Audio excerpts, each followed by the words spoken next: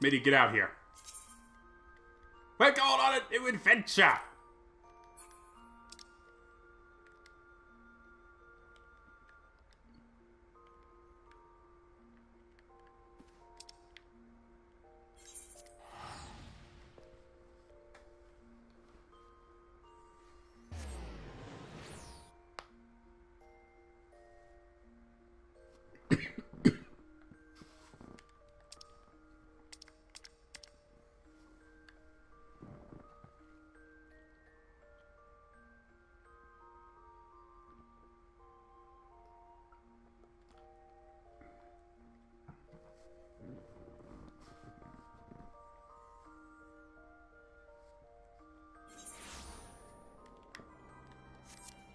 Alright, how crowded is it here? Well, I can see people's chocobos. Oh, that person was T-posing.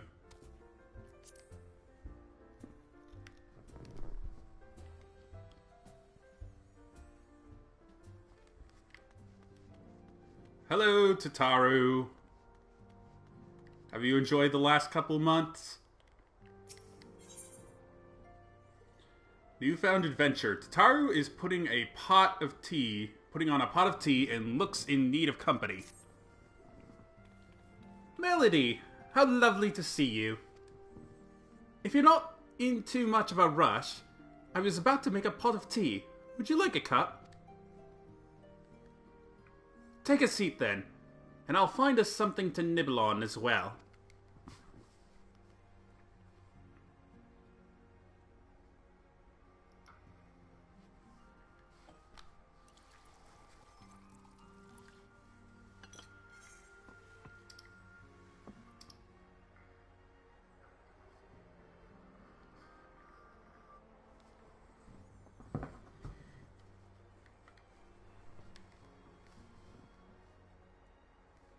Quite a lot to nibble on.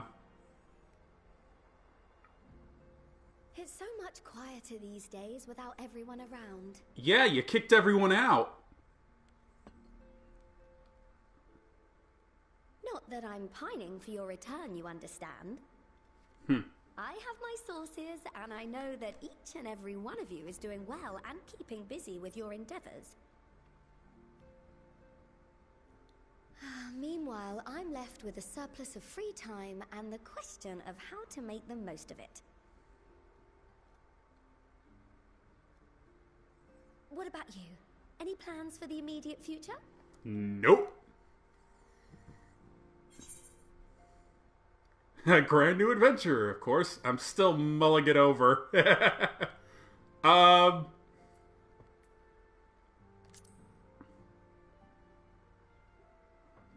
Still.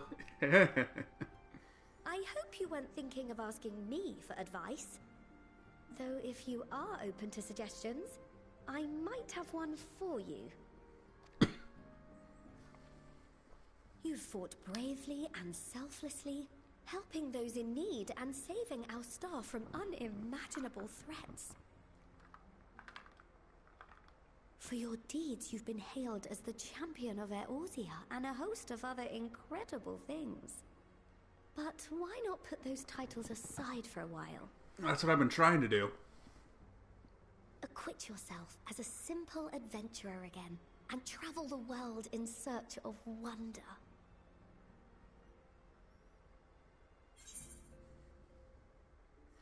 You're right. Who knows what mysteries are still waiting to be discovered?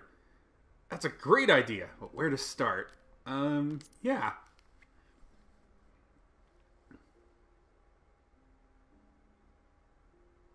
Oh, with so many exciting places to choose from, it's hard to narrow it down. But I believe I have the perfect destination in mind. Mm-hmm. Thavner. That's where you should go next. Okay. I doubt you were able to squeeze in a proper tour of Radzat the last time you were there.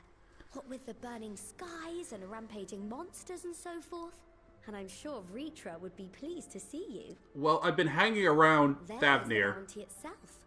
The Empire's presence in the region was always a deterrent to exploration. So if you've a mind to sail that sea, now's your chance. Well, I've been hanging around Thavner as my home base for the last couple of months, because that's where all the vendors are. Just think of all the new experiences you could have.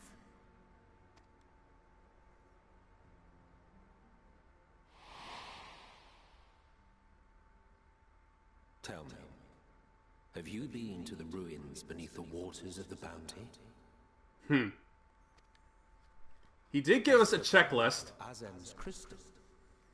You may consider your duty to see at least that much.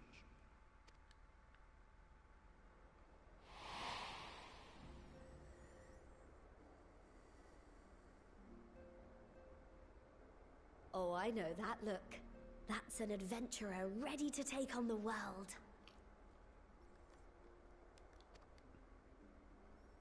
Okay, so as far as my character... In anticipation of an occasion like this, I was planning to gift you a new set of traveling clothes, but it's still a work in progress. Okay, so at this point in my character's story, she originally set out on her adventure because she wanted to look for a way to stop the Garlean Empire because it had invaded her home. At this point, the Garlean Empire is basically no more, and this is the first time she's been completely free to do whatever she pleases. So, yeah, she could use a bit of direction. Shouldn't take much longer now, though, so sit tight and I'll have the last few bits sewn up before you can finish another cup of tea. This is the first time she can really call herself an adventurer.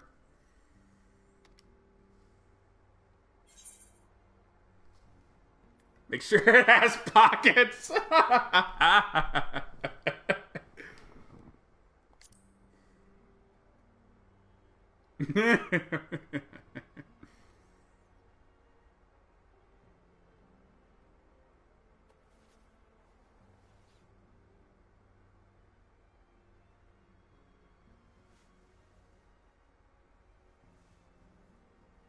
Stitch in here and trim in there.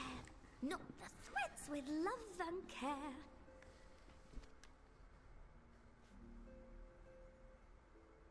Just a little more to go. I'm sure you're still brimming with excitement. I won with the needle. See how the fabric surrenders to my whims.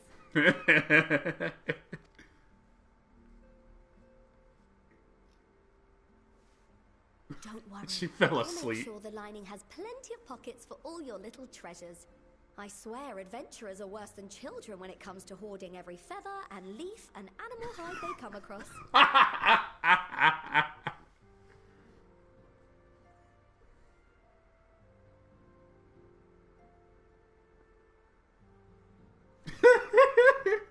Oh, we mustn't forget the waterproofing. Gods forbid you forget to disrobe before plunging into the sea, or a river, or a piping hot bath.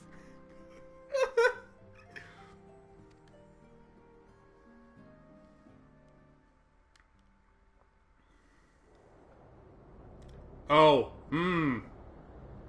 don't like that. Nope. Where is this? Is this the world of darkness?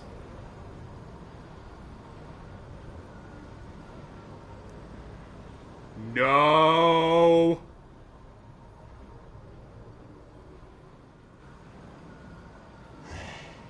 Unless I am returned. What? Oh, that's not Xenos, is it? Oh, no, no, no, no, no, no, no, no. Go away! We were having a good time until you showed up!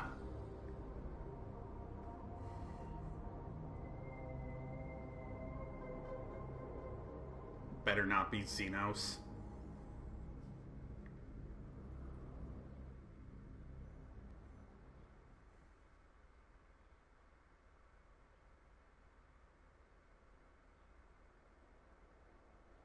Ah, you're awake.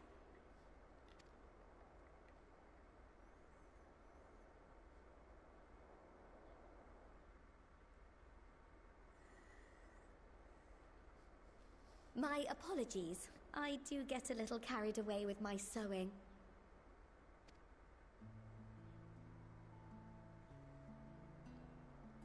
You seem awfully cheerful. Pleasant dream? Or are you just looking forward to the next chapter of your grand saga? Either way, I promise to provide you with new apparel, and so I shall.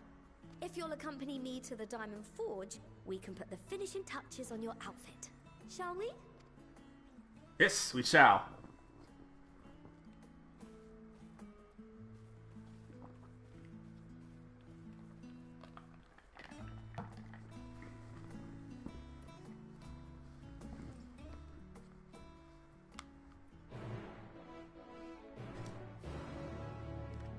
Heart of Ember, autumn time.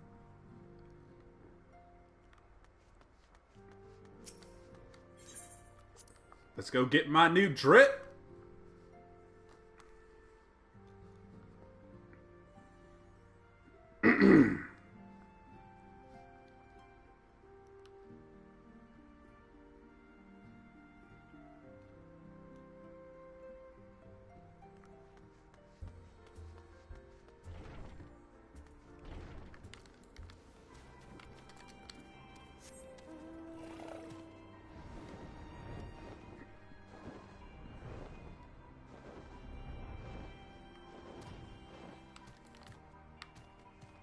Wrong room. Ah! Who are all you people? Observe as the artiste refines her piece into a masterpiece. And no napping this time. I only need a moment. You'll see.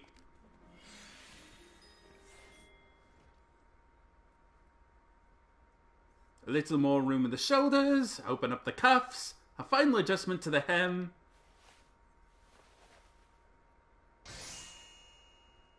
All done. Let's see how it looks on the mannequin.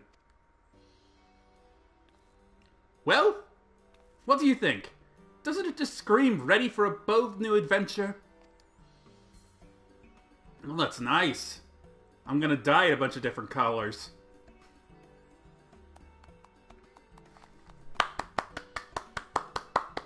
I'm so glad you approve. So what do I owe you? You've outdone yourself, Tataru. Thank you.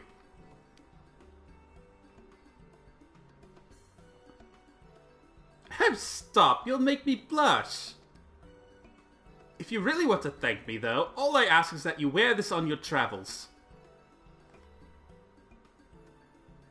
Or at least anywhere lots of adventurers might gather. They'll look at you, a famous hero, and wonder, wherever did she purchase those stylish yet practical garments? And before you know it, hordes of new adventurers will be climbing over each other to place orders at Tataru's boutique. So I'm a billboard. Wahaha! I can hear it now. The merry clink clink of gill overflowing from my coffers. Sweet music to my ears. Yes, thank you, Tataru. Well, I even get some jewelry with it. What note? Pants?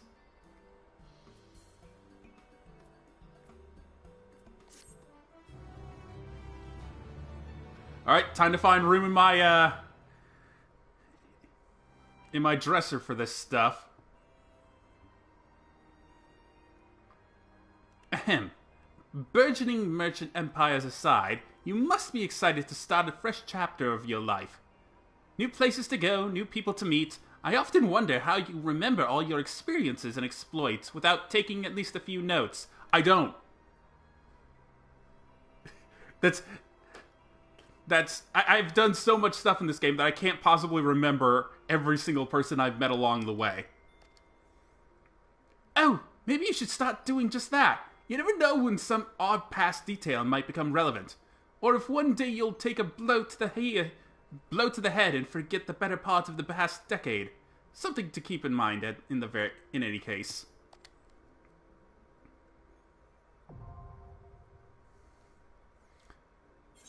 The Unending Codex. Taru. The Scions on the Seventh Dawn. The Final Days.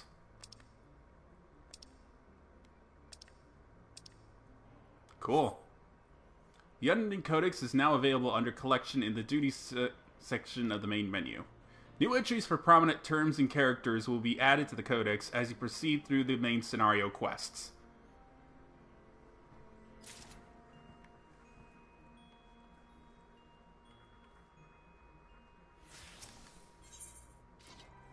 Bountiful Ruins. Tataru has some advice to share with you. As for the former receptionist and sometimes intelligence gatherer of the Scions, allow me to offer you a word of advice. Do not expect juicy rumors to simply fall into your lap. Adventurers rely on gossip, and best places to pick up information are taverns and markets. At present, you only have a broad destination in mind. When you arrive in Thavnir, I suggest you explore your options at Mirdes Mehene, the finest drinking establishment in Ratatan. Charm the employees, and they'll not only point you in the direction of local tale tellers, but also share with you the tricks for loosening their tongues. Now, I really must be getting back to running my boutique. Enjoy the journey, Melody, and may fair fortune find you.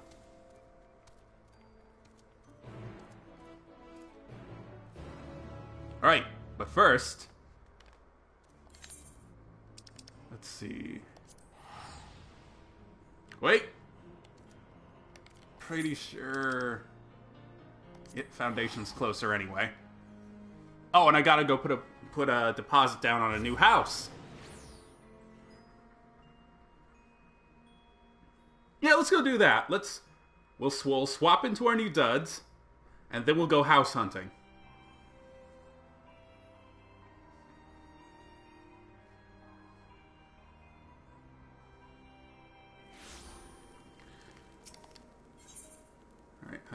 Residential district.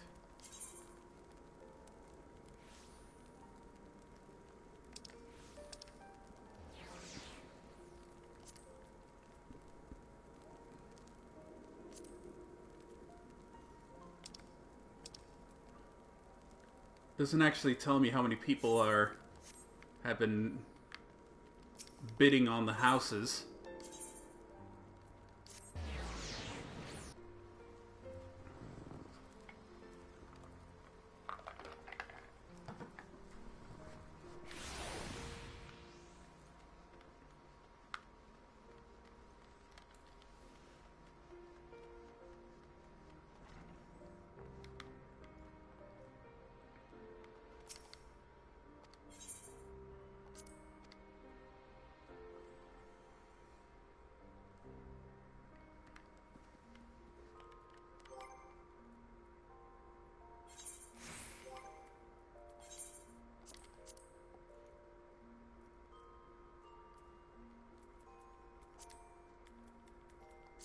Alright.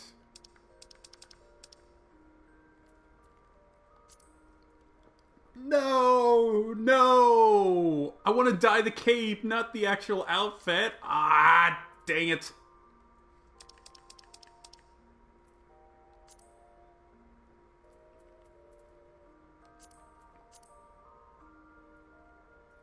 Ah!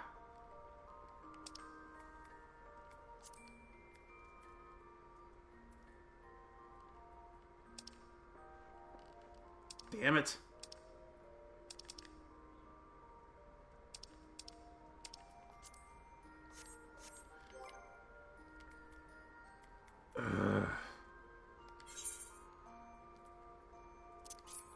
That is unfortunate.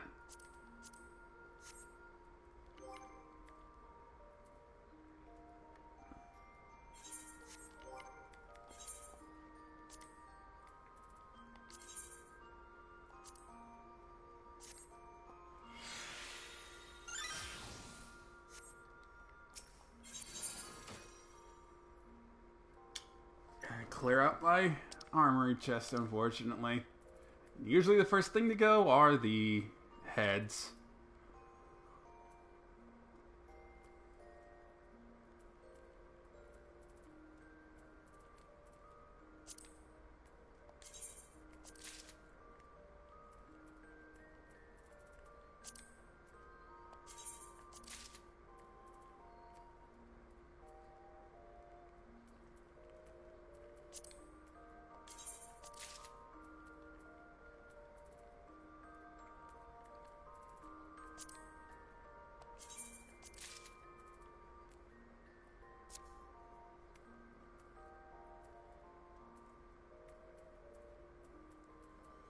Alright, the halberd, the gloves,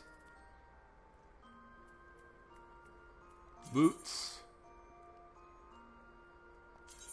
earrings, and the necklace. Oh, nope. Eddie glamour plates. Hey, we got 20 now. Cool.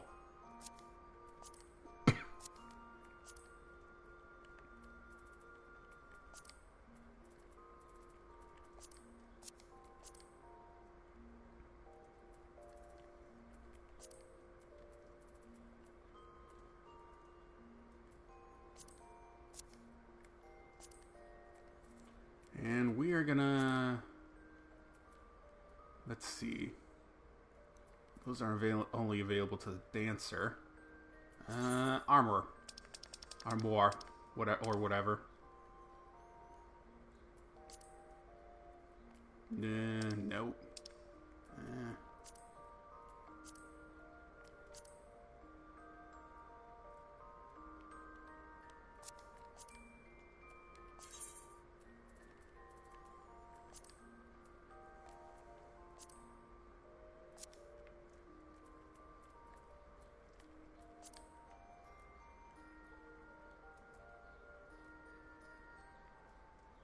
Yeah, that works. Alright, can't forget the ribbon.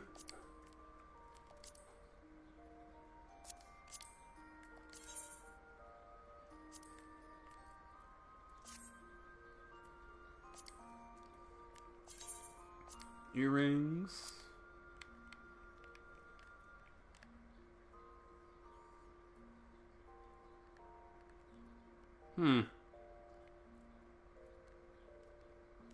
Those look a little awkward on. Yeah, it doesn't look quite like it's on right. What about the necklace? I can barely see it. Might as well not be there.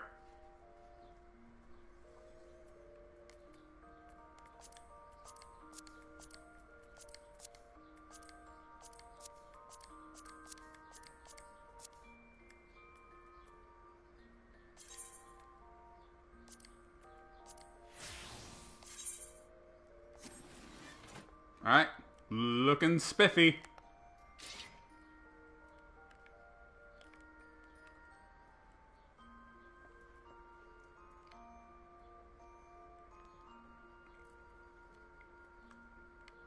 Do I want to go as Paladin, though?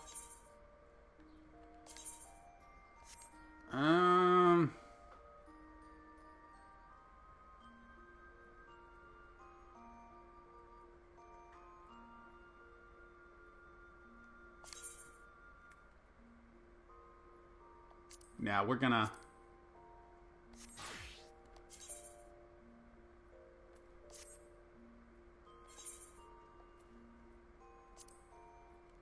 Yeah, we're gonna go old school. Let me remove that glamour.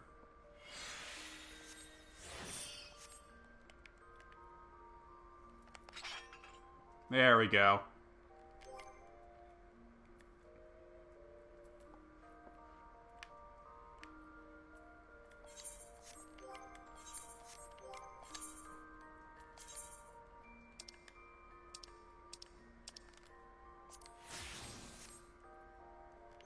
Oh. There we go. All right. Ready as I'll ever be, I guess.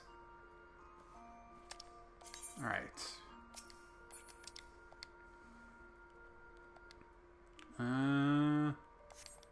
Yep. Return to Razat-Han.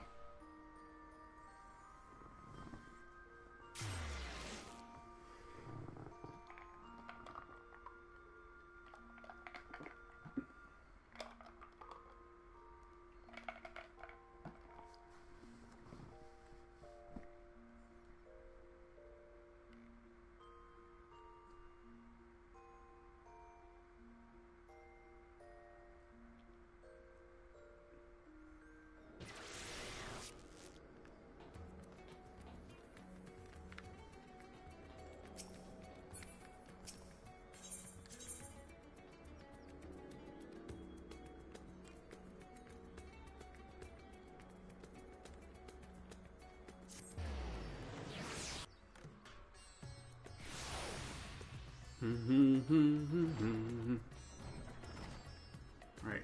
Who's waiting for me? Am I gonna be waiting for someone else? Alright, come on, quest marker, load in.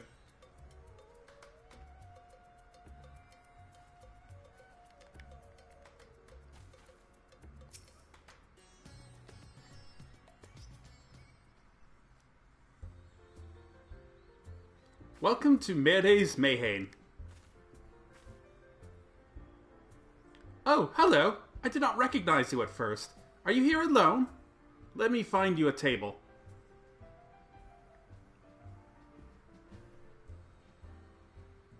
Ruins beneath the bounty? Would you be speaking of the sunken treasure vault? We have one regular, a historian in fact, who could tell you all about it.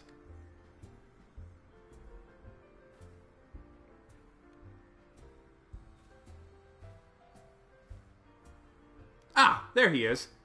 Professor Xain. I thought I saw him come in. Although a somewhat private sort, the professor is quick to befriend those who share his fondness for the Mayhain's unique beverages. Offer him any drink from our selection, and he should happily share everything he knows about the vault you seek, and a few other odd bits besides. Whatever you buy Whatever you buy for him is on the house, by the way. If Mere found out I took coin from Thavnir's savior, she would have me scrubbing pots for a week. No. I'm just a simple adventurer now. You need to stop that. I am paying for this. Well, it looks like this guy's getting a ton of drinks right now. Yes? The following event cannot be skipped. You may wish to cancel any pending duty. Okay.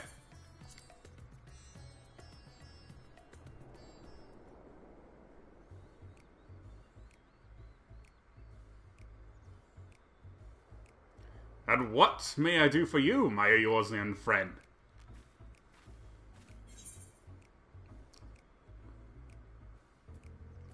I want to ask you about the sunken vault in the back. Oh, just a friendly chat. How about a drink? Well,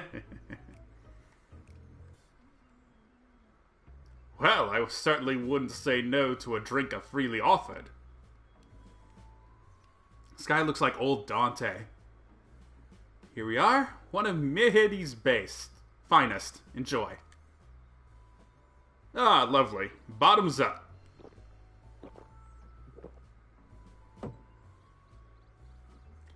Xain empties the cup in a single pull.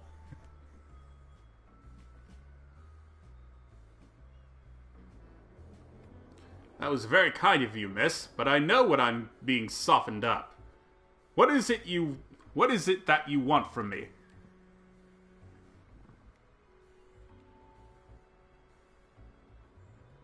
Oh, chasing down that old tale, are you? It does seem to appeal to the adventurous at heart. Now, where to begin? Might I assume you've heard of Al-Zadal? He was Khan of the Ari tribe, which sailed to Thavnir from the mainland, and a key figure in the history of Razatan.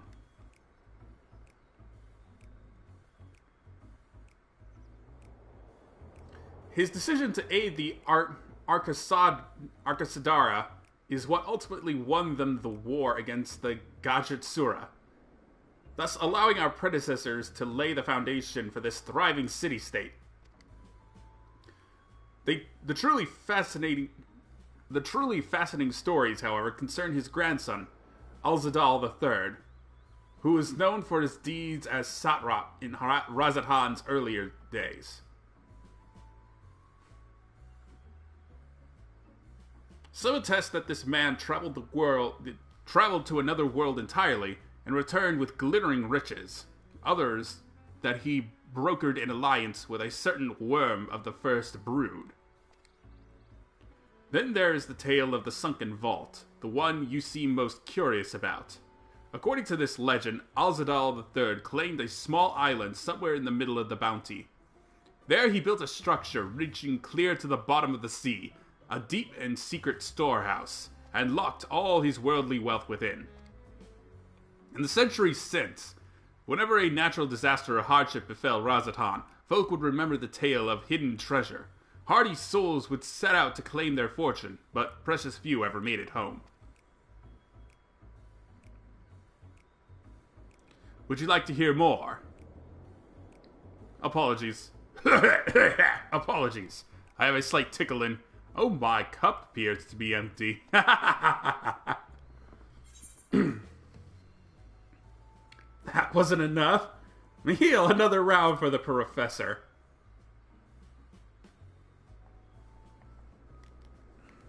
Ah, I see we've reached an understanding. You're a sharp one, adventurer. Another for the professor. Oh ho ho, today was a splendid day to visit the Mayhain.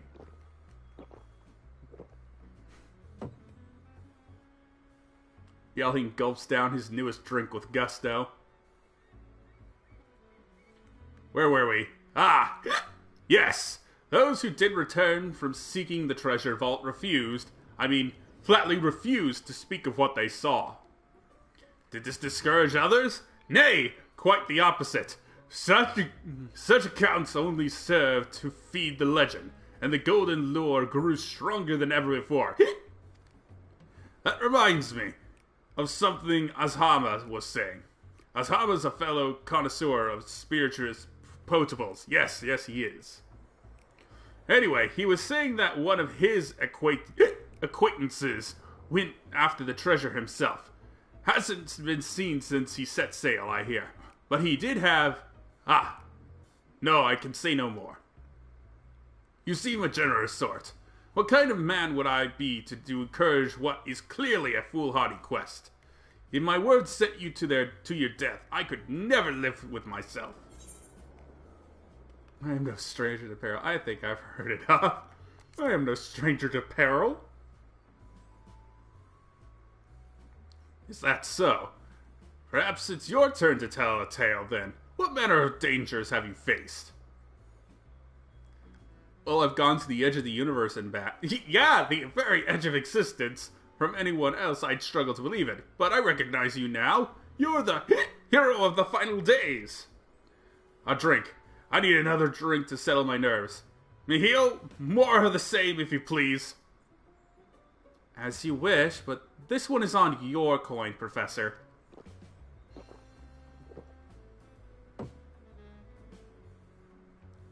Yalheen drains yet another cup dry.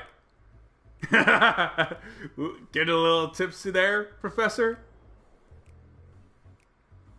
He's not going to remember anything Anyway, you being who you are, I suppose it wouldn't hurt to share a little more. This friend of Azahama's, he was desperate to buy a treasure map, one which showed the way to the entrance of the vault. Seems he could only get it from some merchant. What's his name? I forget. Let's drink a toast to you, my new best friend. Mihil, more drinks. Signal for water.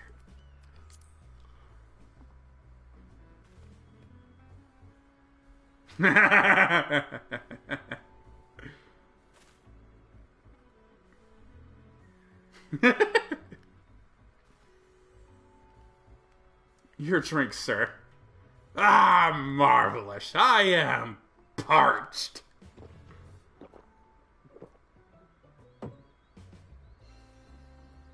Yelling gulps down the cup of water. Pfft, that was water. Did you tell her to bring me water? Still, that's probably for the best. Very kind of you, really. My head will certainly thank you in the morning. I seem to have overindulged. I am put in mind of the words of Master Yelzan. Be wary how much of the drink you swallow, lest it swallow you. Forgive me. I will subject you to no more of these unseemly antics. If you want to speak with Azhama, well, as I said, we share a taste for the Mahane's fine spirits. He probably came in as we were talking. I wish you fortune in finding your fortune. You appear to have learned all that Yalheen has to share regarding the undersea vault. To find out more, you'll need to locate a man by the name of Azahama.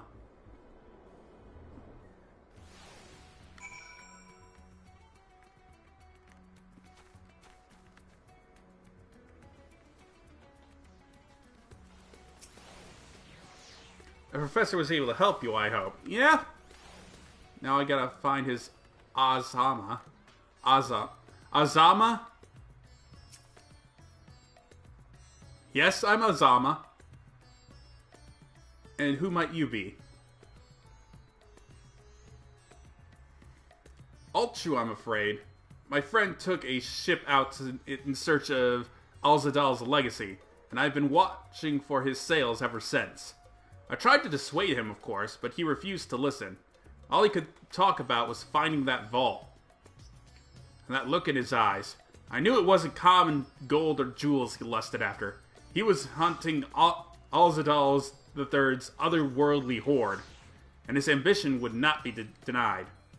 I see it in you, too. That appetite for the mysterious and the unknown. But I'll not attempt to turn you from your path. I know too well the futility of that endeavor. So I will tell you what my friend told me. How he convinced a merchant in the bazaar to give him the rough location of the vault's entrance. It seems this merchant, one Zazhal, I believe, is selling a map which shows the exact route. My friend's purse was too light for its exorbitant price. With what meager wealth he had, he instead paid to learn that there are ruins on a small island somewhere in the bounty, and within those ruins hides the path to the vault deep below. If you truly intend on seeking Alzadal's treasure, I suggest you put your affairs in order. I wish things were different, but I do not believe my friend is ever coming home.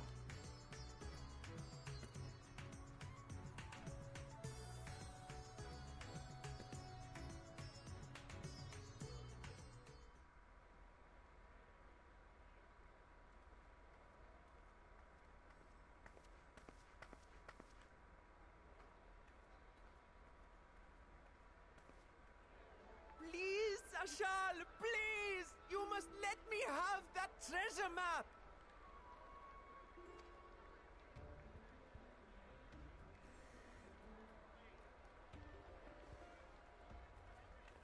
What's all this about?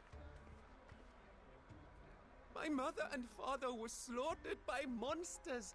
My baby sister, still too young to fend for herself. Can you spare us no kindness? So, you hope to find your fortune? And what? You expect me to surrender my wares for pity's sake? What have you to offer in payment?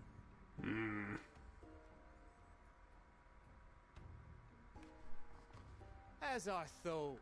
Come back when you've more than rags to your name. Asshole.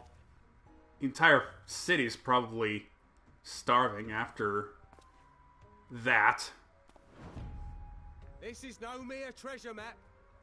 It is a guide to the vaults of Arzadal III, one of the great satraps of Radzat Han, and a direct descendant of Alzadal Khan. A map to Alzadal's legacy. So he says. A fake, I'd wager. This is no fake. The parchment is marked with an arcane glyph of passage. You may find the ruins hidden in the bounty, but you won't be setting foot inside without this in your possession. A priceless artifact it is, discovered amongst the rubble in the aftermath of the final days, and lovingly restored by yours truly.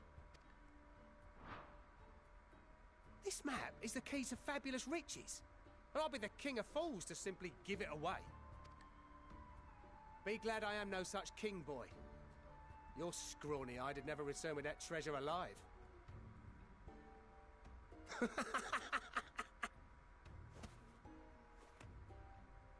Oh, cruel fate!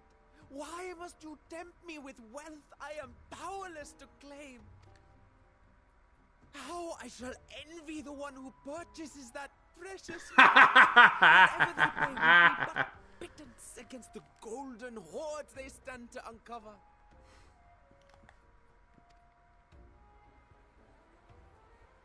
Shameless. Hey, Estidian. My man.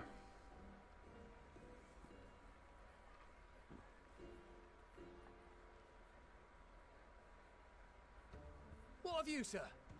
Fighting man of your stature would surely relish the challenge of recovering Alzadal's lost fortune. Think about it. You could repay Tataru. A fortune, you say?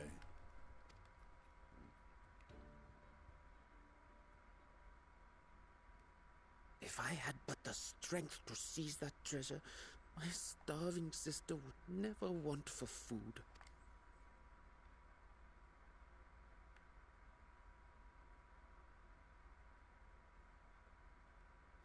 I'll take it. Will this cover the price?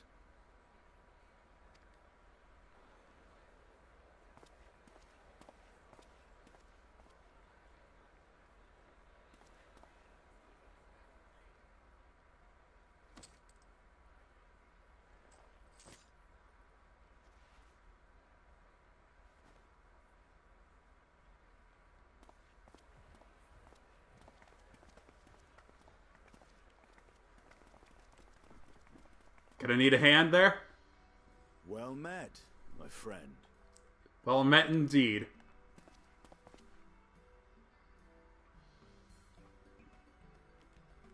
Someone is dressed for adventure.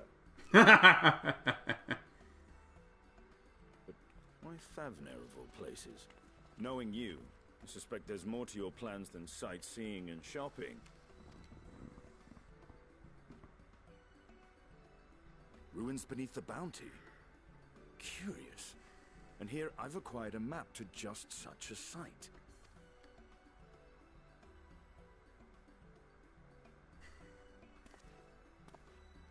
With that sale, I do believe I've earned the rest of the day off.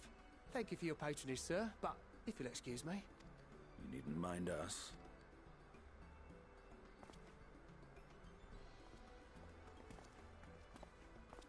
And now I've fleeced one of the heroes of the final days. Pray the sisters were looking elsewhere.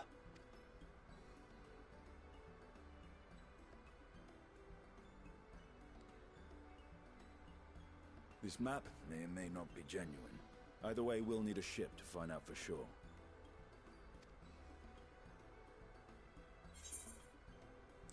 seem eager to be underway. Never took you for a treasure hunter.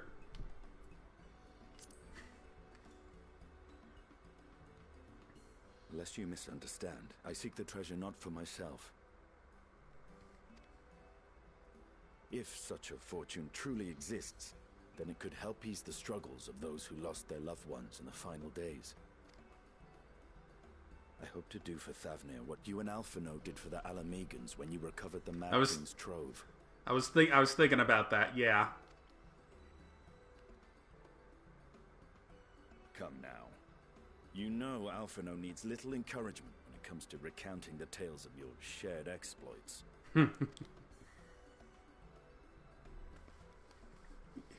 My son's a chatty boy. Speaking of precocious lads, that boy in the bazaar was clearly an accomplice of the merchant. Mm-hmm. Suppose his role was to draw the attention of the crowd and add weight to the merchant's bold claims. Sharp as a whistle. For the most part, it was not all mummery. The need to provide for his sister rang true enough.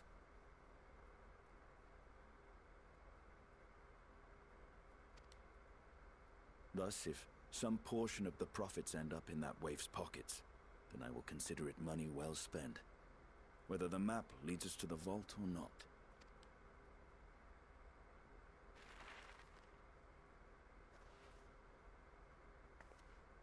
You are coming along, yes? Of course. Naturally. I thought as much. Now, let's see about securing a vessel.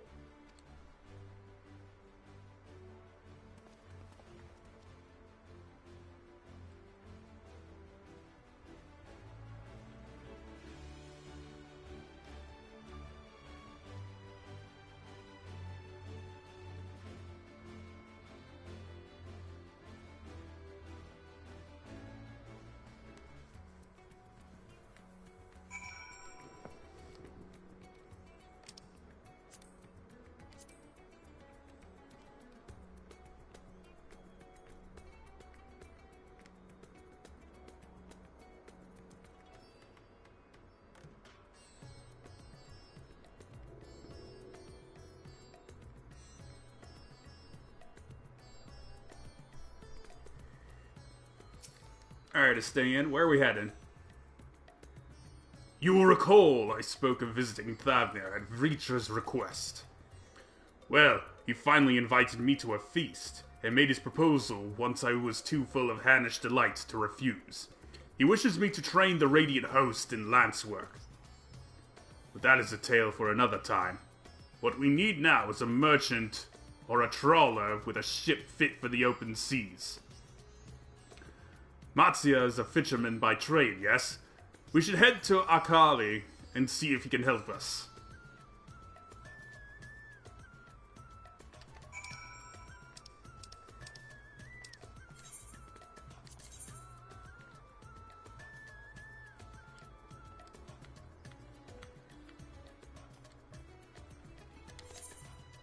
There we go.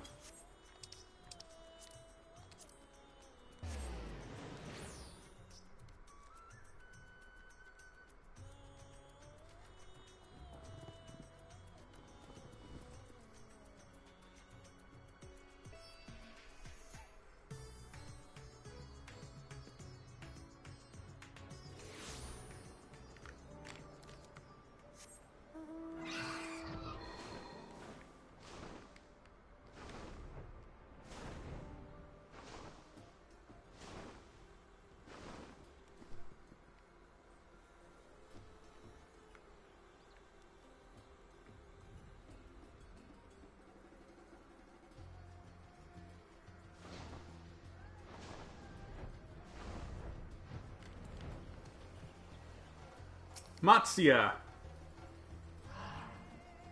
My boy.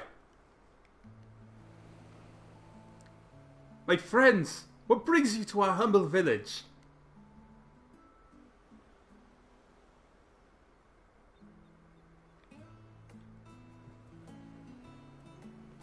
So you need a seaworthy vessel to seek these ruins. Considering it was your deeds which allowed us to return to fishing, I should think everyone would be glad for a chance to repay the favor. Wait here and I'll have a boat stocked and ready for you in no time at all. Kid, come out.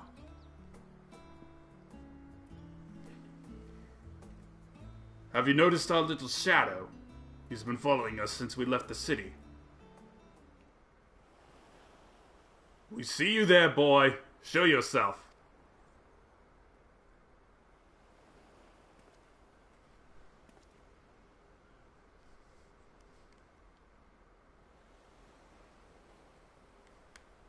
Ah, it is you.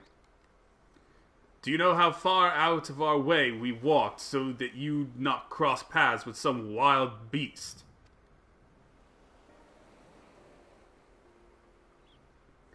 I'm sorry, sir, but you aren't the hero. But aren't you the heroes that saved Thavnir?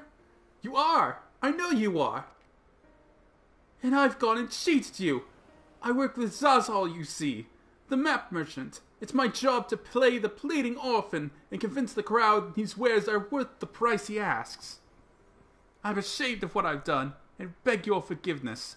If not for you, my sister and I would never have... Well, we'd be... Enough. I knew your game, and I paid the price willingly.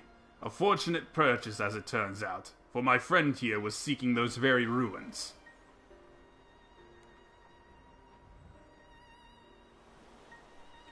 You are kind to overlook the wrong I have done you.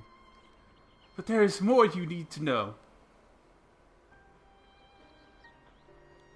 The map you bought is very real, as is the island it shows. I overheard Zazhal selling the information to another customer. He told that man where he needed to search, about the ruins, about the vault, about everything. Then the man sailed out to find his fortune, never to return. You cannot go alone to that place. You should have more friends with you, maybe even a whole army. I do not doubt the ruins hold danger, but I assure you between the two of us, there is little we cannot overcome. Please, I cannot bear the thought of...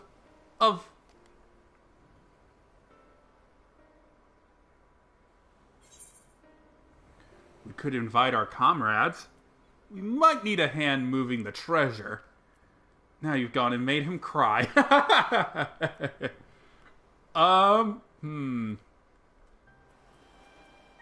We could invite our comrades.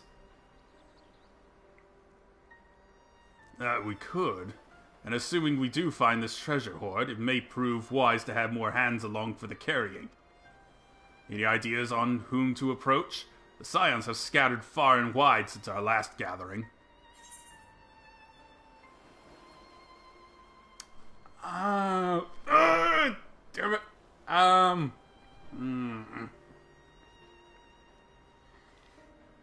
we'll definitely need a healer, so... any of these, technically. I want to invite Kryl on something. She didn't get a chance to shine all that much during the main expansion.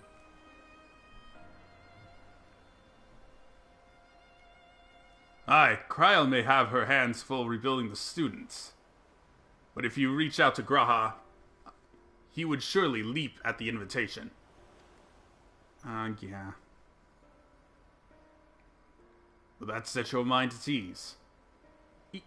Yes, if that man is as strong as you. Is he, though? Strong, I mean? He's... What is your name, boy? Oh my god. Mirad? Mirad, sir. Well, Mirad, your life is yours to live as you will, but I suggest you find a more honest trade if you truly wish to keep your sister safe. I'm not proud of what I do. But what choice do I have? We need to eat, and everyone's too busy rebuilding their own lives to bother with two grubby orphans. Wait, boy.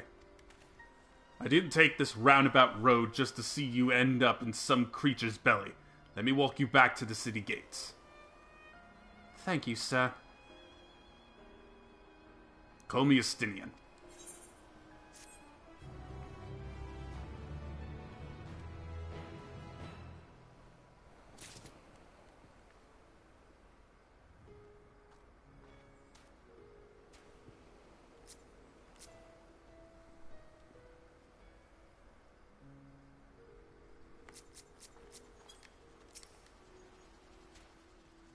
Estinian is...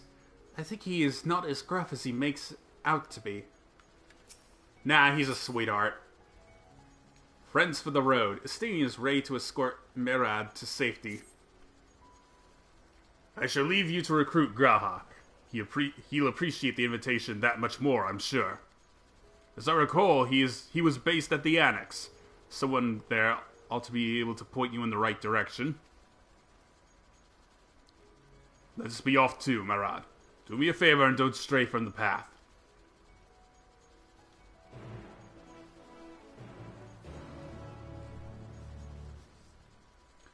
Alright. Heading off to old Charlian. Oh, I completely forgot to go house hunting.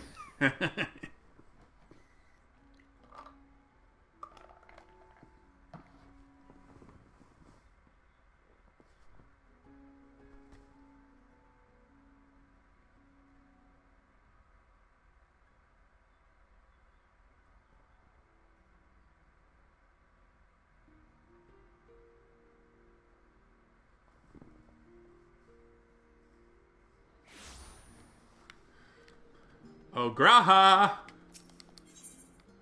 I'm here to fulfill that promise. We're going on an adventure.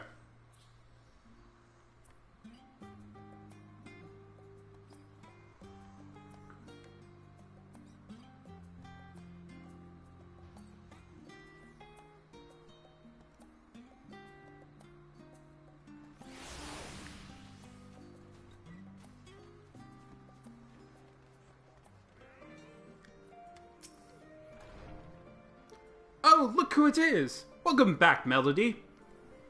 What might the students do for you?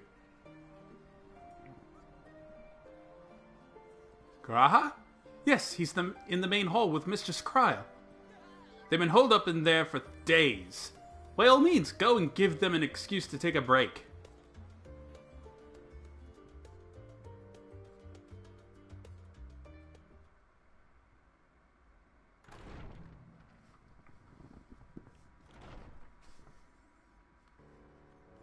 Heyo!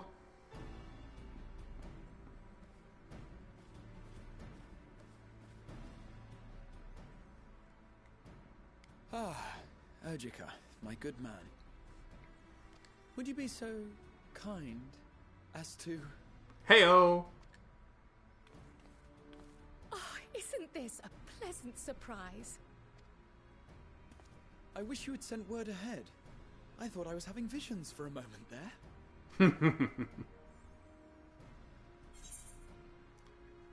What are the two of you working on? How is the restoration of the students coming along? Slow and steady. Raha and I have been compiling old records of the students' activities. We located several accounts in the archives of Numenon and added them to the collection we recovered from the Isle of Vow. And judging by the progress we've made thus far, sorting this pile will keep us occupied for days to come. But what brings you to the Annex, my friend? Surely you haven't come all this way just to watch us shuffle dusty papers around?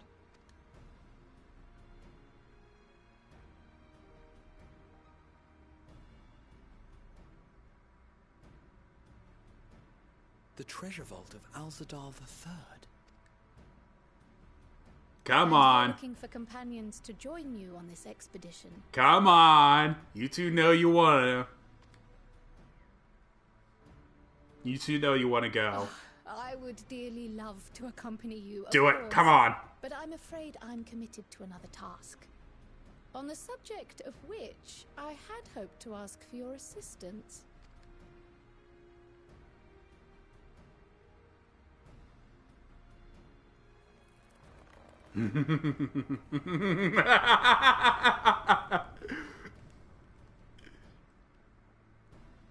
Then again, it's not so urgent that it can't wait until you've returned. You should go, Raha. I'll stay here and mind the shop, as it were. Oh! Are you sure? I'd hate to leave you short-handed. I'm sure. Just try to be back before too many moons have passed. Oh, my dear boy. Well, I guess we're off on another adventure already. He's so excited. Have you asked anyone else to come along? Then might I suggest we invite Y'shtola? We can do that. Ever since the Scions disbanded, she's spent most of her time cloistered within the Great Gooble Library, hoping to piece together a method to traverse the rift. It would seem, however, that whatever wisdom she sought there was not to be found. She arrived in Sharlayan the other day. We spoke briefly before she began her search of Numenor. Considering what you've told us of Alzadal's extraordinary feats, I do believe Y'shtola would be more than interested to hear what you have to say.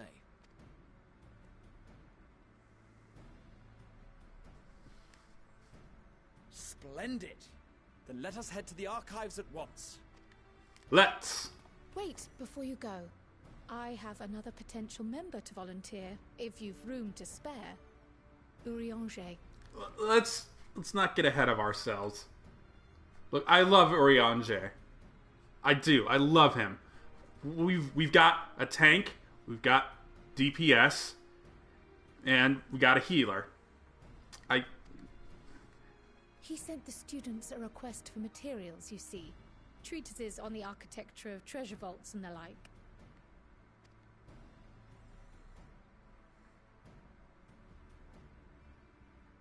From what I can gather, the Loperites are looking to make improvements to their own creation and wish to learn more about how we build things down here. So, why not take Urianger with you? Let him study Alzadal's legacy firsthand. Damn it. None can deny the benefit of seeing something with your own eyes. If our expedition leader has no objections, I say we extend Urianger an invitation once we've spoken with Y'shtola. We're gonna end up inviting everyone, aren't we? But I can only take 3! Safe travels, you two. But don't forget, I'd still like your help with that other matter I mentioned. Right. Then it's off to the library.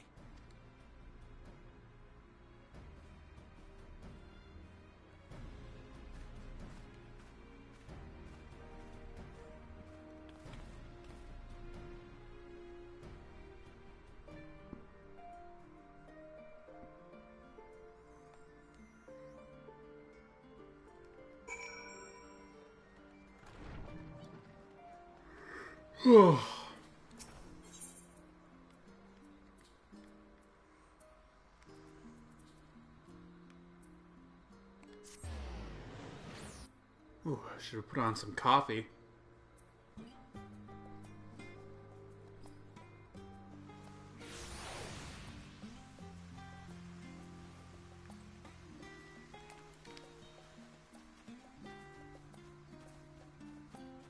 Pudding Way! Hello.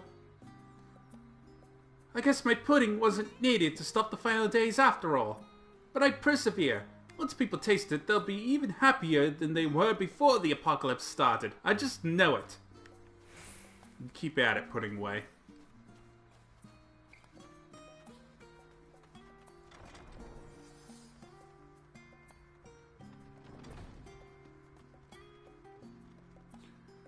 Oh, Y'shtola!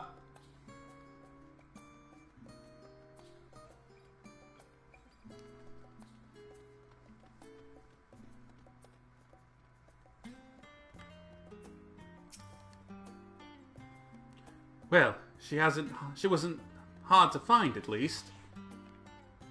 What? Oh my god! Oh my god, she fell asleep on her pile of books. Oh, that's adorable.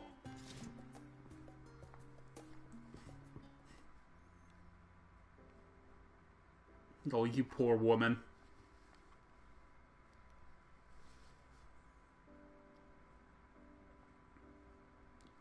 You sure we should take her? We should probably just let her rest. I've never known Y'shtola to doze off in the middle of research before.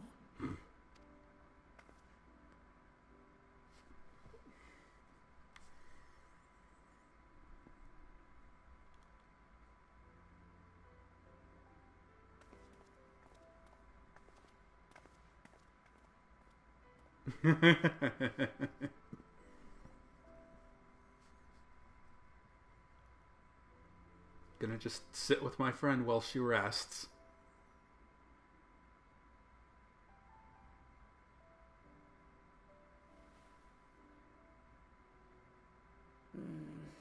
Close my eyes for one moment.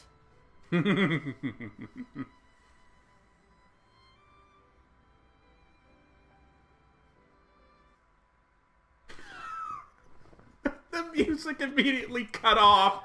Oh! How long have you two been here? Long enough. We just arrived. We didn't want to wake you. Catching up on some light reading. Gonna just ignore the question. Something to that effect.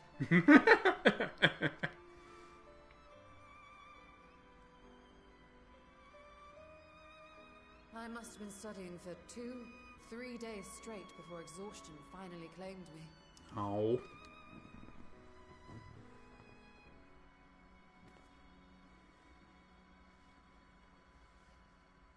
As you know, I've been researching ways to travel from the source to one of its reflections. Well, looking for hints at least. I don't expect to find a simple set of instructions tucked away in some dark corner of the library. So I've been skimming through the stacks, hoping to uncover even a partial mention of any similar feats in the past. Should have been talking to Graha. The means to travel between worlds exists, and you can be sure I will find a way to employ it. So I promised Runar, but 'twould seem I've set myself a nigh impossible task. You needn't be so hard on yourself. The leap I made with the Crystal Tower was not achieved in an afternoon. It was the culmination of a collective effort spanning generations. Oh, you think me discouraged? I assure you, 'tis quite the opposite. A daunting challenge and the time to sink my teeth into it.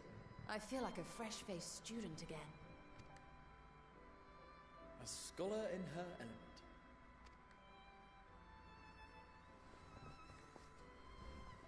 Indeed. Was there something else you wished to ask of me?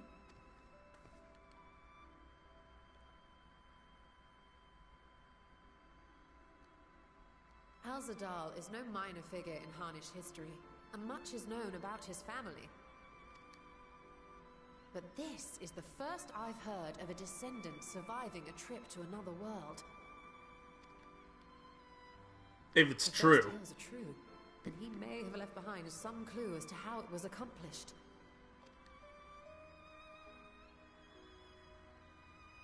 An invitation to delve into one of the world's lingering mysteries. As if I could refuse. And whence do we embark upon this expedition? Akyali, by ship. But before that, we thought to extend an invitation to Urianger as well. He was in Thalmazain last we heard. Then by all means, let us recruit him and be on our way.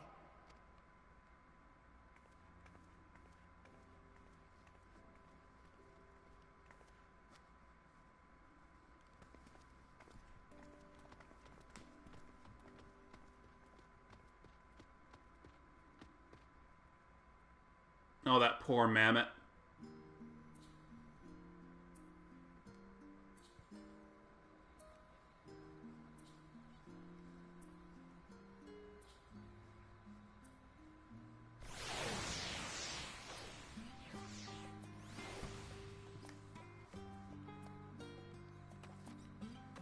Like 1,000 minions spawning in.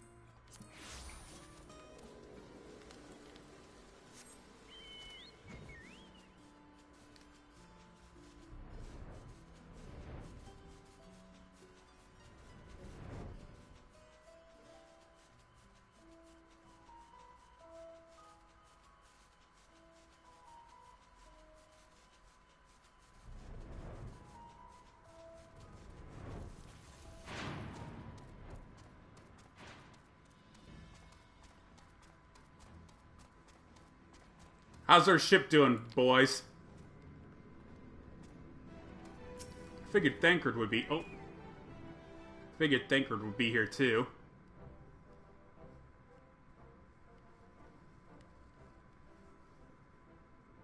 Our illustrious champion. Cloaked in the mantle of the common explorer, fame set aside in thy pursuit of simple adventure. I am told a new expedition is in the offing. It's good to see you as well. See you well. Wasn't Thancred with you? That was my question. It's good to see you well. And thee. As ever, thou art the picture of strength. You've been keeping yourself busy, I trust? True to our plan, Thancred and I embarked upon a pilgrimage of sorts, with an eye for gauging the state of those lands through which we passed. Our travels were interrupted, however, by a request for aid from our befurred lunar allies. As you may recall, the Loperites have been seeking new purpose for the moon, another role through which it might serve to benefit mankind. The Forum hath been working to advise them in this endeavor, but I return to offer mine own counsel. And this has what to do with treasure vaults, exactly? Impatient little boy. You have learned of my predicament from Mistress Cryle. I know not whence they acquired such knowledge, but the Loperites now stand convinced that adventurers delight in treasure hunts. Well... Thus, with their newly built wonderland of riches and mystery, do they hope to entice all manner of daring delvers to the moon? So earnest and innocent was their desire to bring joy to the world that I found myself powerless to refuse them my cooperation. But what of you, my friends? Why are you come to Labyrinthos? Oh, were they referring to the treasure map, the new treasure map dungeon? Oh, that's hilarious. Fascinating. This is indeed a most fortuitous opportunity. I should be honored to accept thine invitation.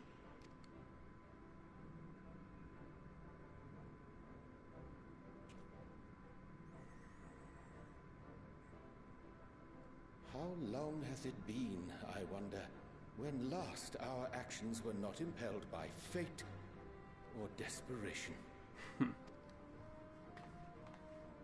Aye. Though I cherish the Scion's accomplishments, 'tis pleasant to not have the weight of the world upon our shoulders for a change. Counting Istinian, we number 5 now, yes? Without knowing what traps or perils await unwary feet, we may be wise to refrain from recruiting others. I agree. Between us, we should have the skills to handle whatever situation may arise. Shall we be on our way? What, no time to spare a word for the grizzled old bard?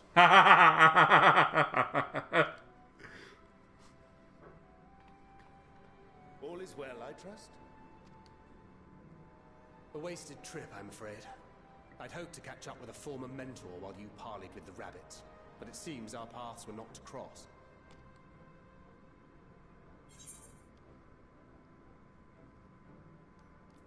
You're looking what? How was your pilgrimage?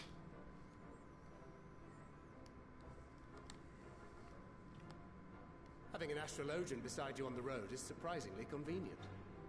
And it doesn't hurt that he's making strides with his light-hearted banter.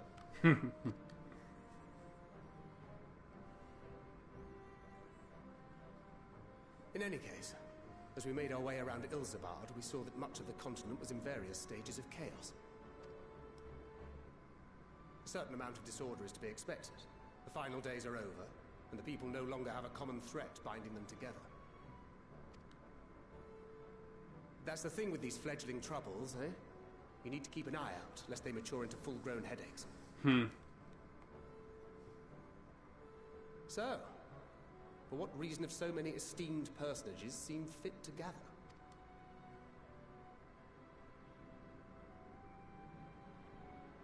Beneath the waters of the bounty, you say? I see you've already stolen away my traveling partner with the promise of unexplored ruins and scholarly glory. Nay, 'tis not for mine own indulgence, but rather the fulfillment of my commitment to the Loporrits. Ah, of course. And if you have a Stinian rounding out your group, you'll likely have all the members you need. Feeling left out? I could put in a good word for you, if you like.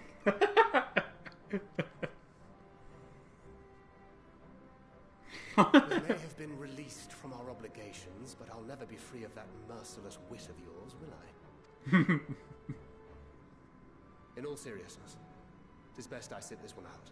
No. Too many former scions consorting with one another might be seen as a cause for concern in certain quarters. I'll return to my usual reconnaissance and scout out the situation in the Far East. Feel free to share if you come across any interesting revelation. Till we meet again.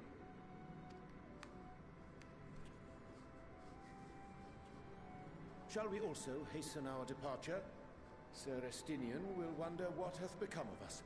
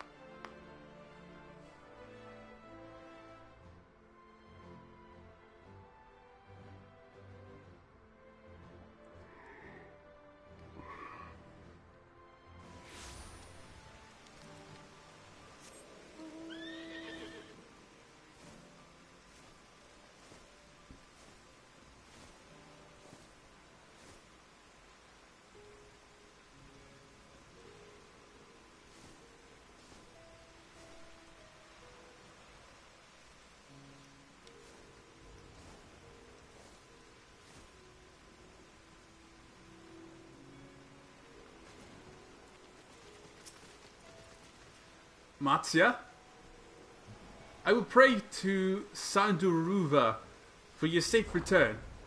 May the wealth of her blessings guide you to the treasure you seek. Orion, Y'shtola, just imagine the possibilities. Orianger, in my travels, I spied many a child wandering alone, orphans in all likelihood. Though homes raised by beasts and blasphemies can be rebuilt, the void left by those we have lost cannot so easily be filled. Ah, the thrill of imminent adventure. I never tire of this feeling. Alright, Estinian. I send you to recruit Graha and you return with an entire survey party. I hope Matz's boat is sturdy enough to carry us all. What he means is, we are grateful for the use of one of your precious fishing vessels. We are more than glad for the chance to provide it. I ask only that you take care to steer clear of the reefs and in the shallows there. Aye, we'll keep an eye out. Right,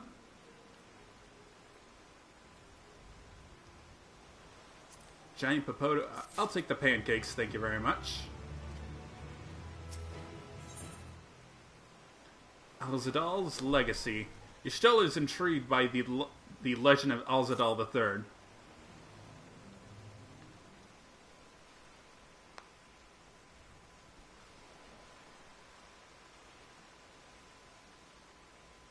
Alzadal III. I confess I am somewhat embarrassed that the tale of his journey to another world escaped my notice. Could it be more than simple folklore?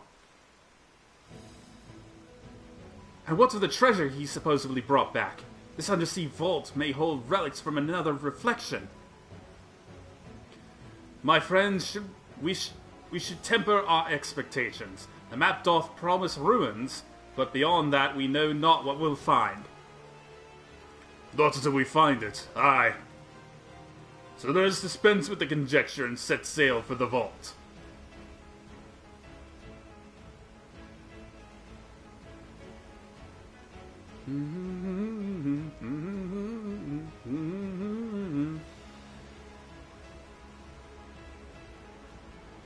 A-I-O-U, A-I-O-U. Alzadal's legacy now available. Right, hold on. Should have did this before I came over here.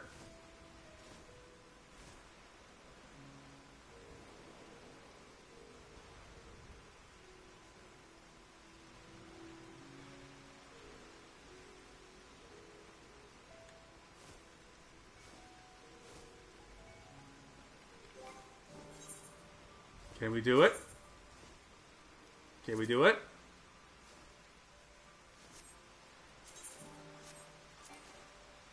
Oh, can't do it while mounted. Can we do it? Can we do it? Can we do it?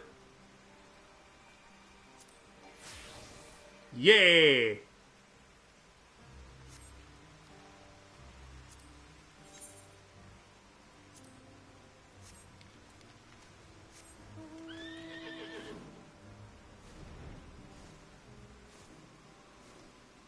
Alright. Off on a new adventure.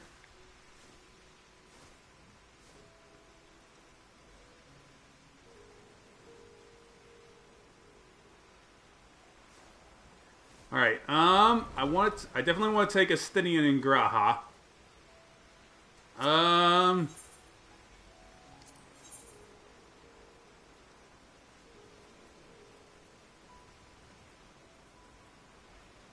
Damn it, who? Y'shtola's got the bigger need, yeah. I stand ever ready.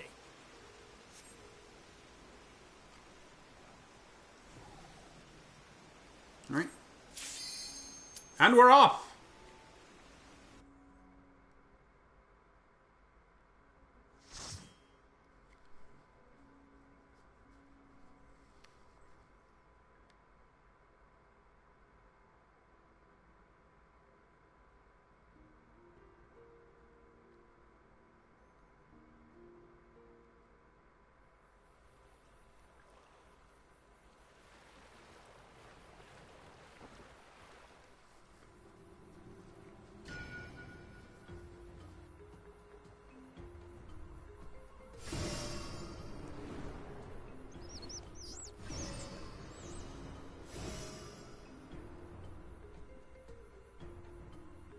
Ooh, these bees be bumping.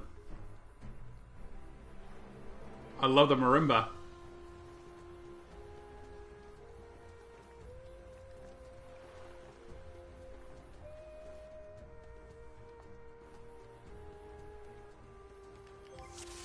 Alright, let me eat my food. Giant potato pancakes. Tank stance on, and away we go.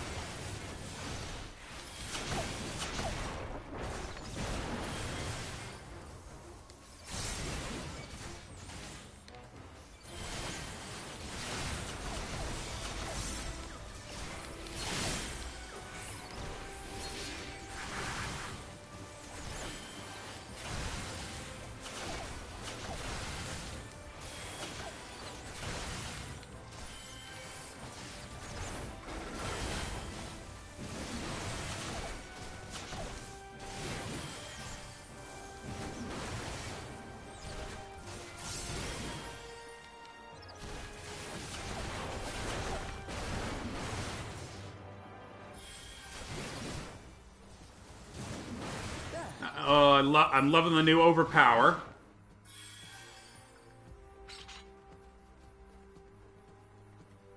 About time they changed that. I don't have to keep going back and forth to reposition myself to make sure I get whoa, whoa, whoa, whoa!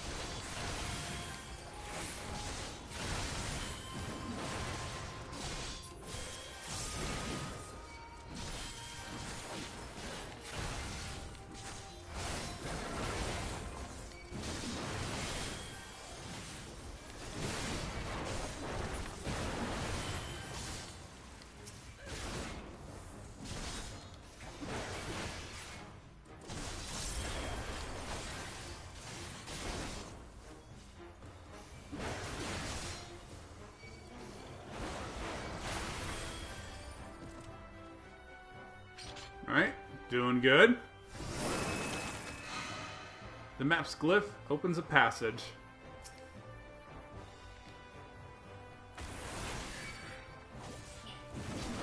Oh no, Marlboro.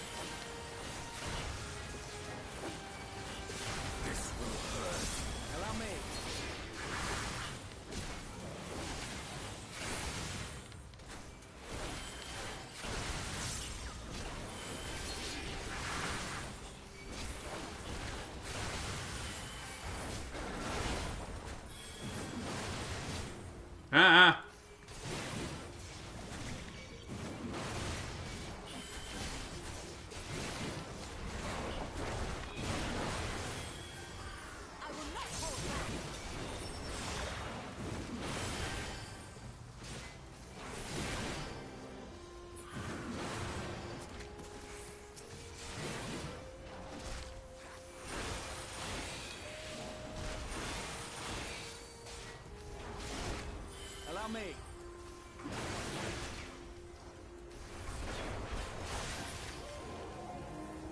Nice, nice.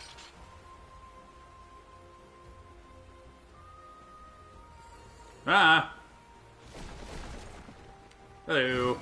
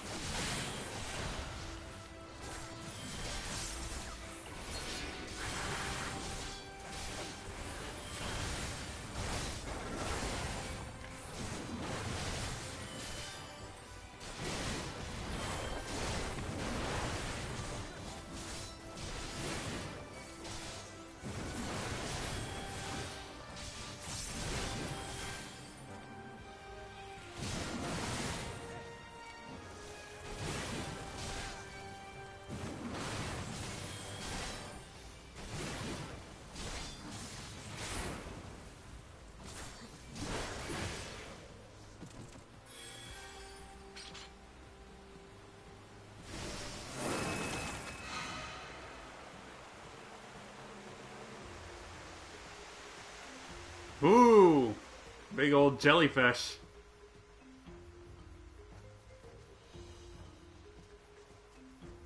This gelatinous eyesore bars our path.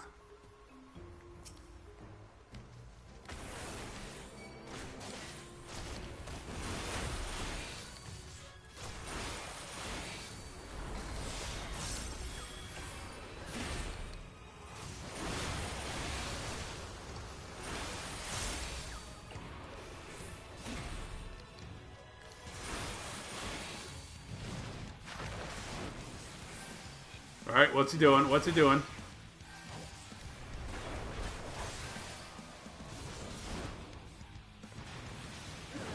Yee! Okay. Okay. You underestimate me.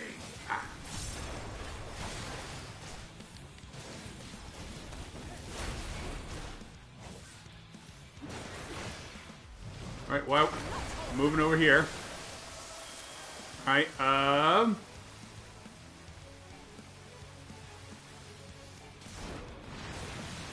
Yee!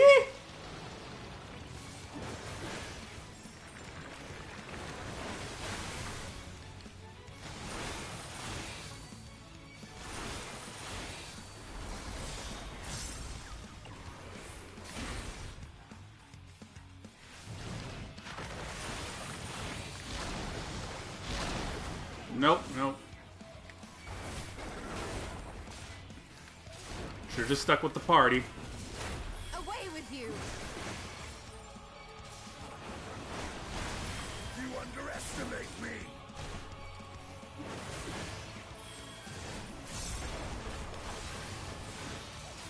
You're mine.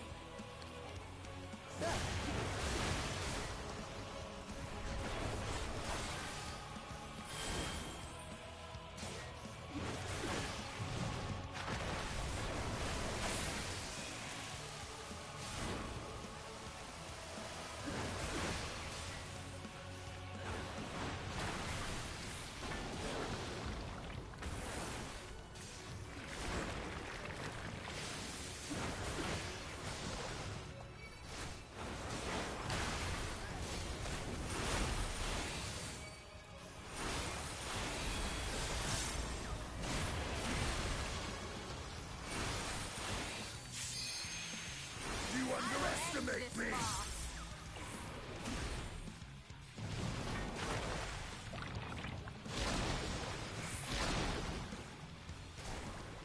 Damn it.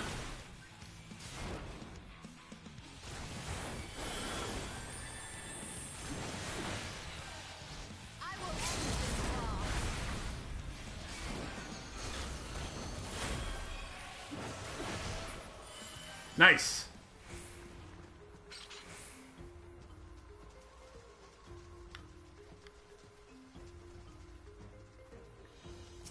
Alright, what do we got? What do we got? Quick, materia. Salt-encrusted teleporter. Alright, here we go. Oh god, oh god, oh god! No!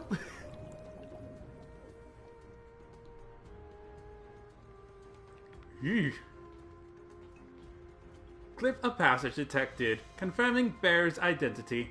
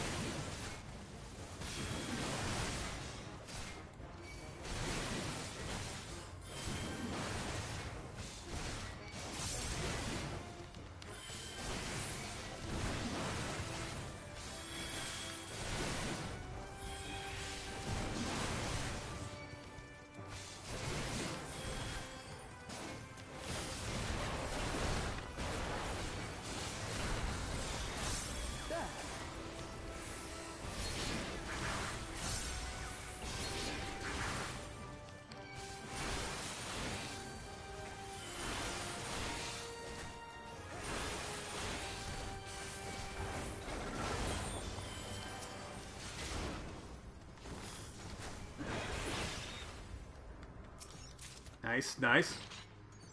Darbar Ring of Casting. Hey, hey, none of that. Unrecognized ethereal signature. Brazen Thief. You will proceed no further. Uh-oh.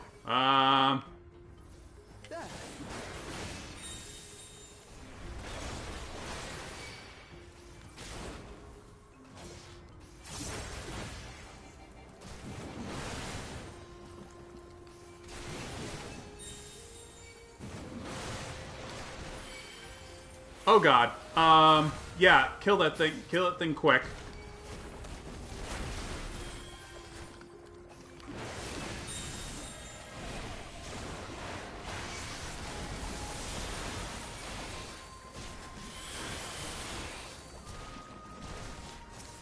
Oh, this is going bad very quickly.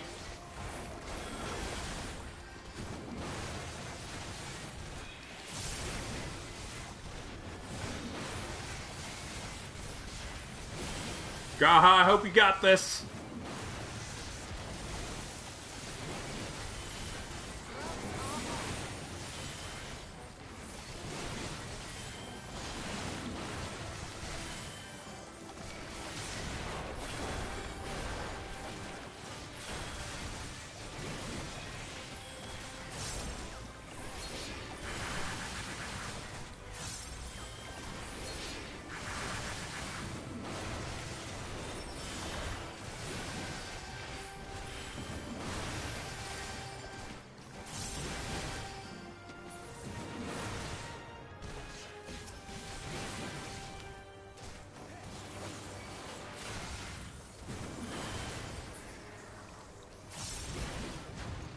Well, that was tense.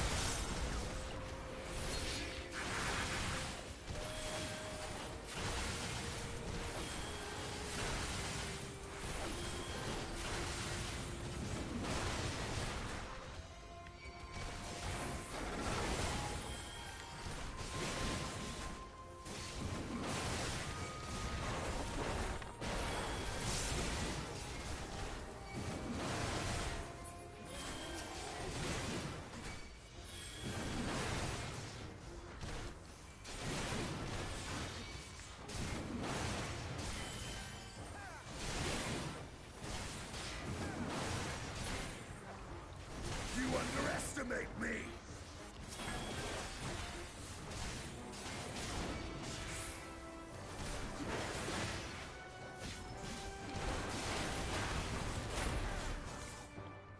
Nice, nice.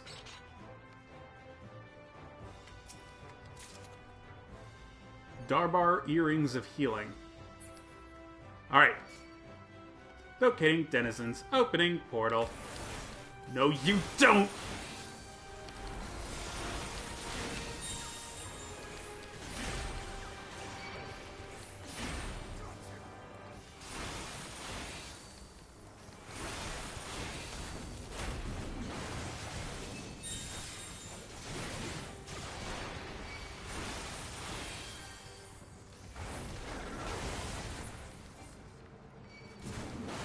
None of that.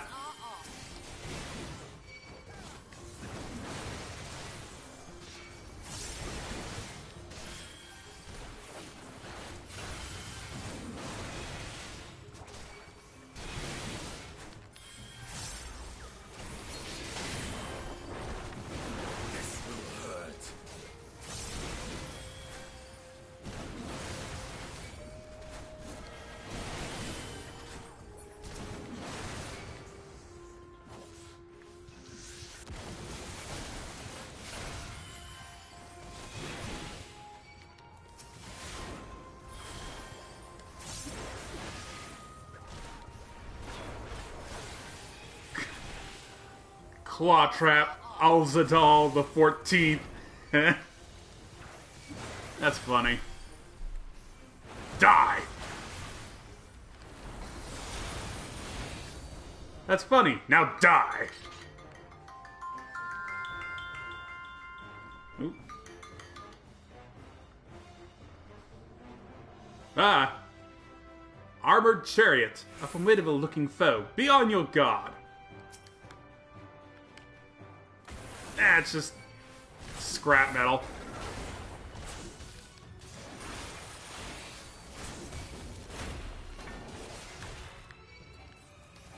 Alright. Okay.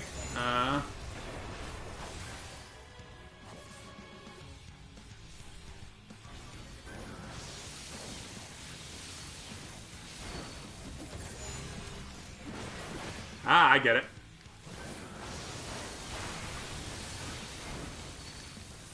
Away with you!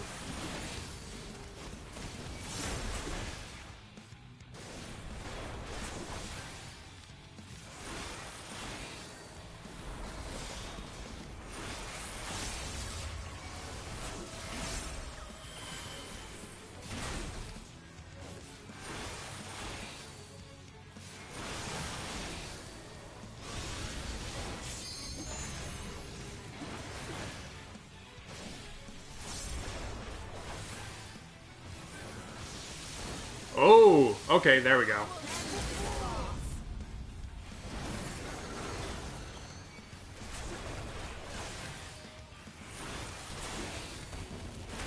There.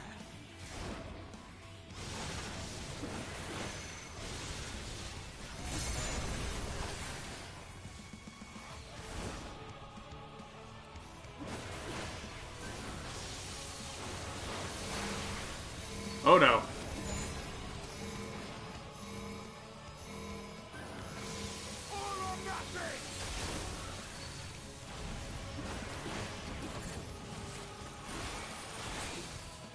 This will hurt.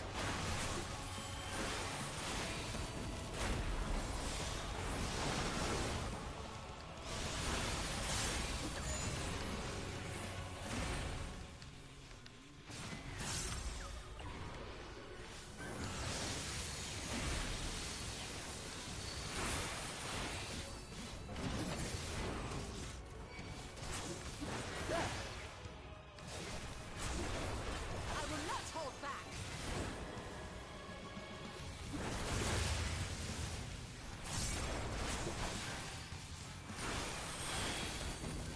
Alright. And... hit me! Haha!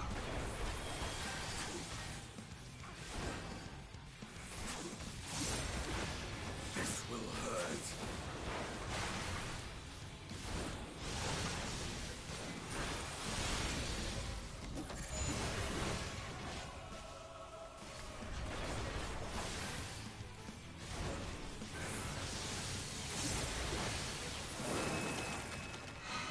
Your greed will prove your undoing.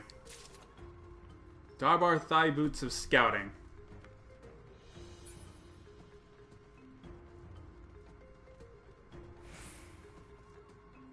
Alright, what next?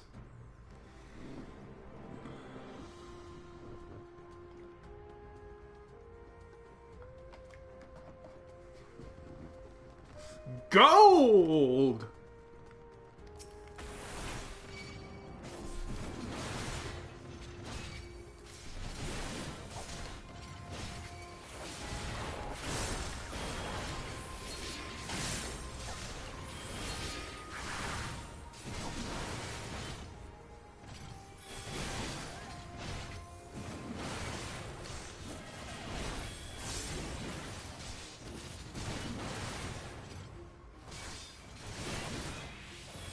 You underestimate me.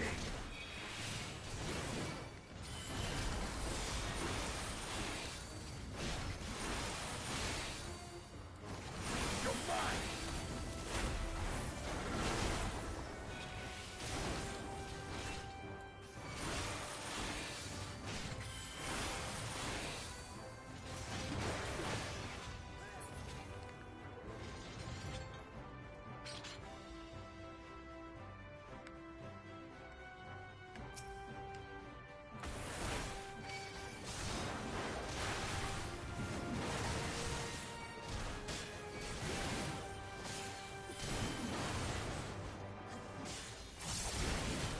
Looking a little lopsided there, buddy. Allow me.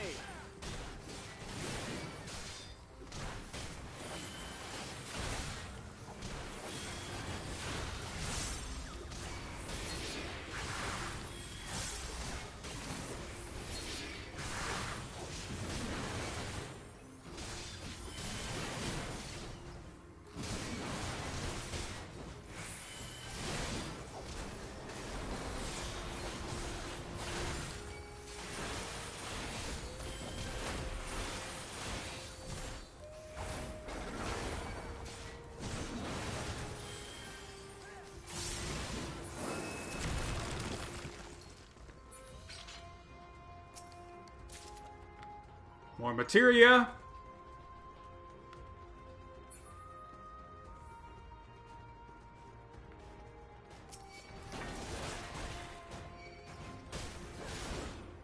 What is that? Is that it?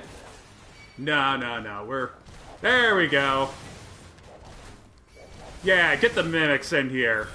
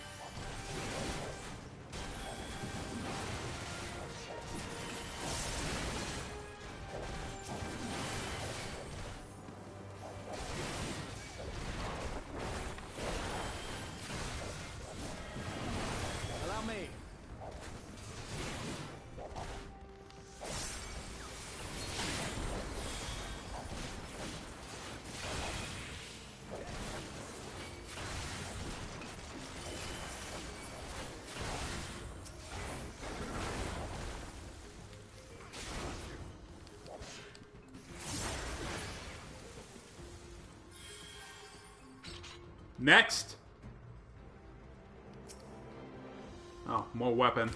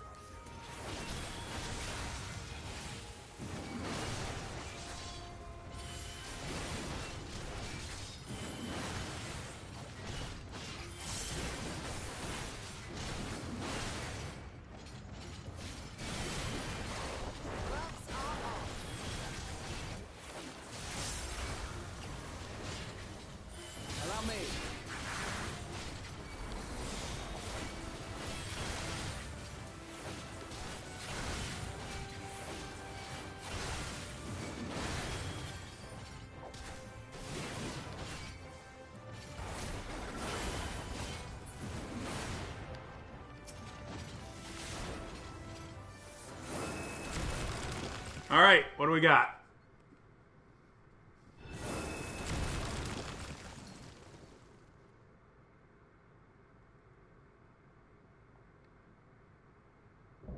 Ooh, Looming Warden. Capiculu? Capiculu?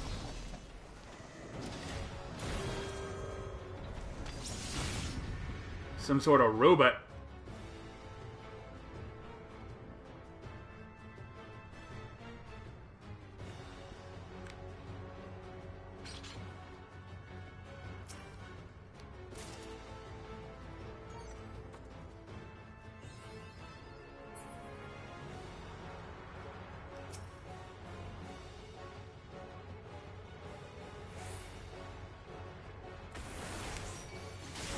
Warning, this vault is under my protection. Failure to withdraw will invite chastisement.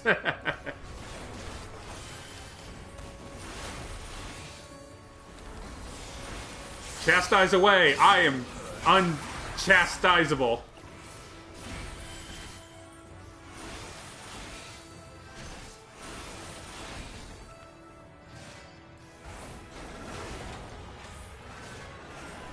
Whoa.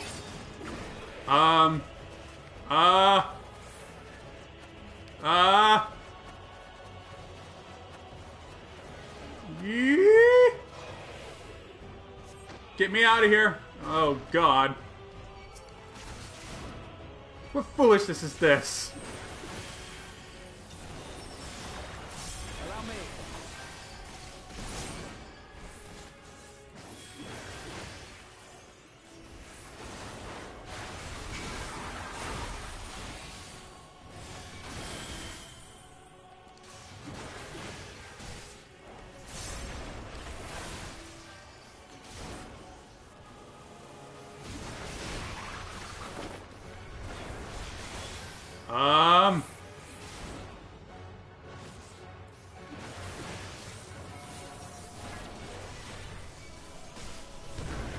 Oh, okay.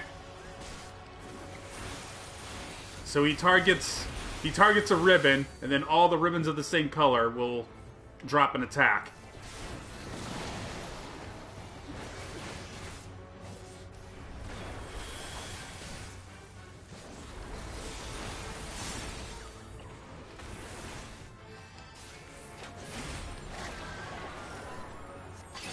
Ah! Getting dizzy. Oh, God.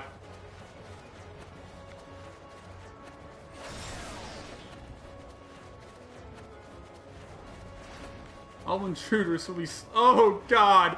No!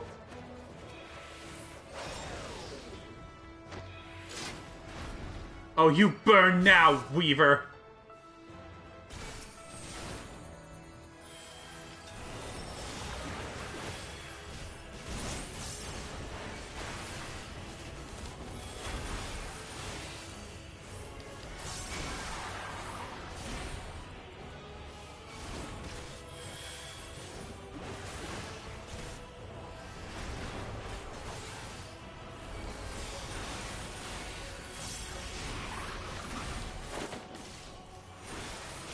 Alright, targeting yellow again.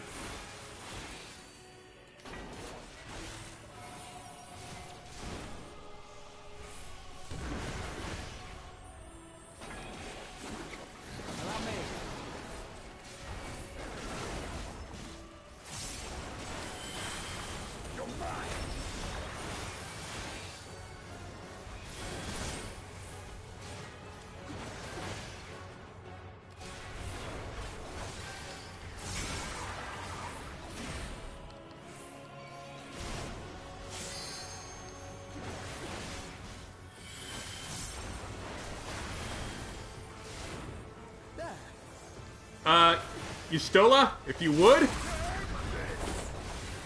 Or, yeah, Estinian, that... Oh, damn it, you're too late, man. Gotta be faster on the draw than that.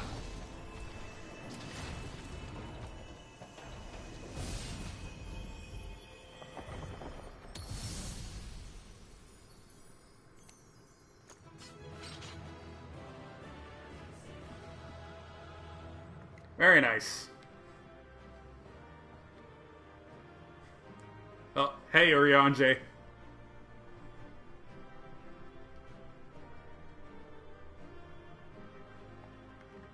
Sorry you missed most of that.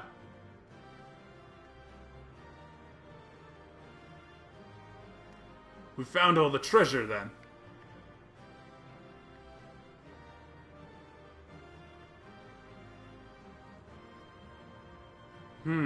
A fitting sentinel. Is it?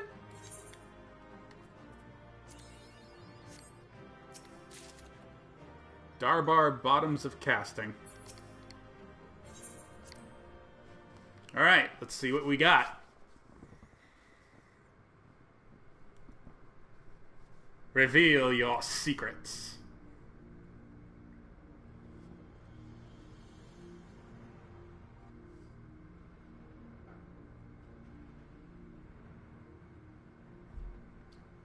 What have we here?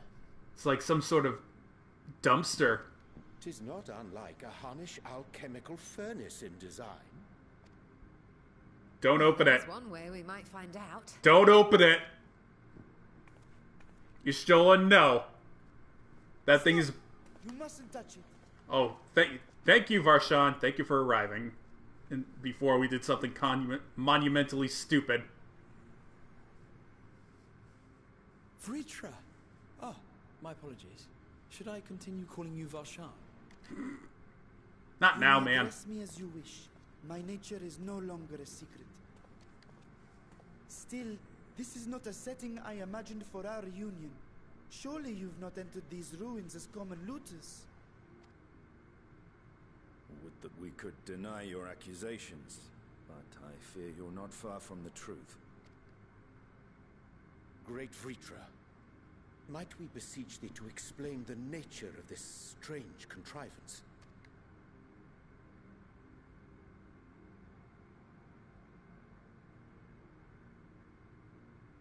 It was crafted by our alchemists at my behest, for the purpose of sealing something away. Ah. Yep. Sealing what away, exactly? I wasn't going to touch it, but you know, you should. No! No! Sealing what away, exactly?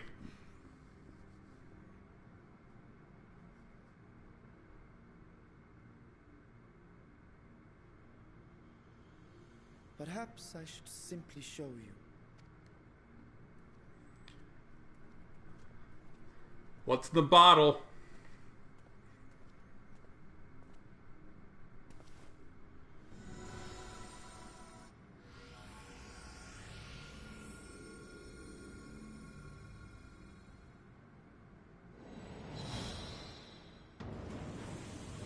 Oh no. Why are we opening it?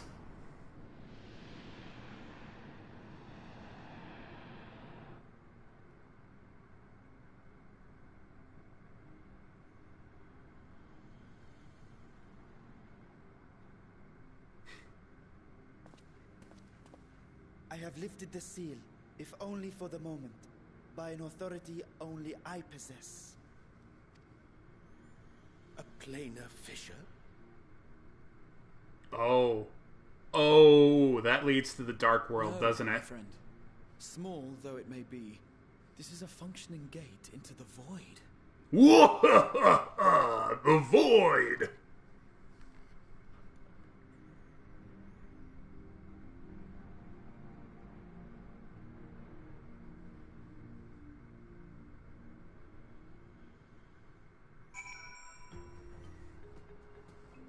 Yeah, let's not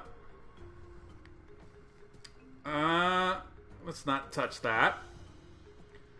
Could such a tiny portal truly be so dangerous? No idea, man. I came here in search of something that might further my research. I did not anticipate a fully functioning void gate. Even the learned halls of Sharlayan, 'tis forbidden to throw wide the gates to the abyss. The peril is far too great. I expect you have more questions. Indeed, Graha. Void gates are fissures. Void gates and fissures are much the same thing in practice, in the sense that both allow passage between the source and the 13th. The difference in terminology refers to the circumstances of their creation. A fissure is an incidental tear in the fabric between worlds, whereas a void gate is the product of deliberate action. I suspect this is the latter, judging by the elaborate mechanism put in place to control it. To think that our search for material riches would lead to this priceless discovery. That swirling emptiness, it puts me in mind of old friends, not to mention old foes.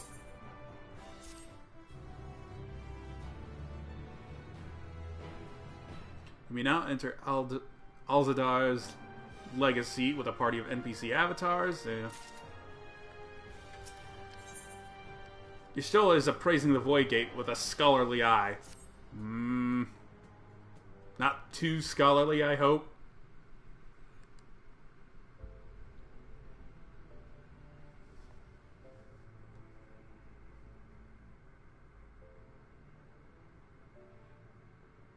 I must admit, I am deathly curious to know how a void gate came to be hidden in the depths of these ruins.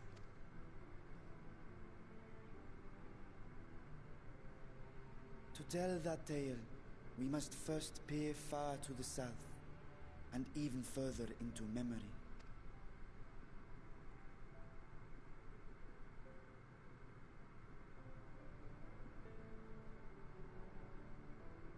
An age 5 millennia passed when the Algan Empire sent an invading force to the shores of Mericidia.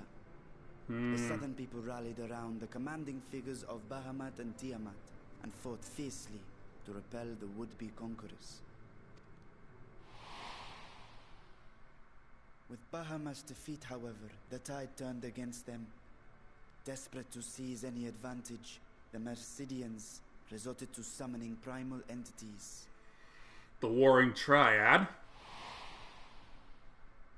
In response, Emperor Xande forged a covenant with the Cloud of Darkness, sovereign among the all-devouring denizens of the Void.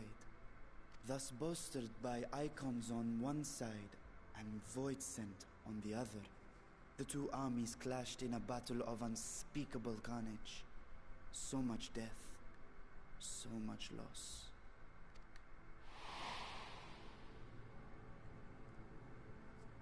I consider myself well versed in that period of history, yet you speak as one who witnessed it happen.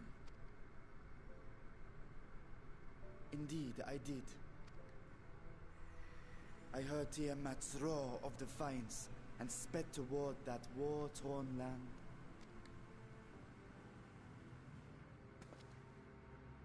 Along with my sibling, Ashdaya. Oh! Neat! We dragons are not male or female as men are wont to classify, but elder sister is the closest a mortal tongue can come to describing what she meant to me. I was the last of our brood to hatch, and Ashdaya cared for me where my sire could not. Thus I was with her when Tiamat roared. I was with her when she journeyed south, and I was with her when she fought against the Void-sent hordes. No, don't tell me she's dead. No, don't tell me that. Yet no matter how many of their vile fiends we cast down, more rose from the abyss to take their place. Faced with an unwinnable war of attrition, Ashdaya risked her all on a final gamble. No, dear. She plunged through the Void Gate itself to strike at the root of their strength.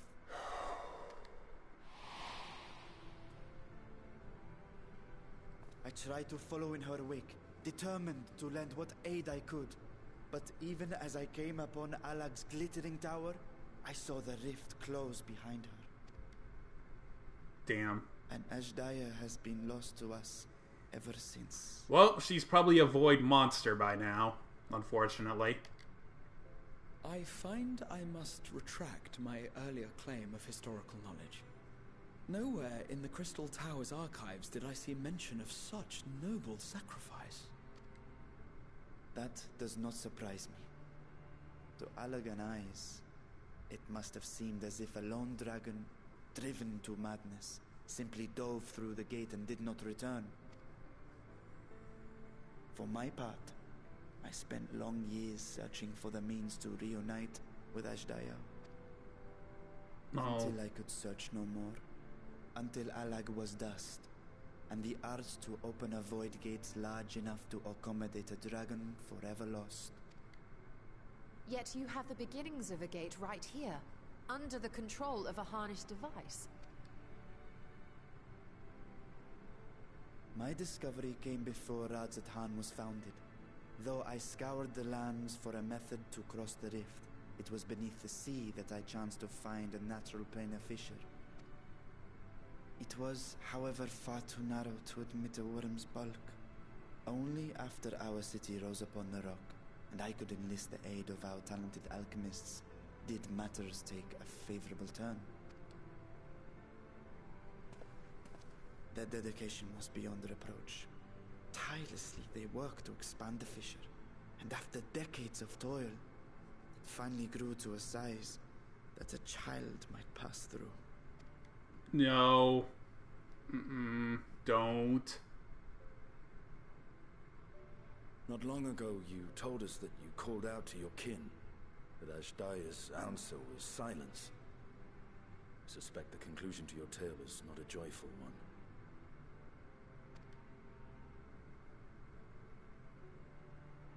With hope in my heart, I used a simulacrum to cross the threshold.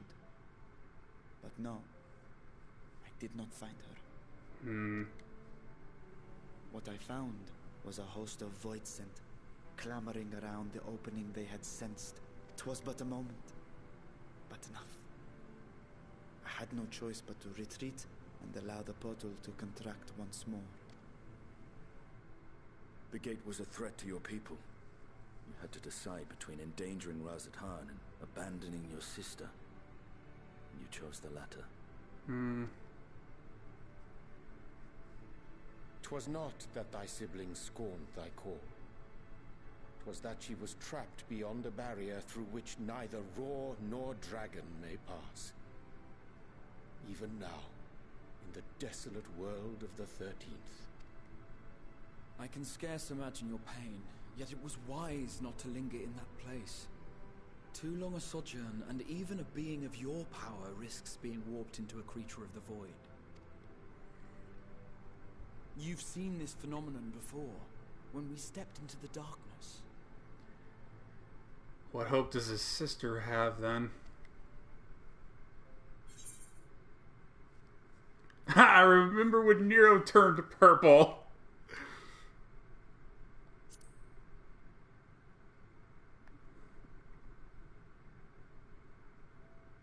Turned purple? Well, yes. His wounds had allowed the void's corruption to enter his body and twist his ether. Had it been allowed to progress much longer, I presume he would have been fully transformed. Then there is little hope for Ashdaya. Yeah. Ah, no. I hadn't meant to. I speak only of possibilities. The scales of the first brood are extraordinarily resistant to ethereal fluctuations. They are the protective talisman's core components after all, and even the corruption I described would struggle to overcome. Of course. With the warding scale in one's possession, one could conceivably survive a stay in the 13th without being warped by its energies.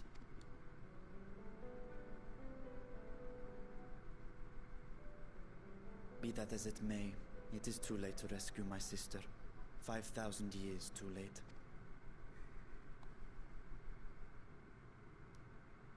And now countless others look to me for guidance and protection.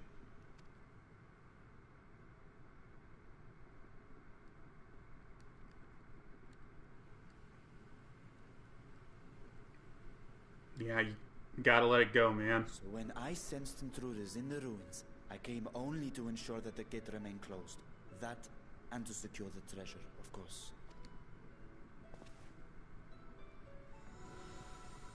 Yeah, close that shit up. I wish only to forget the rest.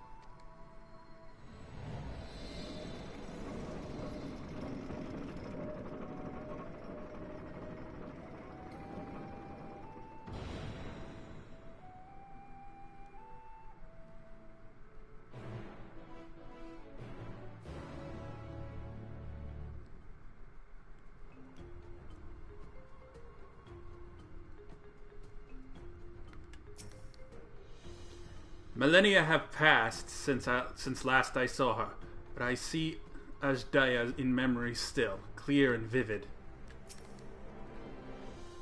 The 13th. What chaos must consume that world? Ritra's grief for a lost sibling will be no mystery to Estinian. His hath been a life entwined with sorrow, even before he became host to Nidhogg's essence. I wondered how one of the first brood could simply vanish and leave no trace of her passage. Now I have my answer. So they managed not only to expand the fissure, but also manipulate it as one might a gate. astonishing. Is there any chance I could learn more of how this feat was accomplished? I will tell you what I can. First, however, I must return to the High Crucible and arrange to replace the guardians you so handily destroyed. It will not do to leave the gate undefended. Ah, my apologies. We were perhaps a touch zealous in our rush to uncover the vault's secrets. If the constructs can be repaired, we would be happy to offer our assistance. That will not be necessary. Much as I retain spare vessels for myself, we keep duplicate guardians on hand for such eventualities. In any case, we should return to Razatan.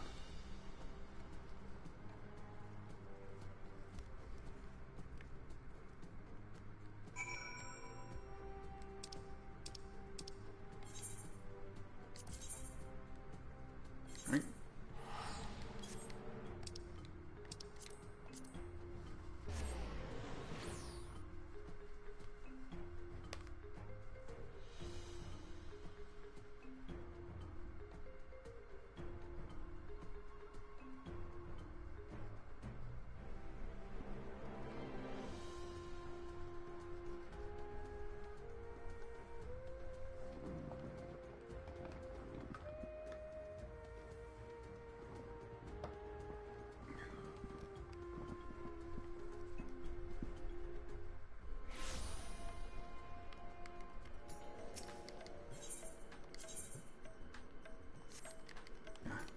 Have to actually go there. This is no aetheryte crystal.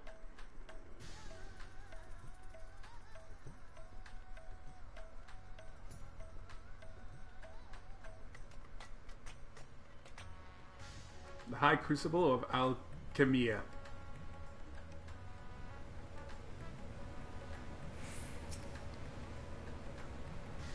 Reacher speaks as if Azadaya is a lost cause, but I wager he feels differently in his heart of hearts. There is much about the Void Gate that I cannot even begin to explain. I must convince Vitra to show everything he knows. While I'm loath to keep Kryl waiting much longer, I cannot bring myself to leave before hearing more of Reacher's tale. 'Twas a most enjoyable expedition, for which I am grateful. As for mine evaluation, I shall impress upon the Luperate... Oh, that's Oriange. 'Twas a most enjoyable expedition, for which I am grateful.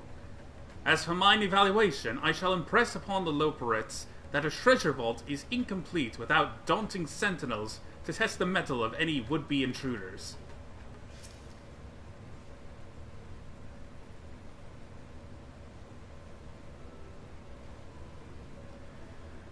I promise we will discuss the Void Gate further, but first I must attend to the matter of the Vault's sentinels. As your instruments have no doubt informed you, that Kapikulu has been reduced to so much scrap. Please bring a new one out of storage and see that it is conveyed to its post along with some few lesser constructs. Was it tomb robbers? Fiends born of the Tower of Zot? My dear sisters, do not tell me a blasphemy yet roams free. Oh.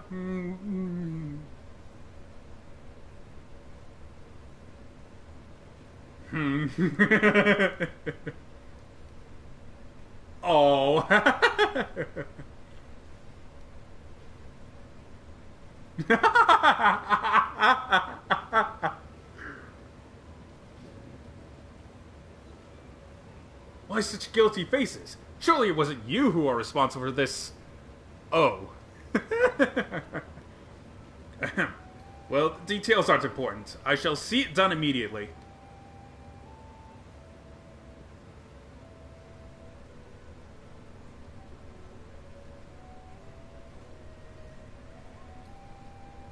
And with that, the vault will soon be secure once more. Now I believe you had questions? Quite a few, in fact. But I'd like to begin with the gate itself. It is still functional, yes? Indeed, which is why I saw it sealed with an alchemically forged lock and warded it with my magics. Such power must not fall into the wrong hands. In truth, the primary reason for the vault's construction was to keep the gate hidden from the outside world. So much effort for such a little door. That little door, you speak, leads to an abyss teeming with unspeakable horrors. That said, in its current state, it would admit only the lowliest of void scent, and from this side no man would be able to pass through. No man.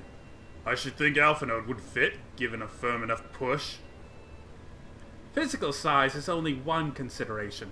The true restriction hinges upon the etheric density of the soul in transit. And yet you succeeded in expanding this diminutive portal and sending your simulacrum to the 13th. Thanks to my brilliant alchemists, I should have destroyed the anomaly when I found it, but instead I bade them devise a means to control it. After much experimentation, they accomplished the impossible. A method was conceived by which my magics could manipulate the fissure and transform it into a serviceable gate. But the process has long since been forgotten. Once I had given up searching for Azdaia, there was no need to preserve such esoteric and dangerous knowledge. Thus has the gate lain dormant, for years uncounted.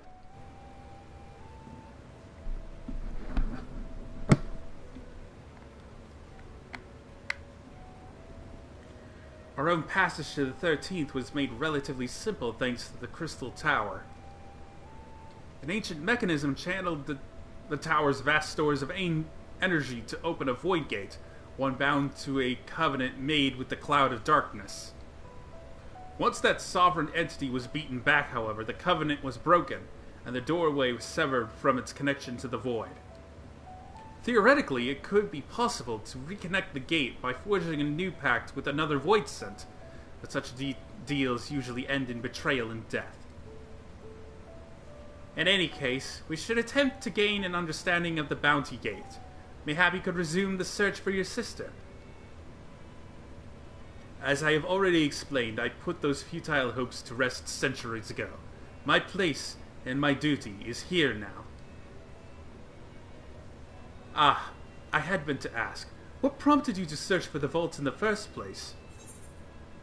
To see if the legend was true. It was all Justinian's idea.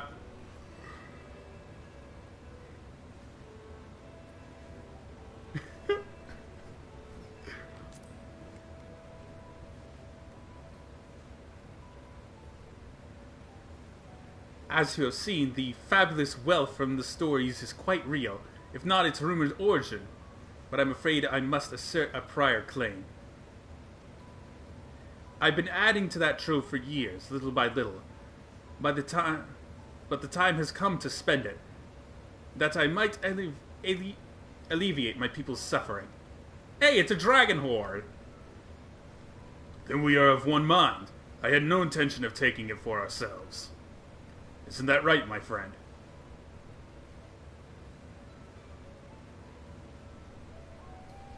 What you thinking, Yashola? Your Excellency, would you object if I were to conduct a closer examination of the gate? I will make no attempt to open it, of course. I owe you and yours a debt that can never be repaid. Whatever boon you ask of me, you shall have it. You are most gracious. I shall take full advantage of your permission. Would that I could join thee in thy study, but the Luperites will be anxious to receive my report. I beg my leave of you. And I must be off to Salian as well. Mistress Kryl will be eager to speak with you about that request, so please come back to the annex as soon as you are able. Farewell for now.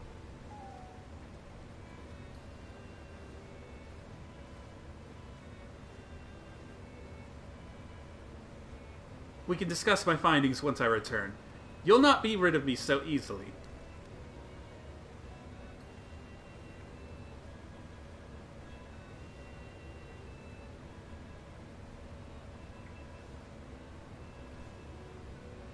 You may now undertake the Chronicles of a New Era quest series, Myths of the Realm. Speak with the fresh-faced student at the Baldessian Annex to accept the first quest.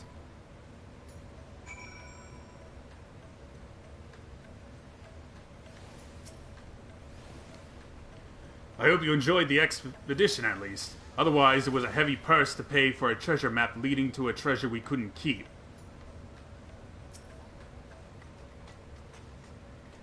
The difficult part of all this will be deciding how best to put these riches to use. Will you lend me your assistance in these deliberations? Anything to make up for the constructs we broke.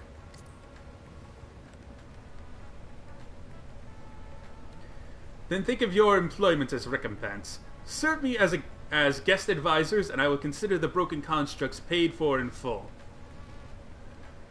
Melody and I are in this together. I will follow her example.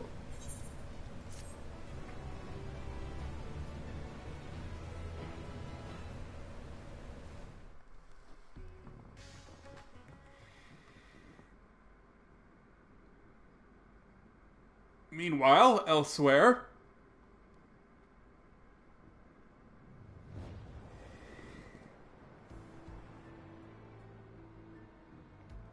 The hell is this place?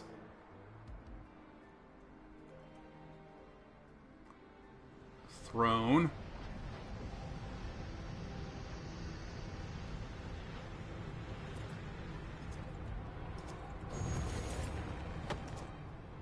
Who the hell are you?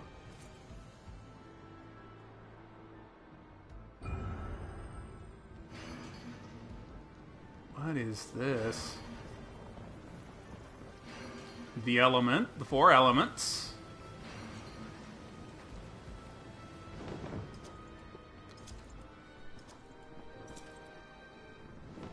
What? Wait! What? Oh my god, that's... Oh! Damn it, who is that? Ah! I know who that is, but... Ah!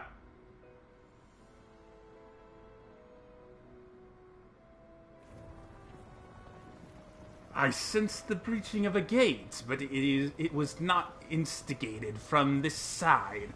'Twas thrown open from the other.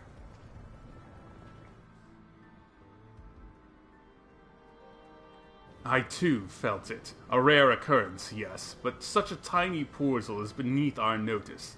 There are more pressing matters at hand. An opportunity is upon us, the coming of which we have awaited for nigh on 10,000 years. We dare not let it slip our grasp.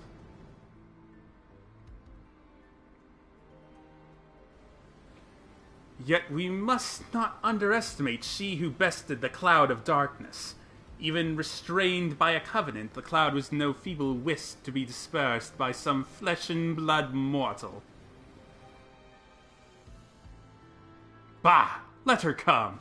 I will drown the world and watch this fleshling gasp for breath in her final moments. Okay, so we got the 4 fiends. That's Garland, isn't it? No, Garland is, that's Final Fantasy 1. Damn it. This is the guy from Final Fantasy 4. Your zeal is admirable, but forget not our cause. Think back on our struggles beneath this sunless sky. Remember why we cede not our will to fight.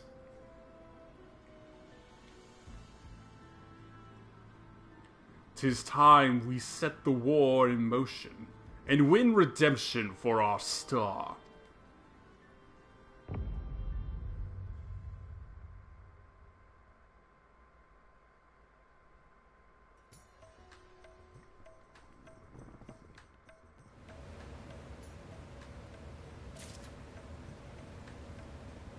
Damn it, this is gonna drive me insane. Golbez! Golbez, that's him!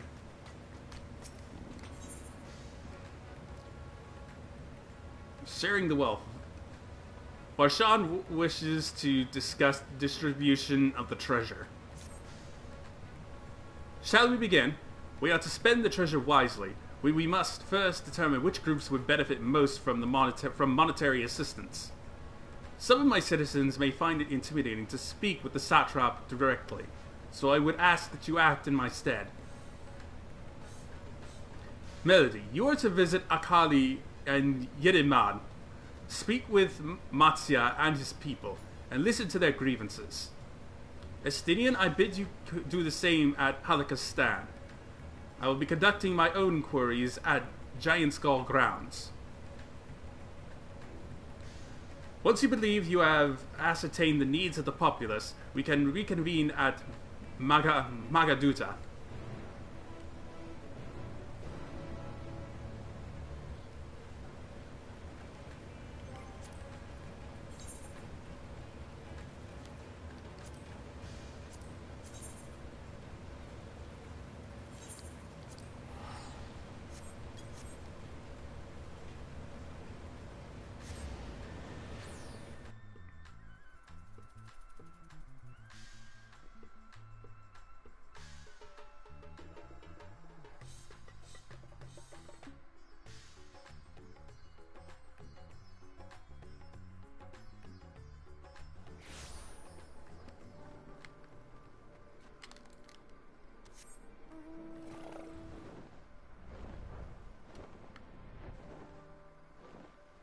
I think I could swap back to my new duds.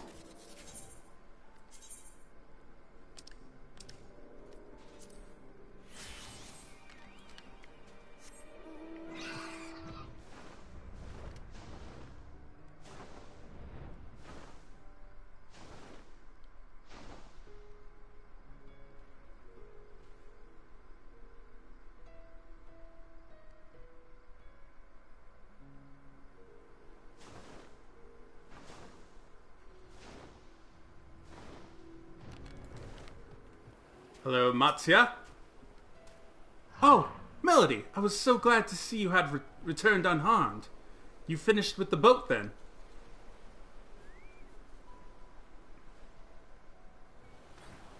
Anything the village desperately needs? Well, I suppose Kazal's loss hit us the hardest. I've been trying to find buyers for my fish, but although I sell a few here and there, it's so much more difficult than it was before. Everyone's still struggling to rebuild their lives. For now, we're just banding together as best we can.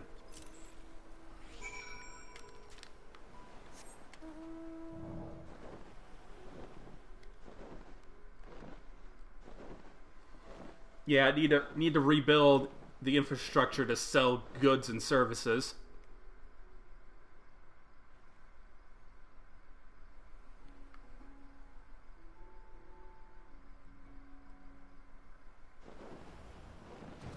The guy who originally bought the stuff from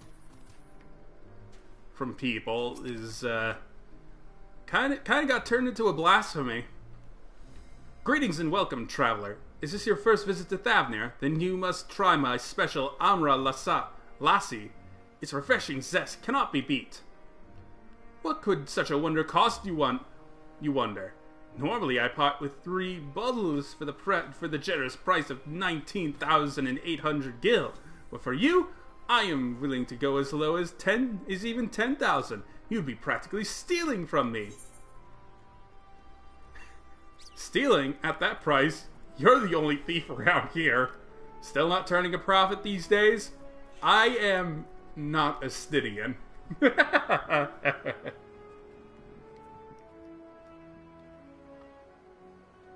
Still not turning a profit these days.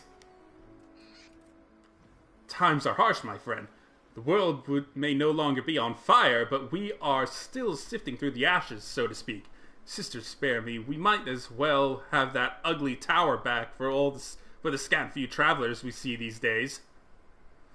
I myself barely have the coin to buy at local prices. I tell you, if I didn't charge the odd adventurer a small fortune for afternoon tea, I'd be scavenging for scraps in the street.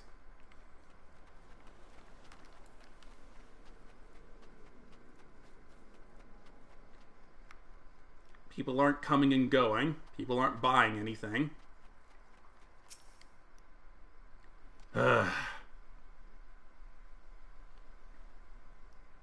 How fares the port? Well, it's in shambles, isn't it? The trade routes are open once more now that the danger is past, certainly. But no small number of merchants have had to sell their ships to make ends meet in the short term. Add to that the sailors we lost in the final days, and it's little wonder the flow of exports is no more than a pitiful trickle. If Khalzal and his consortium was still with us, I'm sure he'd found a way to turn our fortunes around. Now that was a man who got things done. God's rest his soul. You have spoken to key local figures and gained an understanding of the populace's hardships. Varshan awaits your report at Megadota.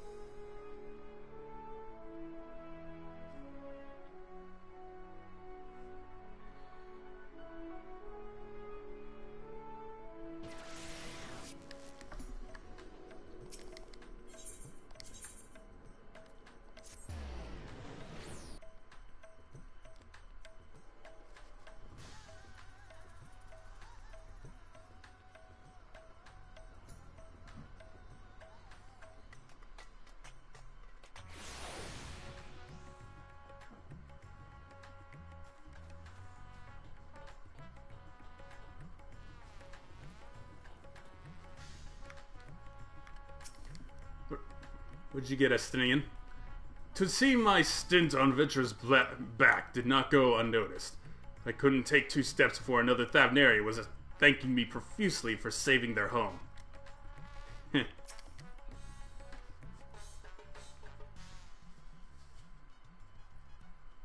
Ah, my advisor's return. I've just made it back myself. Why do you retain this vessel now that your true form is known? You could have flown across the island a fraction of the time. Be that as it may, the sight of a massive creature descending from the sky can be startling to say the least, and there are few places I can enter comfortably without risk of flattening some cards or stall. It's true. Fair enough. As for my inquiries, the people of Palakistan were unanimous in their reply. They are surviving. Resources were stretched to the limit when refugees were pouring in, but they persevered with some assistance from Yidilmad. From what I understand, they have always been an independent community, hunters and foragers and the like, and I was assured that the jungle provides for their needs for the most part. Palakistan has weathered the disaster better than most, it seems. I myself heard good news and bad. The quarrymen were cautiously optimistic, having just sold a full wagon of giant's gall to a foreign trader. But such visitors are few and far between. Compared to our best years, the weight of stone leaving Thavnir has been light indeed. Our nation is small and isolated, its prosperity dependent on a steady stream of exports. We must identify any obstacles to the flow of trade so we may begin working to remove them. Tell me, what did you learn in Akali and Yanamad?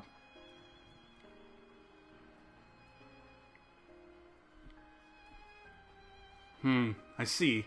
Without a dedicated buyer, the average fisherman must struggle to offload his daily catch. Which is why I believe we should first address the lack of ships and shortage of able-bodied sailors in Yidilmad. I am reminded of a child I spied as I made my way back to the palace. His father lost at sea when the beasts sunk their vessel.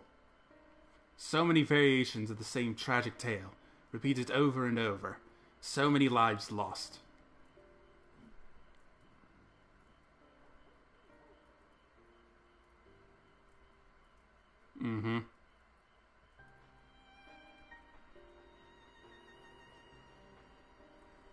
enough grief to drown in if we let ourselves be overcome. But we will not. Melody, Estinian, I will consider the perspectives you've brought me and devise a plan to help my people confront this adversity. Come, I would like you to be in attendance when I announce the proposal to my assembled functionaries.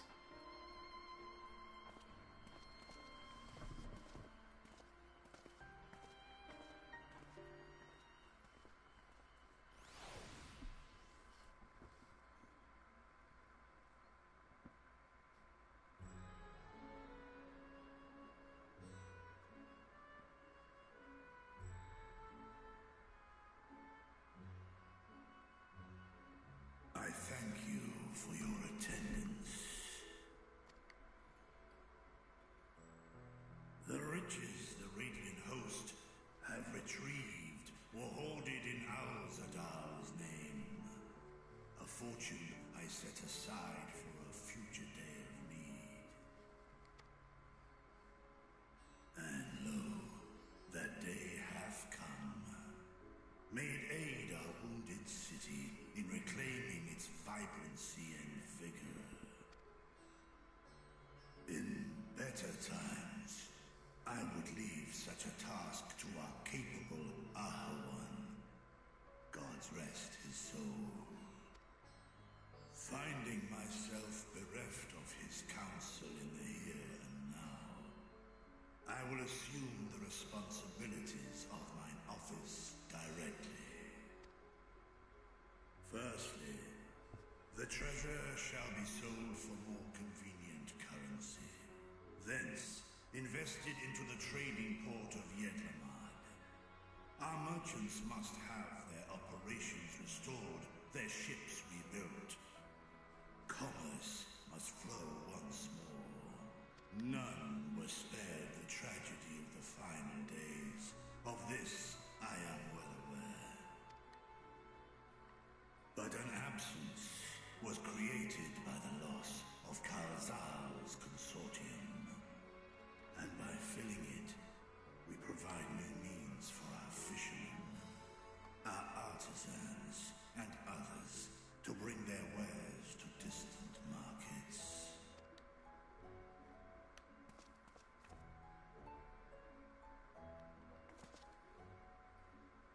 And what of the children who were left without family to care for them? That is a concern which weigheth heavily upon my mind. The simple gift of coin will soon be exhausted, leaving these young souls adrift on the fringes of our society.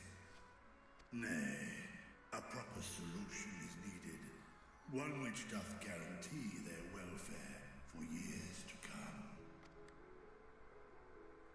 Thou hast surely seen how other nations rise to meet this challenge, adventurer. What dost thou deem the wisest course?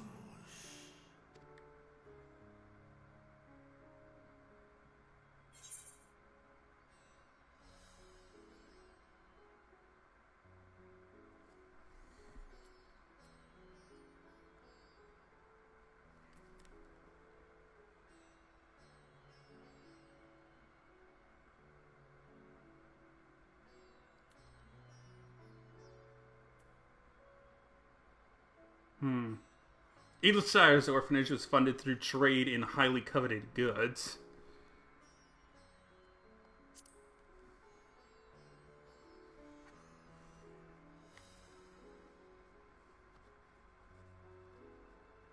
Of course, we can draw on trading profits to build a new institution. Let us put this idea into practice. A contract shall be written, requiring all who receive of Al-Zadal's treasure to commit a portion of their future earnings towards the running of an orphanage. Now, such an influential policy is deserving of a worthy name.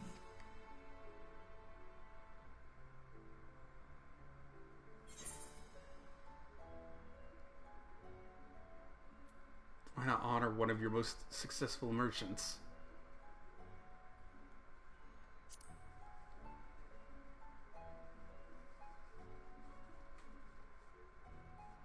A successful merchant. I believe I see thy reasoning. Kalzal should be remembered, not as the blasphemy which terrorized Thavne, but as a hard-working and generous man who brought much wealth to our shores. Do any among you object to this proposition? Many here lost loved ones to the beasts. In that time of strife, any one of us could have broken. Any one of us may have been taken by despair. When I think of Kalzal, I feel no hatred. Only a stinging regret that we could not save him as well. Mm-hmm. Isn't that right, men?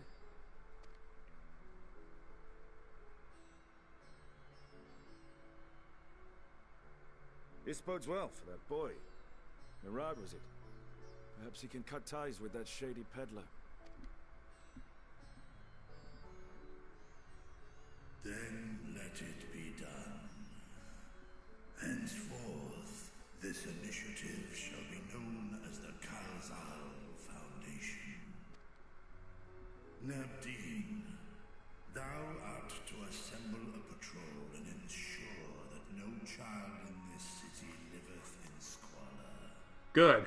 Good.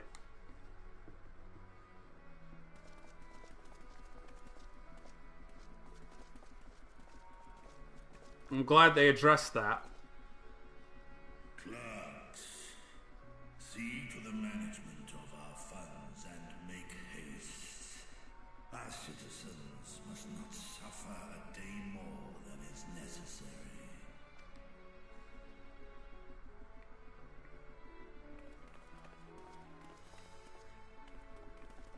Dragon and man, side by side in pursuit of a brighter morrow.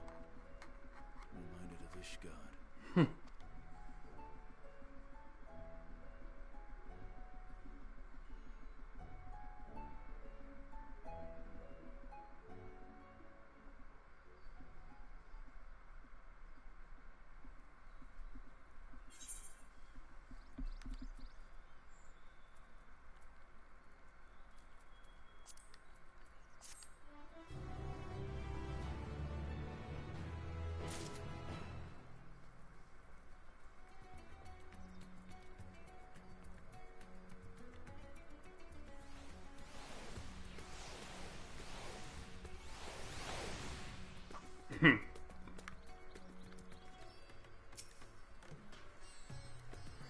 Reaches warming to his role as satrap. Clearly, all those years behind the curtain were not spent napping. The veteran Radiant wishes to share his gratitude.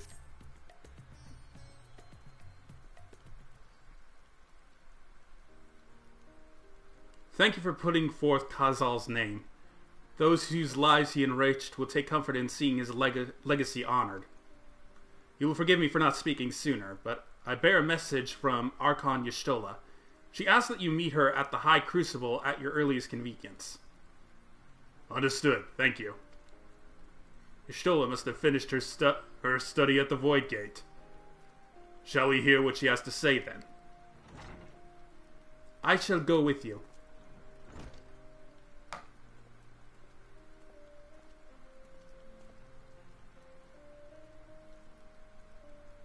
I thought the Satrap would be too busy setting up the foundation. My clerks have been the well-oiled cogs of this administration since before Arwen assumed the office. They understand what needs to be done. And I am curious to learn what conclusions your Archon has reached concerning the gate's unique construction. As you wish. Allow me to lead the way, Your Excellency.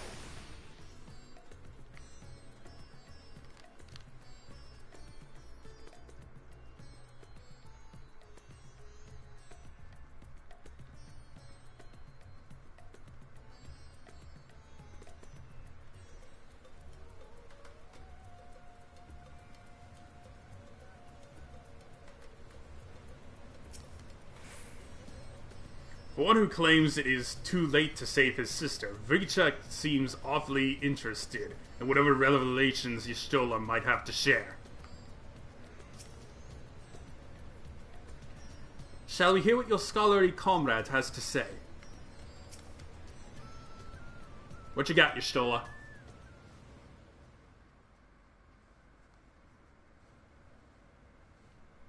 Right, here we all are. You discovered something new. I took a closer look at that device. I was able to determine how it keeps the Void Gate sealed, but not how it might instead be employed to expand the opening. For that, I would need to reference the technique developed by Vitra's alchemists, no records of which appear to have survived the intervening years. We know this, so why have you sent for us? Have you learned aught of value or not? Patience, good sir. One must introduce the subject before launching into specifics. From what we understand, travel between worlds is accomplished by passing through the nebulous rift which exists between them. Picture, if you will, the moment you were called to the first.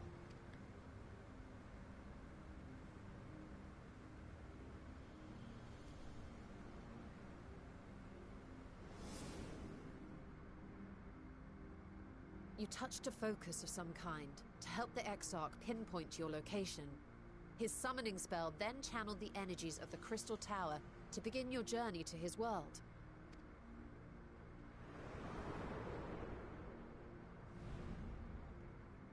The magics tore a hole in the wall separating source and shard, and cast you into the intervening nothingness. In that place, the laws of nature hold no sway. Mm-hmm.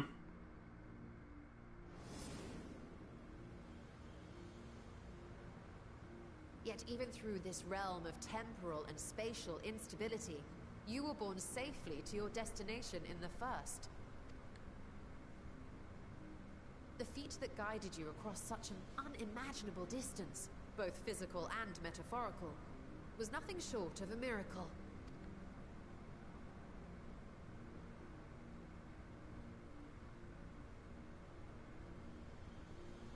Then what of the many Voidsent found in the source?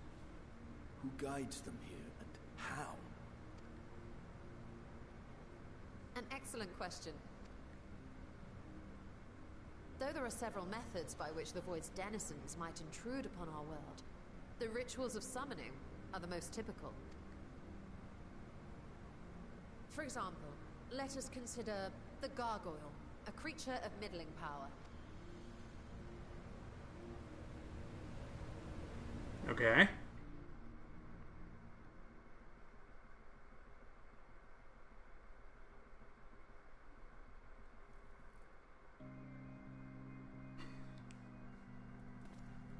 Yeah, these assholes.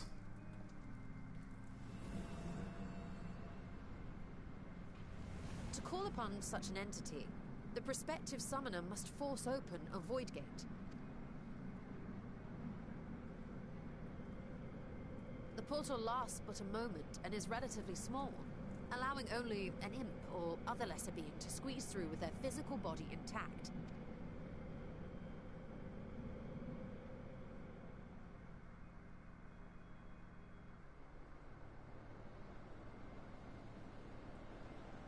Our more powerful gargoyle, however, is too large for that.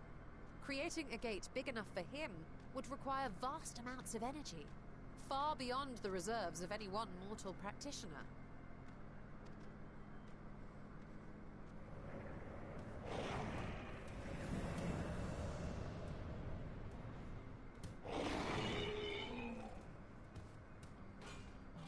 Instead, 'tis far more common to bring over only the entity's soul.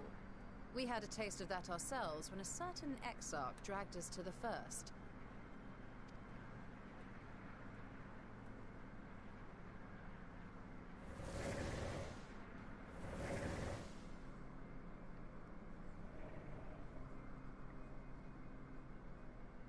And just as our bodies remained in our world, the Void Sense physical form is left behind in the 13th. Mm-hmm.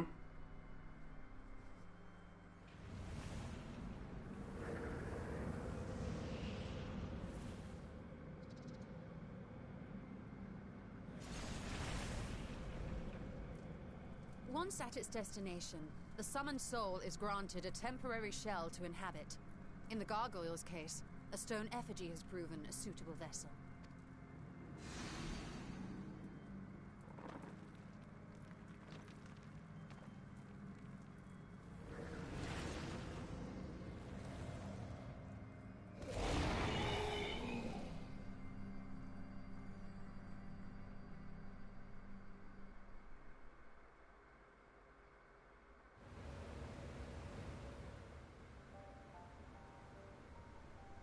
Wait. You said that Voidsent must be called here deliberately by someone in the source, reeled in like a fisherman with his catch.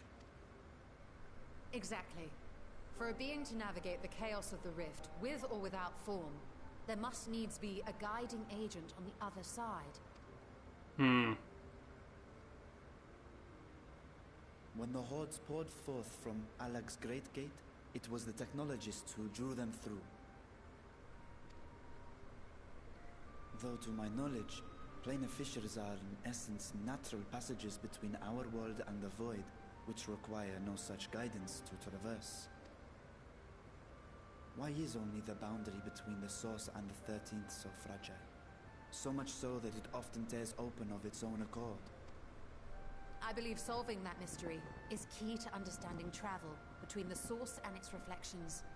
Well, the Ascians kind of screwed up in their attempts to join the 13th with the source. So I imagine the 13th is really unstable, and like it's trying to join with the source, but there was no corresponding calamity to bring it about. How do you intend to get your answers?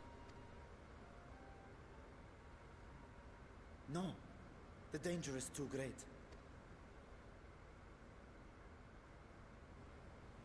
Perhaps. But what some call danger, others think of as adventure.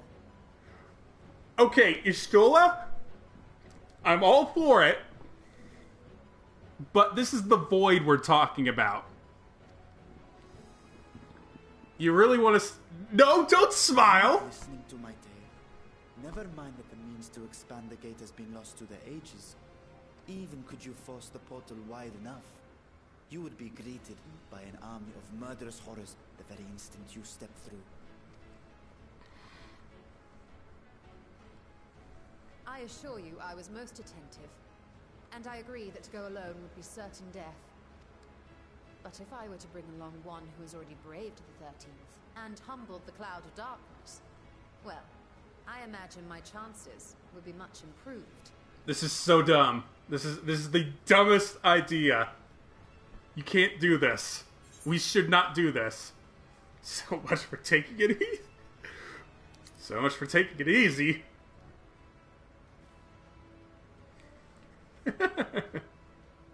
Since when were you one for the quiet life?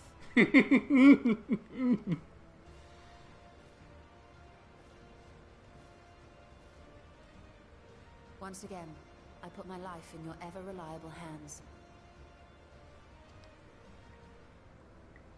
That said, as much as I would like to march straight back to the Void Gate, there is the small matter of being unable to open it without the Satrap's personal authority. You sassy bitch.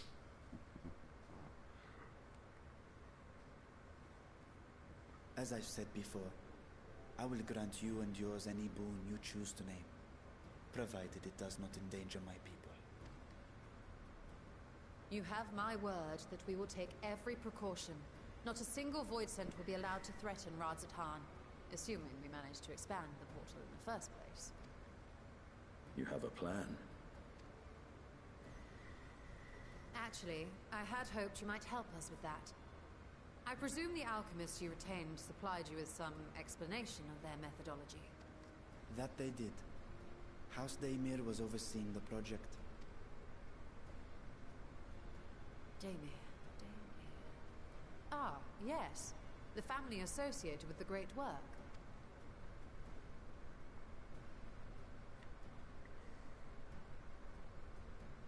I did not fully comprehend the theory, but their research began with a void scent which had slipped through the fissure.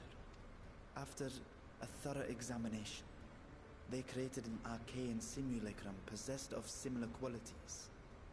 A man-made void scent, if you will. It was apparently indispensable in their efforts to enlarge the gate. A man-made void scent?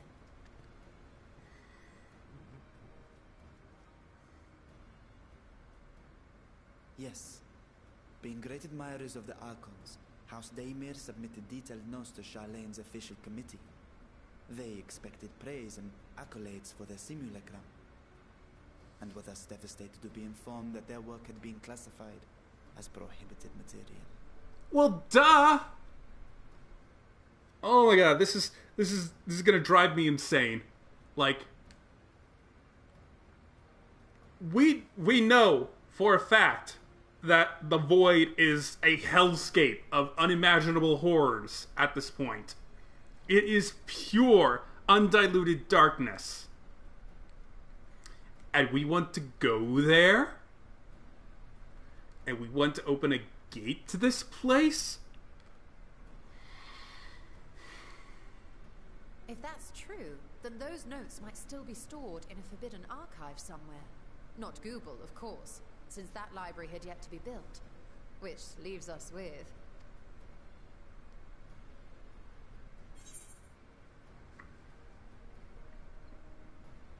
with Graha's favorite place to sneak around.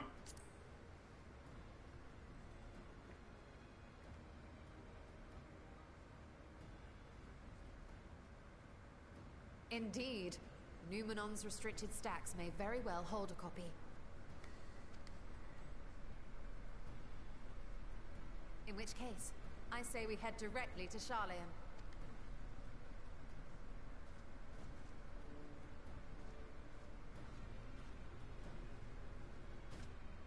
Unless you anticipate needing help to reach the high shelves, I see myself being of little use.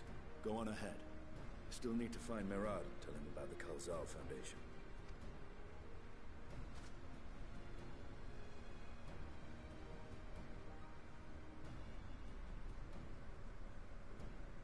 Let us be on our way as well.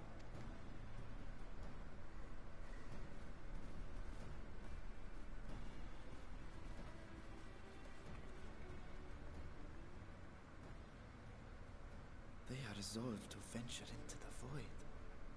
Do I sit idly by?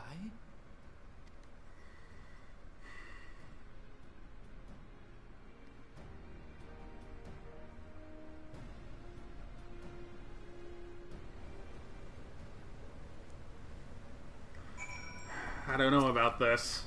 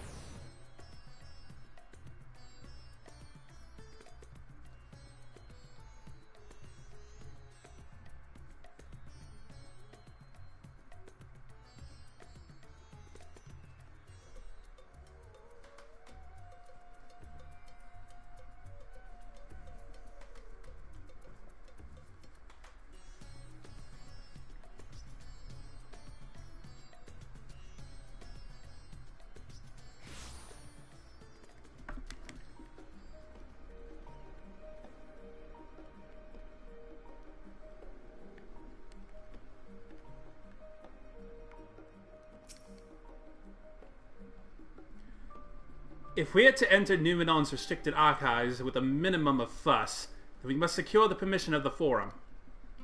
First, however, we shall need to enlist the cooperation of a member to broach the matter on our behalf. Who do you think might be inclined to assist us? Not Fortunal. What about... What of Scholar Montechanier? He did come to Graha's defense during the inquiry, after all. 'Tis settled. Let us head to Phenomenon and see if he's willing to help us once more. Yustola is now accompanying you. Keep her at your side. Yay!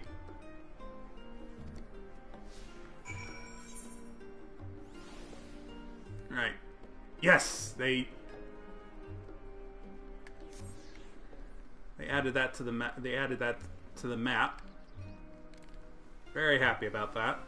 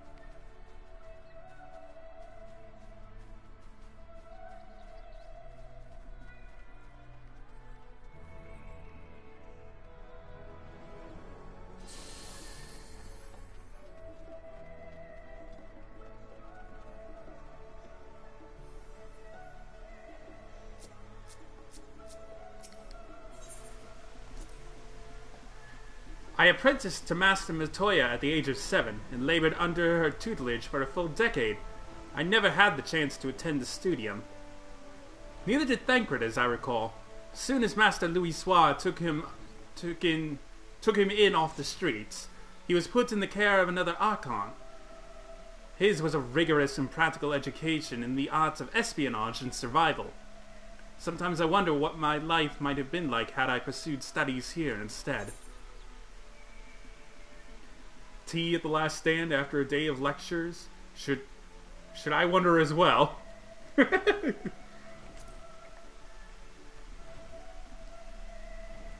Oh, that does sound lovely. Afternoons with friends spent sipping tea and debating theories. Still, I wouldn't give up my time with Master Matoya for the world. The dank cave I studied in was about as far from the bright, airy halls of Academia as one could get, but it was a wondrous, magical childhood nonetheless.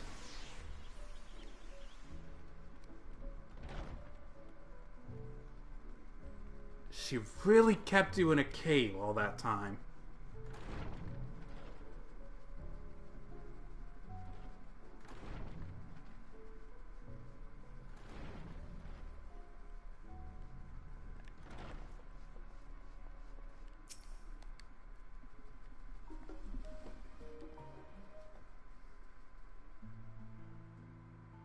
Ah, visitors.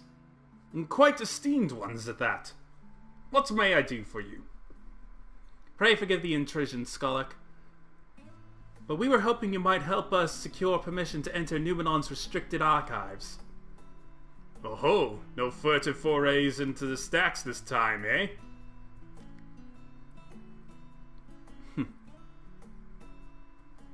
I applaud this newfound sense of propriety. Yet in all this wide world of comparative serenity, what so compels you to disturb a vault of forbidden wisdom?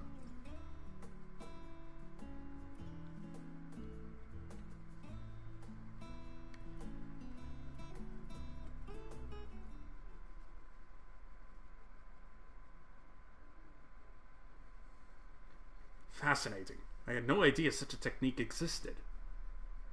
I would have been surprised if you had. If my assumption is correct, the research left behind by House Demir has lain dormant in Sharlayan's archives for many centuries. And if you unearth this research, what then? Surely you don't intend to cross over into the void.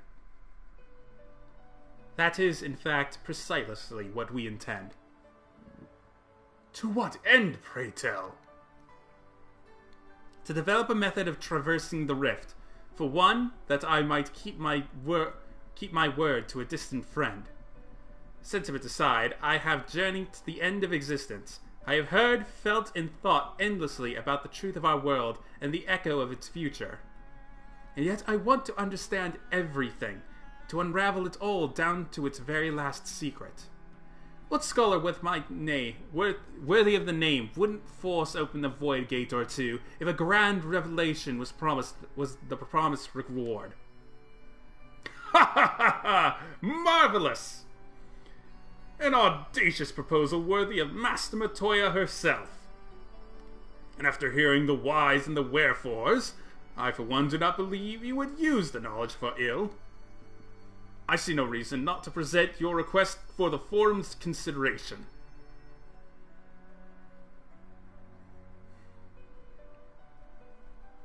Although your permission would be better received if you also had the support of another well-placed acquaintance. Why, Master Fortunal, of course. He can hardly ignore an earnest request from his dear children's most treasured comrades. I was hesitant to approach him directly, but there is no denying that having Master Fortunal on our side would tip the balance in our favor. Very well, we will pay a visit to the Leviar estate and plead our case. One last thing before you go. I would consider it a personal favor if you might share with me the discoveries you make in the void. My appetite for knowledge is every bit as insatiable as yours, I'd wager. So if you could see your way to indulging an old man's curiosity... Of course, Skarlock. We'll be sure to pass on any revelations.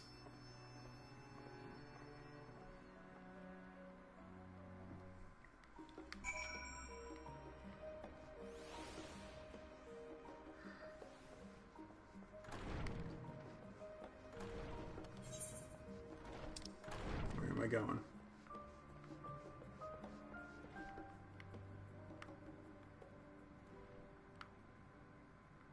Oh, right, the estate.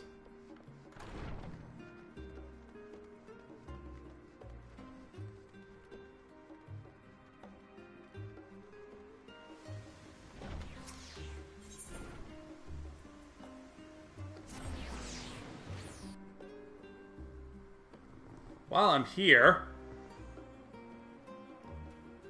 I might as well do that triple triad match that I've been ignoring. You know what? Just do that right now.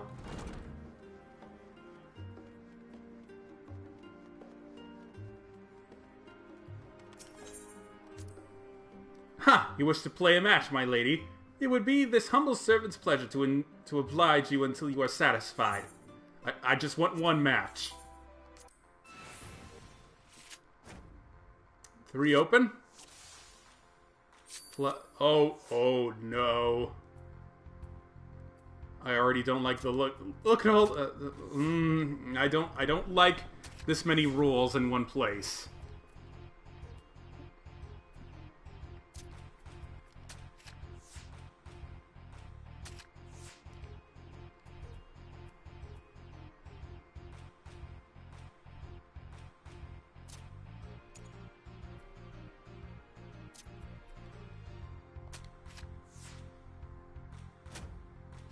No, no, no! Damn it!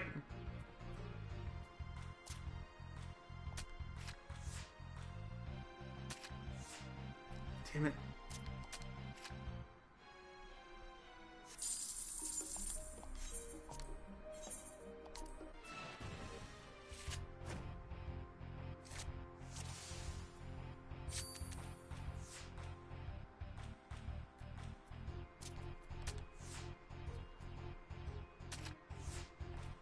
Going that way this time.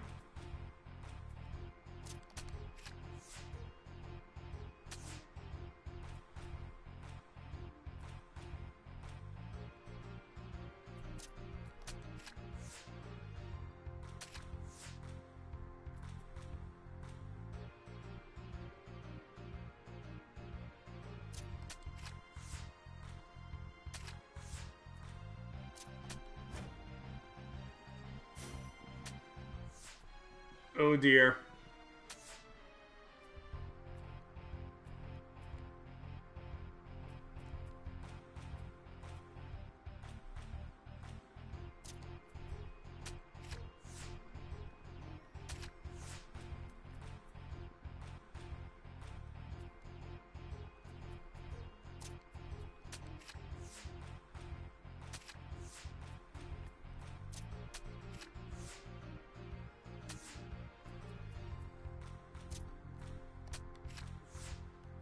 Don't. Damn it!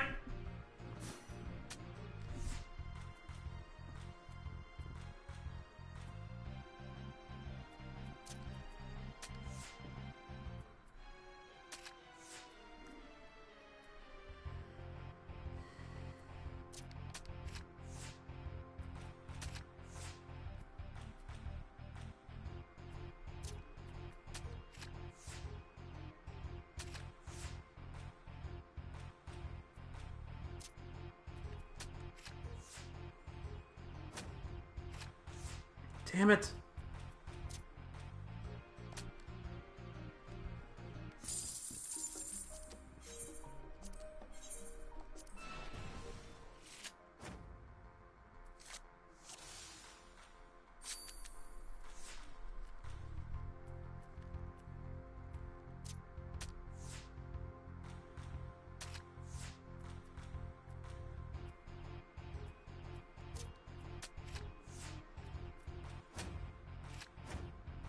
Oh, screw you.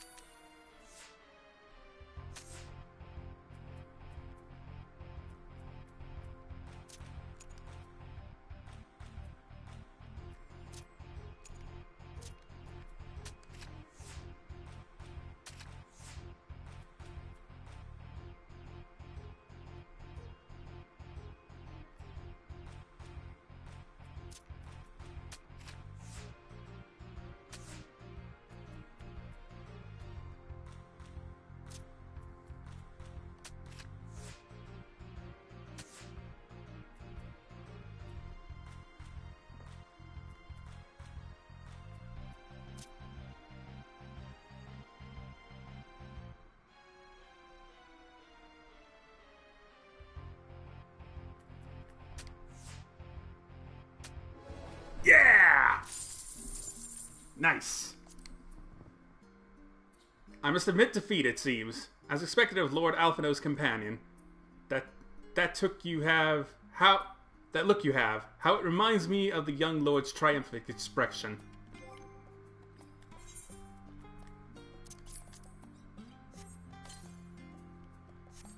Now, does that...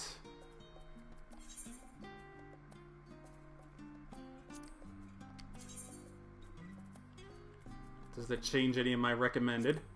Nope.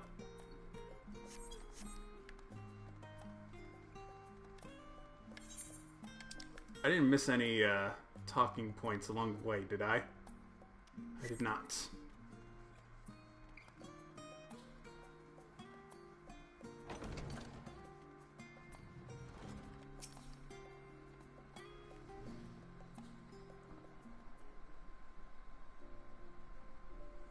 Ah, Mistress Melody, Mistress Yustola, how may I be of service?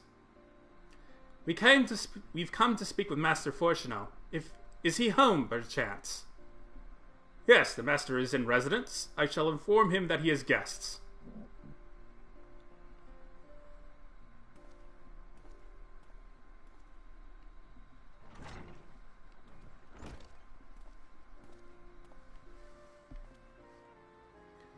Well, well. Emelians would invite you inside for tea, but I assume this is not a social visit. You have some matter of import to discuss. Then pray proceed. You have my full attention.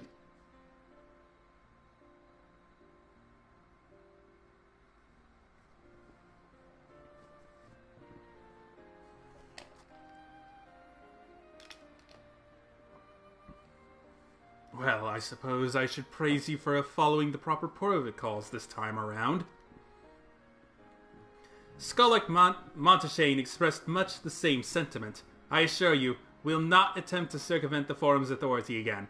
Unless it is absolutely necessary, of course. Of course. You do understand that the restricted archives are restricted for good reason, yes? If no pressing need exists, then why risk the consequences of employing this forbidden knowledge? For a brother who misses his sister. She was his guardian and his friend. A selfless hero who crossed the rift. Oh. But the brother has given up on thoughts of reunion. He spends his efforts elsewhere, watching over a people yet healing from the flames of the final days. Loyal to his duty while betraying the longing in his heart. 'Tis no vital mission, perhaps, reuniting these siblings, but it feels a worthy cause to pursue, all the same. As one who feared losing his own loved ones and spent years in research to prevent it, surely you appreciate how painful such a separation must be.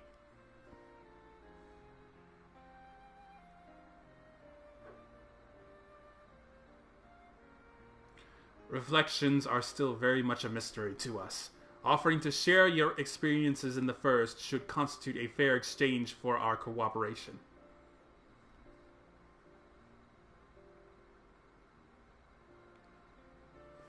Do not celebrate just yet. The Forum must still be convinced. I will add your request to the list of today's deliberations and deliver the decision to you at the Beldesian Annex.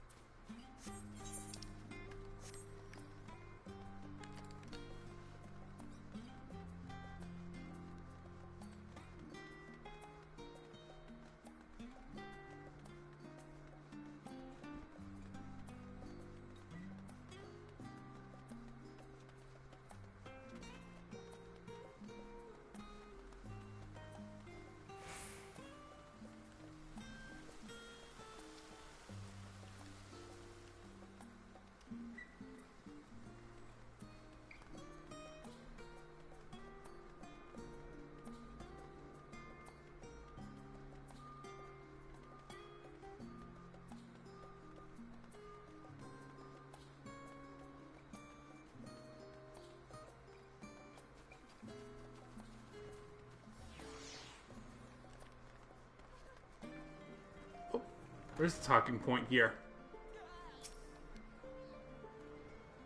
Oh, this is where we're supposed to go.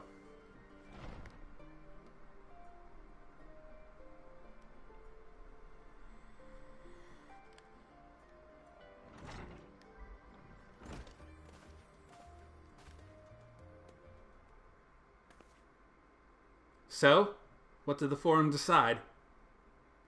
To put it bluntly, Master Matoya has burned some bridges here in Sharlayan, and salted the earth for good measure. When it became clear that her student was the petitioner in question, well, no few members voiced their discontent. Then the chamber was reminded, in no uncertain terms, I might add, of the incredible debt we owe to you and your companions.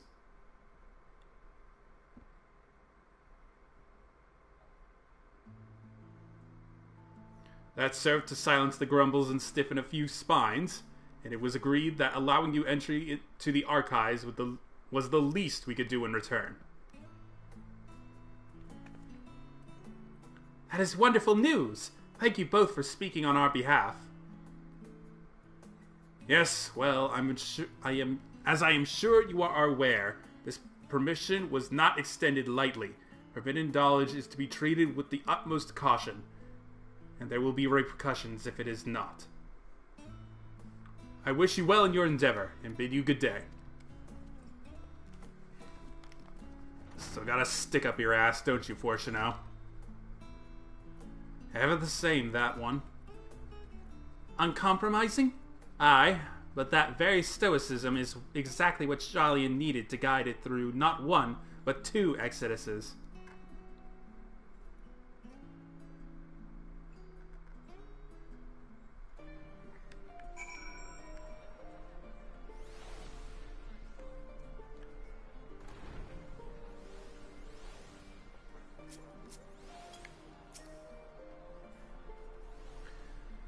If I were but 5 years younger, I'd cast aside my lectern and join you on your adventures in a heartbeat.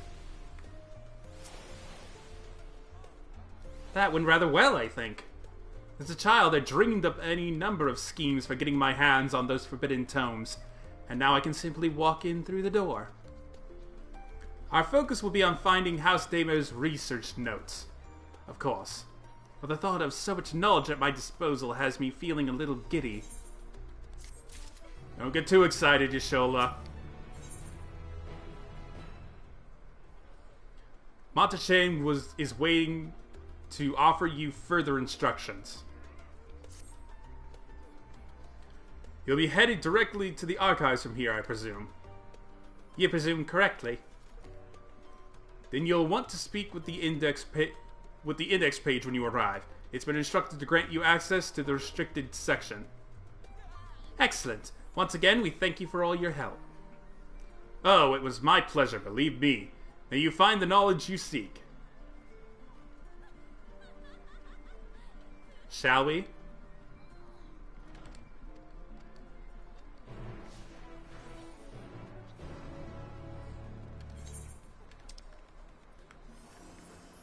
Right, there's a talking point in the library itself.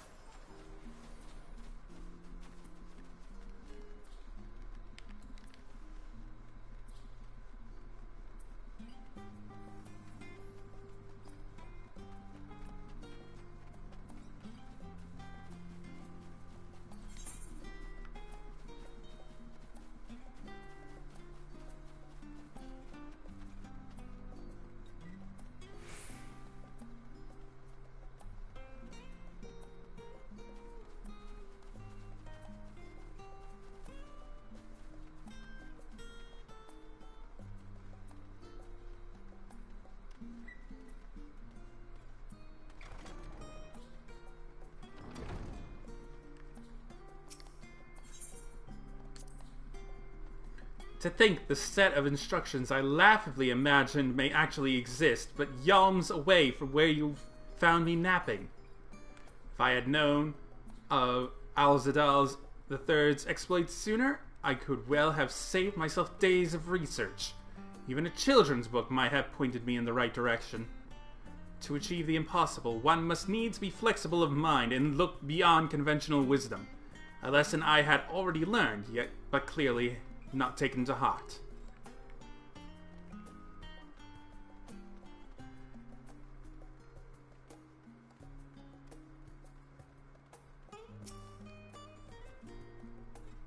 Archon, Y'shtola, and guest identified.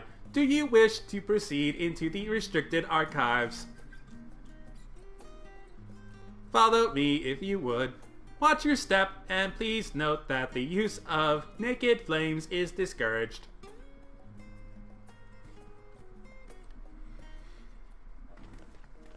Y'shtola's the one you gotta worry about with that one.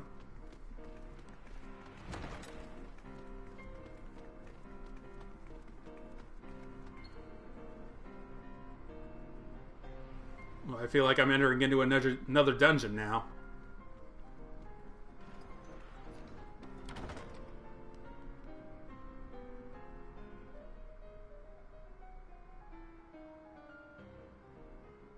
If House Damia's notes are to be found anywhere, it will be here. Let us begin.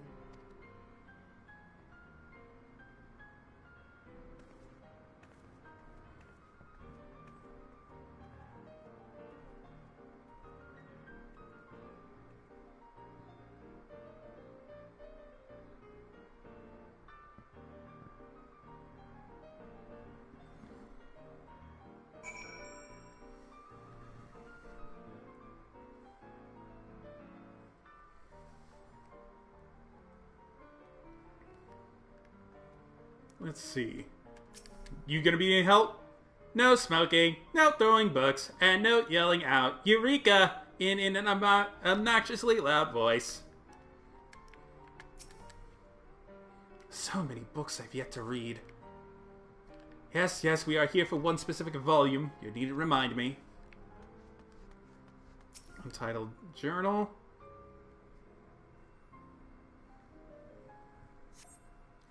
Today, in a world not my own, I met the most beautiful void-born creature. She was so unlike her ravenous brethren, eyes blazing not with hunger, but trembling like a candle's flame, threatened to flicker out at any moment. I wonder if she is even the proper word. Such distinctions seem inconsequential, insignificant even. All that matters is the love I feel for this exquisite, transcendent being. Though you are tempted to read more, this does not seem to be the volume you are seeking. Seems like someone ran into a succubus.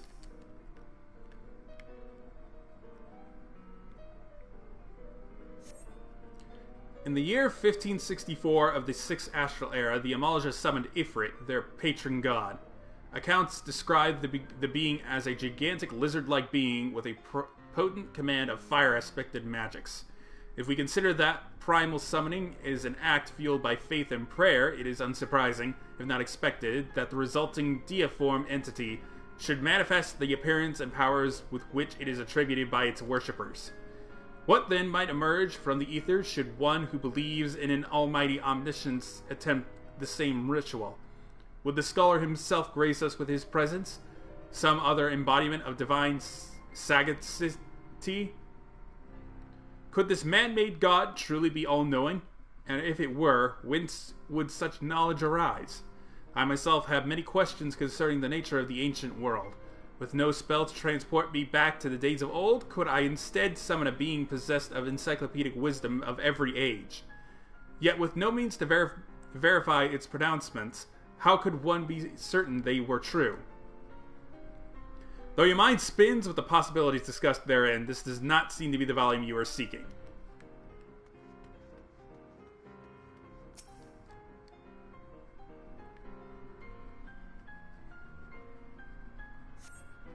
The following pages detail an advanced method for manipulating rift-spanning apertures as devised by Nuhashan, the 9th Patriarch of House Demir. We present these research notes to the faculty of Charlene Studium as both a token of our friendship and as an expression of our boundless admiration. You appear to have located the forbidden volume you seek. You still will need to make the final confirmation.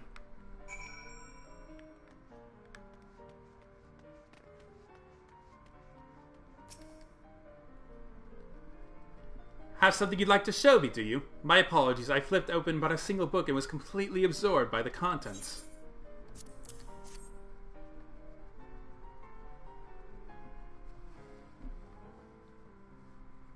Well done, Melody. I think you may have found our prize.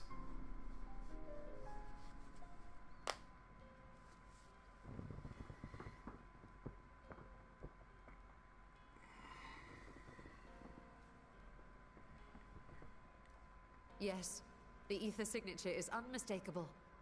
I've felt the traces of House Demir's resonance many times at the Great Work. Time to see what all the fuss was about.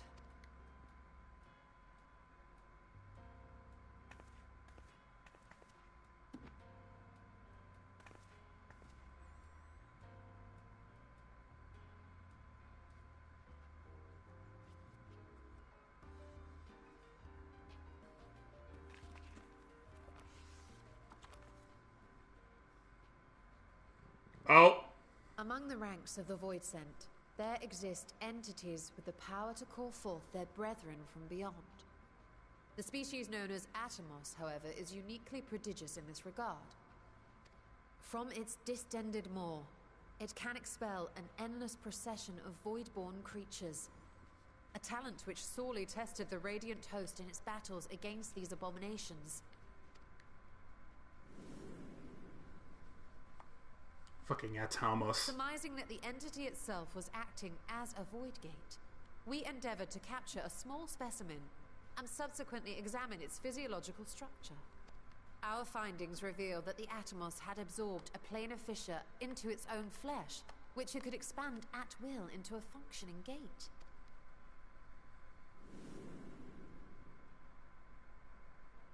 Upon further analysis, we identified an ethereal wave pattern emitted during this process. A pattern we were able to emulate by passing crystal-stored ether through a specially designed prism. We proceeded to embed said prism into an arcane simulacrum, thus completing what we have dubbed our artificial Atomos.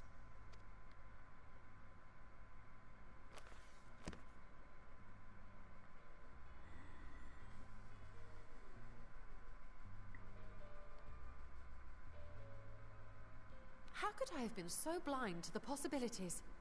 This species, not to mention its ability to summon void scent, has been discussed among academics for years now. Just before the advent of the 7th Umbral Calamity, we received reports of Atomos sightings from every corner of Eorzea. Surely you've at least heard the tales.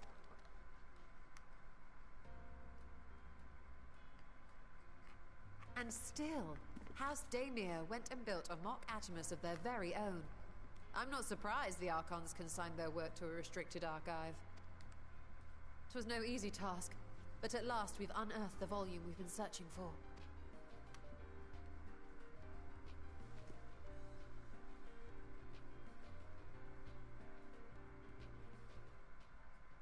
I'd be lying if I said I wasn't tempted to stay longer. See what other forbidden titles might be lurking on these shelves? Ah, but that would be abusing the very special privilege we've been granted now, wouldn't it? Better not.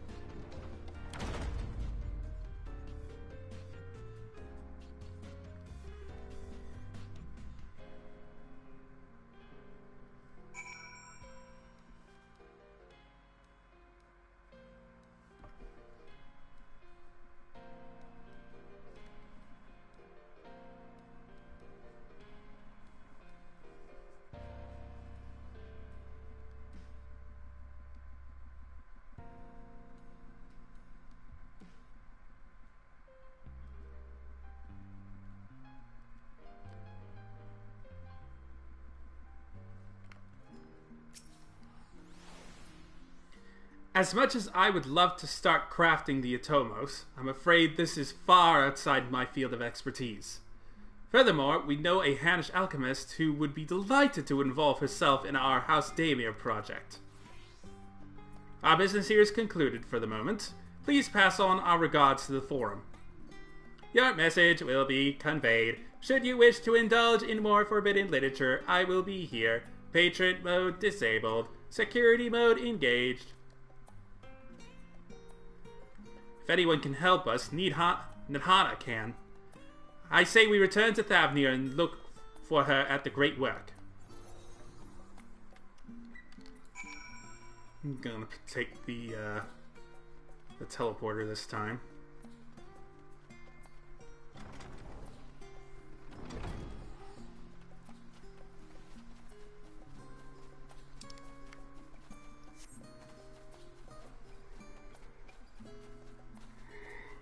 Save myself 1,000 gil.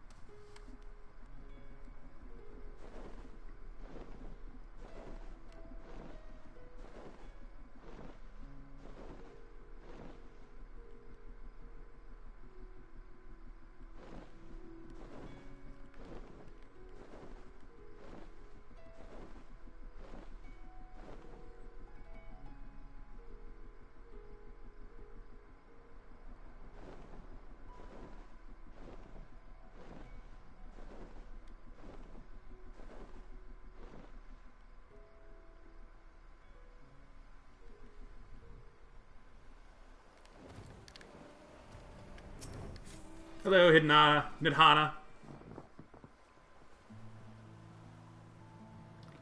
Y'shtola tells me you are pursuing a most fascinating study, and that you would want me to be part of it. I have no doubt that you will be interested. This research log should speak for itself. Will it now? By the sisters! This is the mark of House Damia. I never even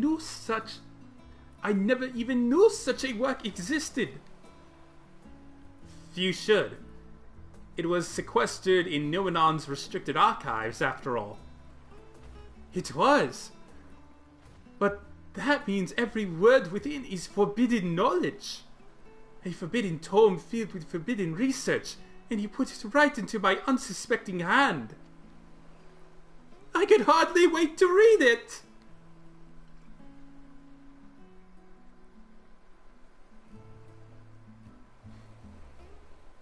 Oh, we're just a group of troublemakers, aren't we? To think the Daemir were developing such marvelous techniques so long ago. How many innovations have been lost over the centuries, I wonder? Now that you have glanced over the notes, what say you helping us build a new mock Atomos? I say yes! 1,000 times yes! Work on the Daemir project that had even the redoubtable scholars of Shardian trembling in their sandals. No alchemist of the great work could resist. You are a woman after my own heart. Oh, I suppose I should ask, what do you mean to do with this big mouth simulacrum once we've built it? So, there's a secret void gate, and it's sealed in the ruins of the bottom of the bounty. Today is a day of revelations indeed. If the purpose of our man-made Atomos is to expand this hidden portal, then I will need to see it for myself, I think. Manipulating rift-spanning apertures is not the sort of thing you want to attempt without first taking into account every single factor. Then by all means, accompany us to the vault. I plan to lead us back there shortly, once we finish gathering the components I require. Shalian's markets provided the raw aquamarine and pure water crystals, but I might need help obtaining a small quantity of astrally infused water. For such a liquid, you need go no further than the font of Maya. The ascetics of old once favored the place for their meditations, and the water which pools there now is known to enliven the flow of ether. That sounds perfect. If you would be so kind as to fill a flask at the pool, I will petition Vricha to join us. The idea I have in mind won't amount to much without his authority to command the Void Gate. Shall we be about it, then? We meet back here anon.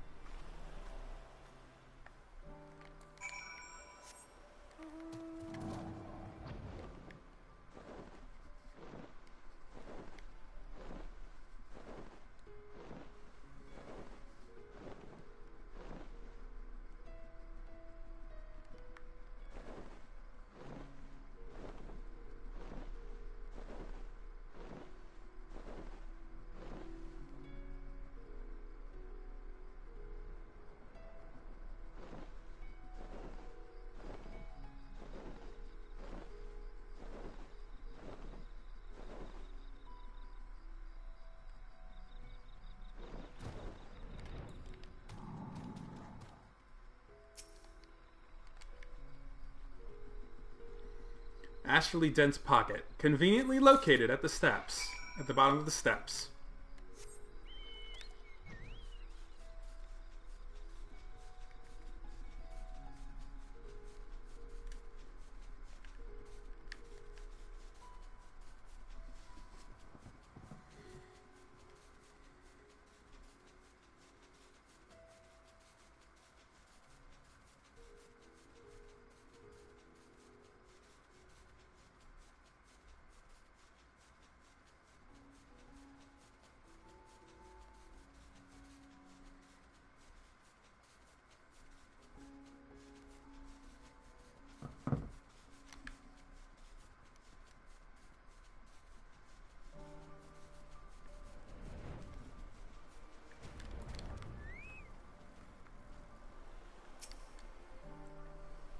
Archon Y'shtola requested that I join you, but of her plans she offered scant detail. The boy Merhad was glad to hear the news of the Foundation. It means a new life for him and his sister.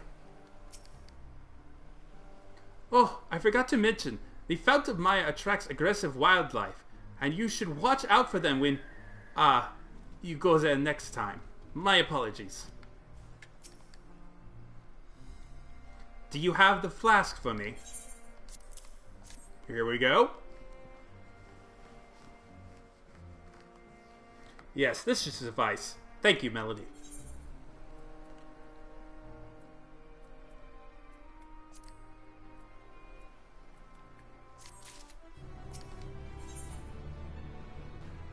Void theory. I still say this is a terrible idea. Look who I came across. Estinian seemed in need of diversion, and we, in turn, may have need of his lance. Right then.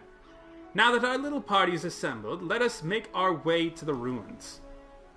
Will we have need of Matsuya's boat again? Not this time. Once Y'shtola informed me of our destination, I arranged for a vessel to be made ready at Achaea. Your Excellency is ever the gracious host. Shall we?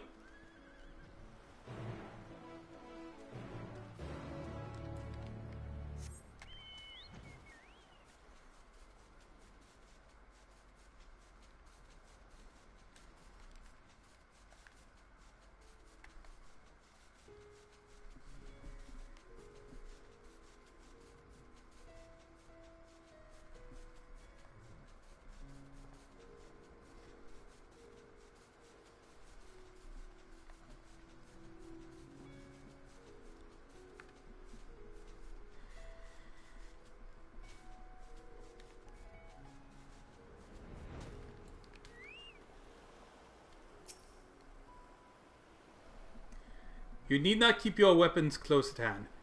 The Guardians will not attack if I am present, so I pray you leave them to me. Leave them be.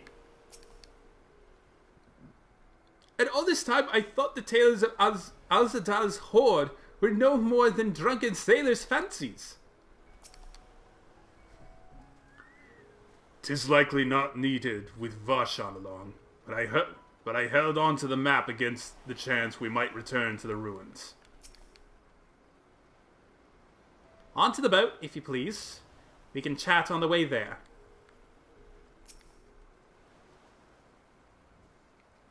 The ship is yours to command. Thanks. We set sail at once. Oh, this is so exciting! Al-Zadal's legacy! To see the truth of the legend with my own eyes! Hull aboard for the treasure vault.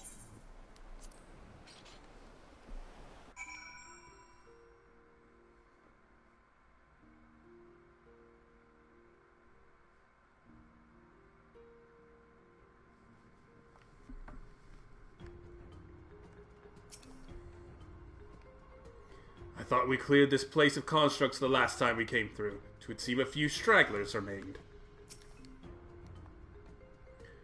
Poor Vicha. He really should have spoken with Estinian before we left. I shudder to think what we've cost them in terms of construct materials. Oh, god damn it. Estinian, did you blow up some more constructs? God damn it. He laid waste to them ere I could utter a single word.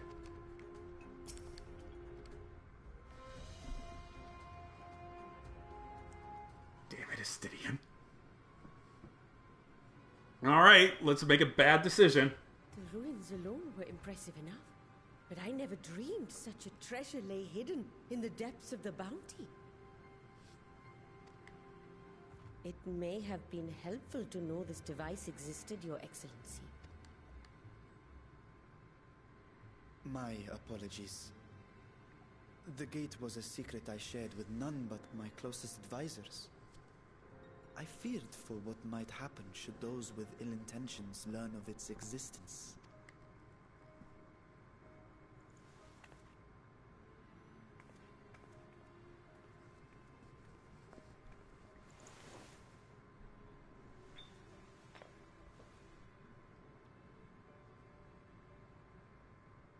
What is it you're doing now? There's something I wish to verify. The NOAA reports claim that a short stint into the void carries little risk of etheric imbalance. Should one suffer an injury, however, or if one's expedition drags on longer than intended, that risk becomes significantly greater. Gra has theorized that a warding scale would confer protection from the void's corrupting influence. But I would prefer to test that hypothesis before we set foot in the 13th ourselves. So, this is an experiment of sorts? Yes, an experiment. Tell me, how would you go about testing the efficacy of the warding scale?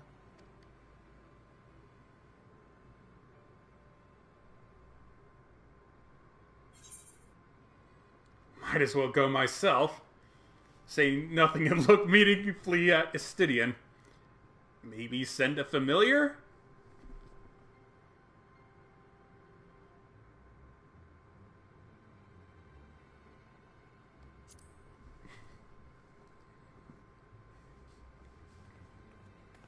Very good. I see you've been paying attention. As Vritra sent his simulacrum, so too shall we rely on a familiar to bear the brunt of any unpleasant consequences.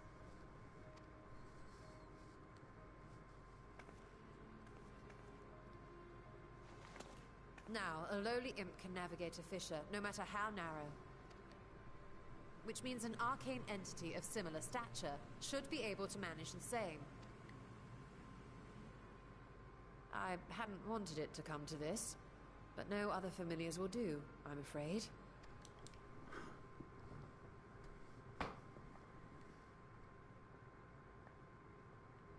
It's gonna be the water. I mislike the sound of that.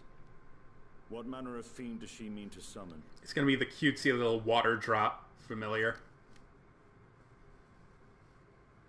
From ocean rise and cloudbank form, from mountain spring and rainfall storm, from river flow and life be born.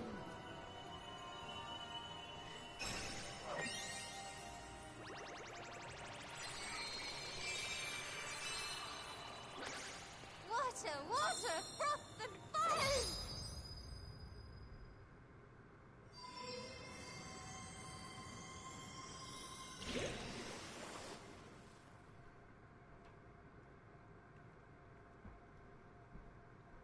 Ready your arms. I fear she's been possessed. Oh, come now. That was adorable.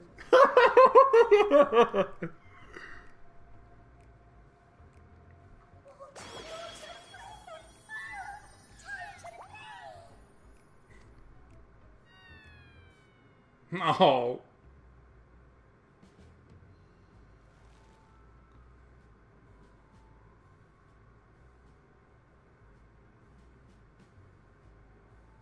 Though not my first choice. These familiars I conceived of as a child have the best chance of fitting through the gate. I only wish my younger self had considered a more dignified ending to the creation ritual. In any case, these two should serve as well. This one will bear a warding scale.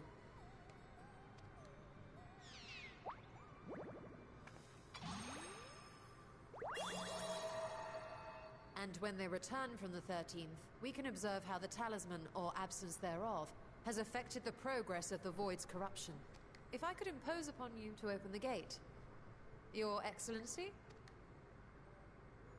Ah, yes, of course. We should also be wary of void scent slipping through while we conduct our experiment. Estinian, you are to keep Nidana safe from harm. As you say. You had best be on your guard as well.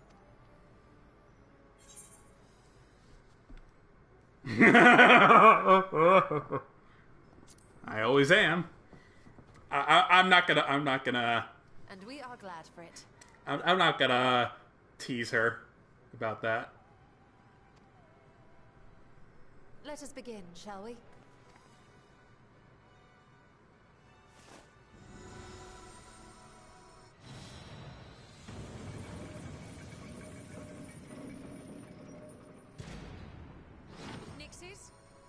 the void.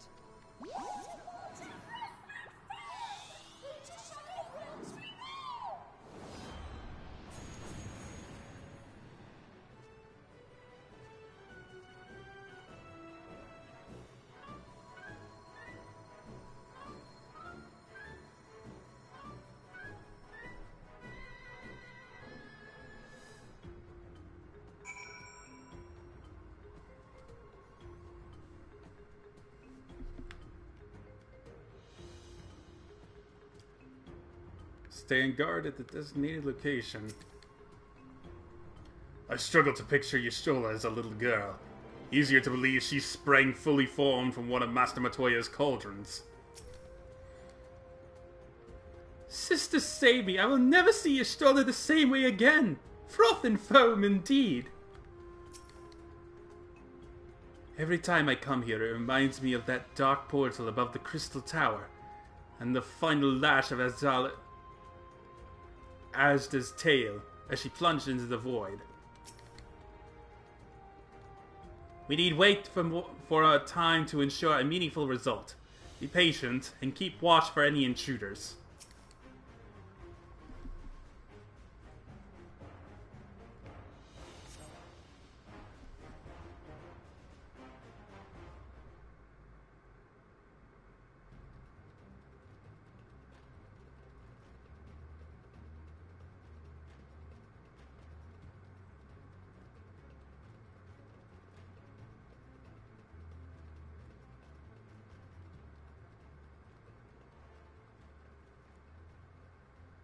I think we've waited long enough.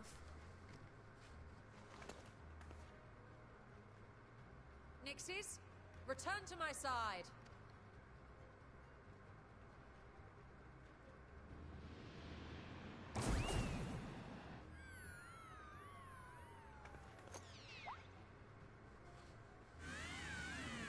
Oop. Oh, that one's not looking too hot. Oh no!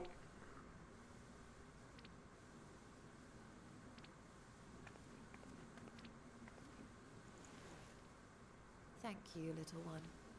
You did well.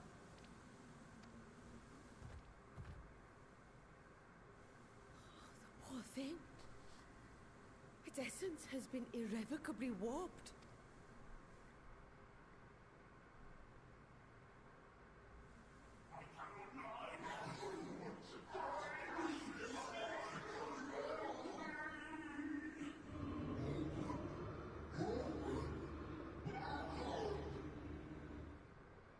We're out of time. I must reseal the void gate.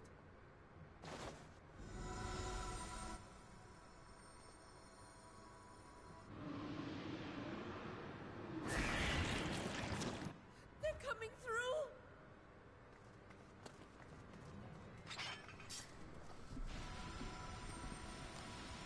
In the name of Alzadal III, I bar this door unto the void.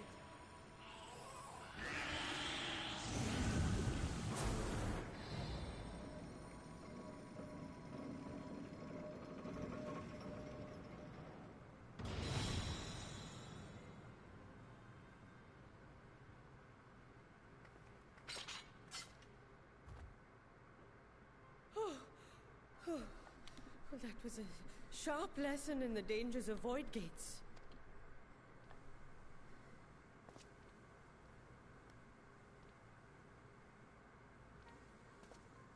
And what of our experiment?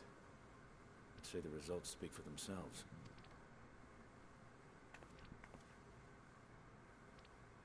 The unprotected Nixie has suffered extensive etheric corruption. As Nidana observed, it's well on its way to becoming a void scent. The one merged with the talisman, however, appears unaffected.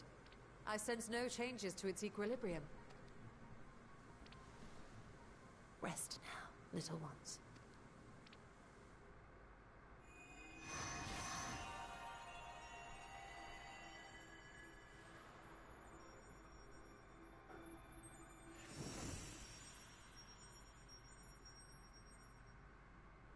Graha's theory was correct then. So it would seem. But while our second familiar was untouched by void energies, the talisman itself shows signs of degradation. It was, of course, originally designed to shield the soul from primal tempering. It stands to reason that etheric corruption of a different sort would affect it differently. We may need to modify the warding scale's design to account for the 13th's uniquely unstable ether. You've said much of the Void's instability, but my imagination fails me. What manner of place is this broken world? Hell? Probably. My apologies. I forget that not all of us spend our days sequestered in dusty archives. The 13th is a reflection of the source that was drowned in a flood of darkness. In Selk's own words, this tragedy was a result of the Ascians' attempts to force a rejoining. They erred in their haste, and made of that world a useless void. The world of darkness. You remember Unakalhai, the unusual child we met during our troubles with the Warring Triad. Oh, it's all coming together. Fate of the 13th thus. The champions of that ill-fated world used the stone known as Auracite to contain the power of primals. But those self-same heroes were gradually corrupted by the Auracite's bleeding energies, transforming into fiends with an endless hunger for ether. By the time anyone thought to oppose them, Light's strength had grown too feeble, and the balance of the 13th tipped into eternal darkness. It was Elidibus, as I recall, who rescued Unakalhai's spirit from his final battlefield. But I wonder if there were others whom the emissary saved from oblivion.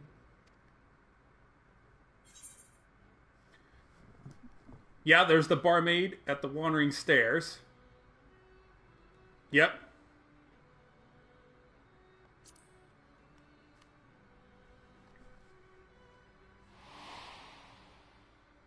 Yep. The server. Ciela, wasn't it? And you say she was another of Elidibus's pawns?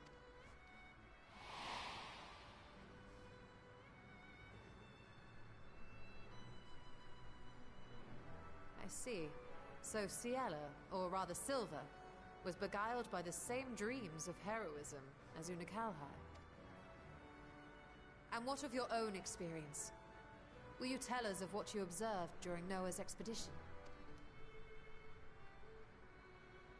Well, there was a giant flying eyeball that cast doom on us. There's a 5-headed dragon. Oh, and we got eaten by a 3-headed dog. The sunless Stygian expanse, infested with legions of ether-starved monstrosities. A void in every sense of the word. What you have described in such lurid detail is exactly why I hesitate to encourage you. Yeah, I'm not feeling good about this either. Worry not, great Vritra. Our journey into the 13th is but the first leg of a longer voyage. A voyage that shall lead us to other reflections, to new mysteries and discoveries. And I mean to be there every step of the way. This is such a dumb idea. This is such a bad idea. First, I must focus on refining the warding talisman. Then I can begin work on constructing an artificial Atomos. Or I could if I had the relevant manuals to hand. Might I be so bold as to request access to the Satrap's family archives?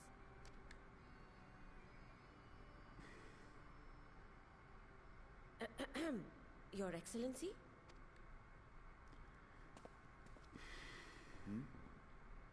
Oh, yes. That can be arranged. I will speak to my officials upon our return.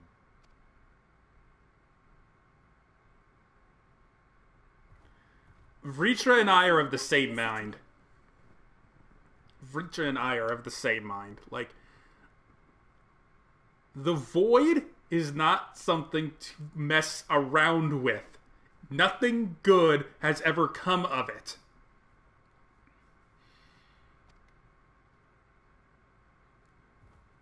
And we were like, hey, let's let's try to use this portal as a proving ground to see if we can get to other reflections. Like,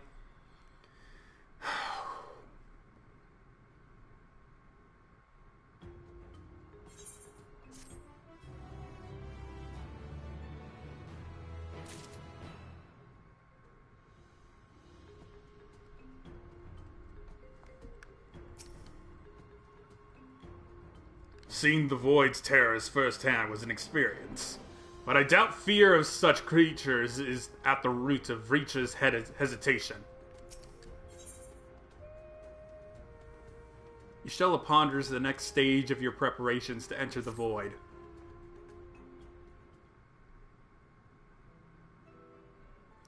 Once Nidana succeeds in replicating the Mach Atomos, this door into the 13th would be ours to open. Will you be crossing the threshold alongside us? I realize this is more my endeavor than yours. To be honest, I have no interest in visiting the Void myself. Might we discuss this later? There is something I must do first.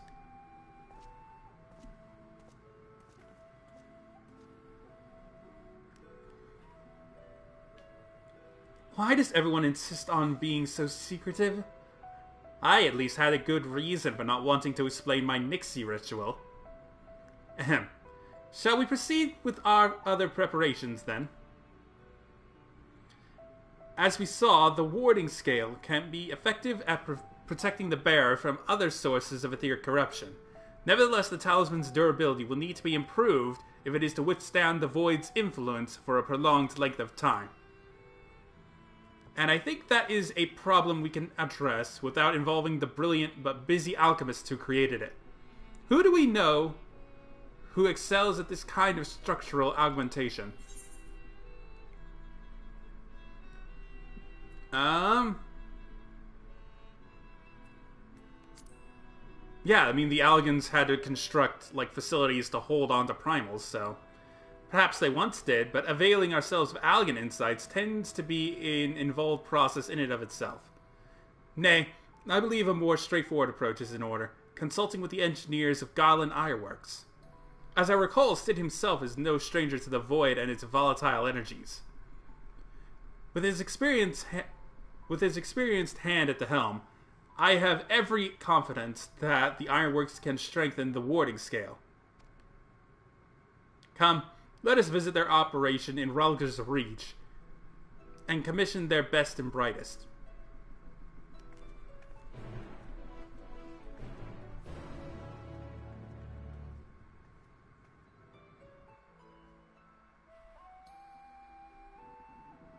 Oh, I'm just bringing us straight there. Cool.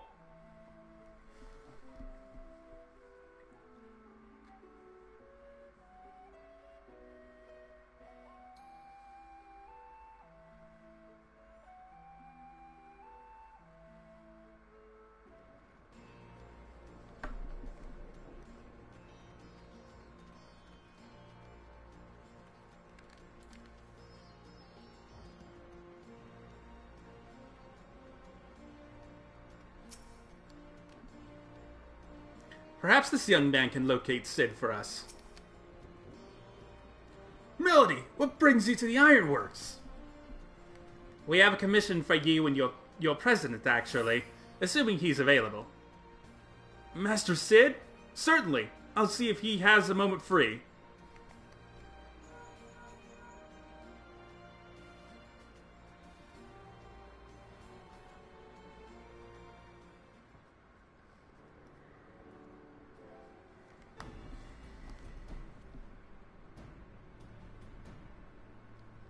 Hiya, Sid.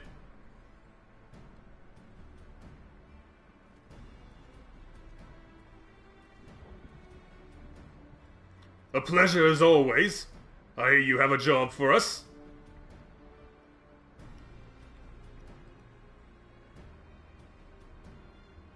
Heading into the Void to find a lost dragon. That sounds almost pedestrian compared to your last adventure. Honestly, I don't know if you could say anything that would surprise me after Meteon in that bloody mess. Alright, let's take a look at this talisman of yours. You said there were signs of degradation?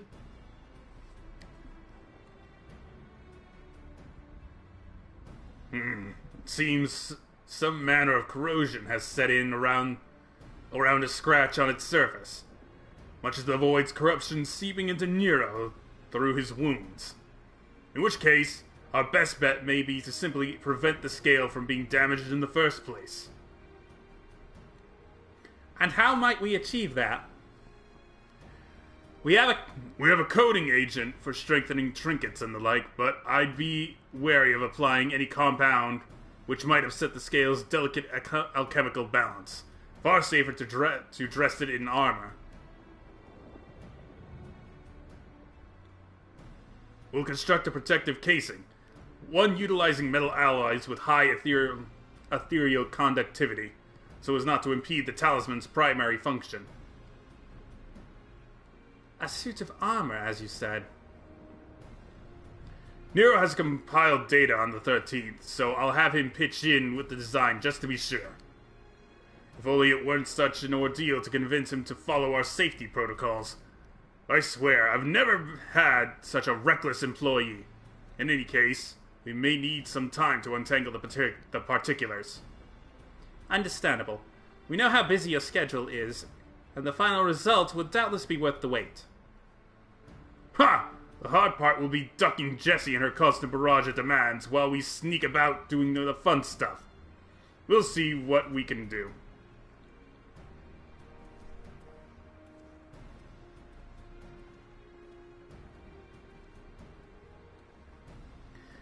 I think we can leave the rest in Cid's capable hands. Let's return to the great work and see how Nidhana is getting on with the mock Atomos.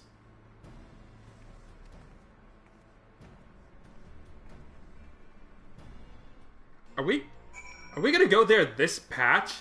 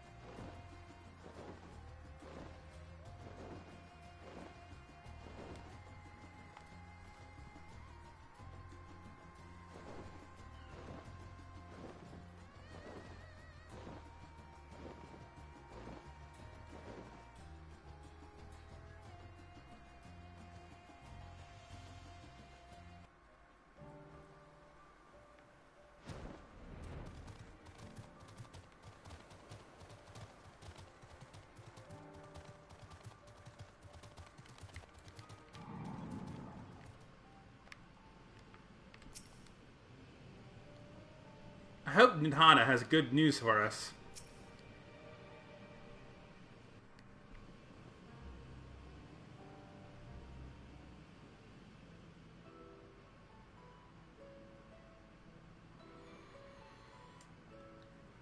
Ah, hey, Stola. The adjustments are going well, I hope?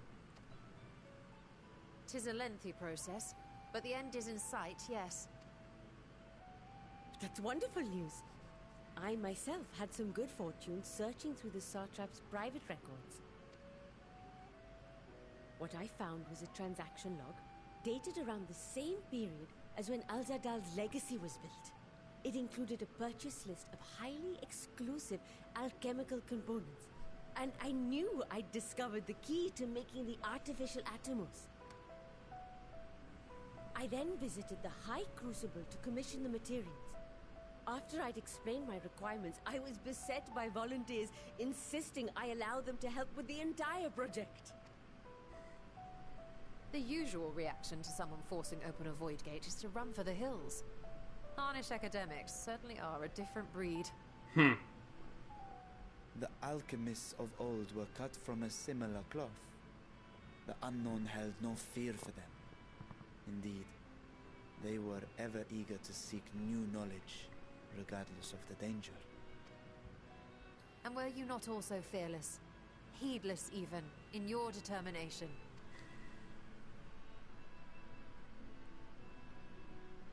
My sire entered his dormancy before I was hatched. And so it was Ashdaya who kept my eggs safe and warm. It created a bond between us. Even long after I learned to fend for myself, I rarely strayed from her side. She was my guardian, my sister, my dear companion. And not a single day passes that I do not mourn her absence. No matter how deep the darkness, I would not surrender my search. I promised myself the time would come when we would once more take to the skies together. But I am satrap now. The Radiant Host is here to serve, Your Excellency. Nabdeen, what is this about? Sir Estinian told us of your predicament. For centuries you have protected Rads at Han, never showing your true self, hiding behind a curtain and living only in service to the people. Your dedication meant more to us than your deceit, and so did we accept you as our rightful ruler. After all that you have sacrificed for this nation, did you imagine we would begrudge you your heart's desire? Aww. We survived the final days. We are a strong and proud people. We, the Radiant Host, will keep Thavnair safe in your absence.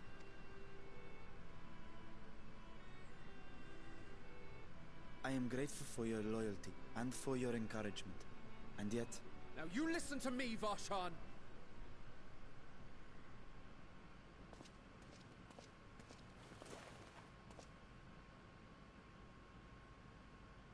You are wearing that face, after all.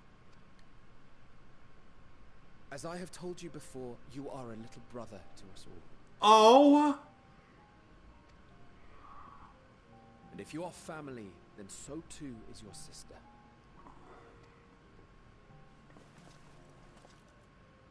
We are there for you if you need us.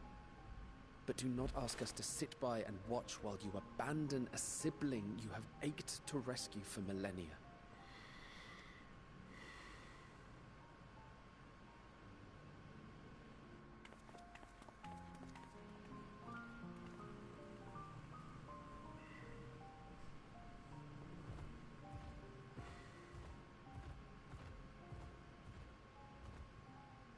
We will succeed in opening the way.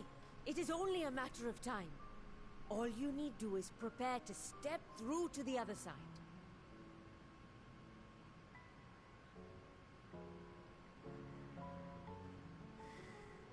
That's so sweet. This is a terrible idea.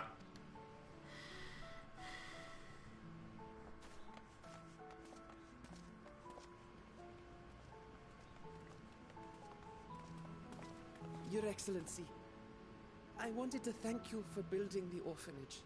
It means so much that my sister and I will have a place to be together, safe and happy. Estidian, you son of a bitch. That's dirty. That is so manipulative. Oh my And god. I hope that you and your sister can be together again, too. Guys, we have no idea if she's even alive. We have no idea how corrupted she's been after 5,000 years.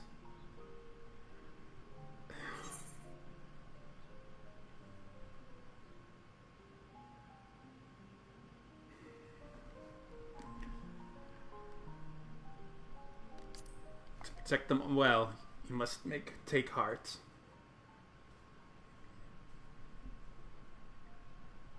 Take heart and protect them well. Such were the words I once said to you. And here I stand, failing to live up to them. If my heart is torn, I am fit to protect neither Ajdaya nor Radzadhan.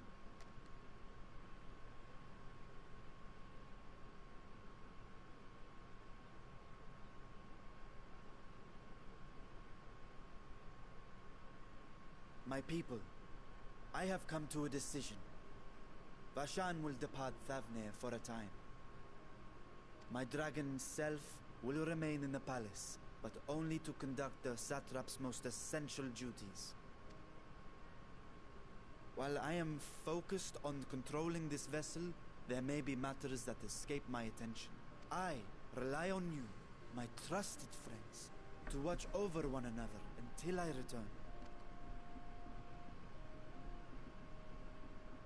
Take care, and fair fortune, little brother. Many tears would be shed should you come to harm. I would not dare make you cry.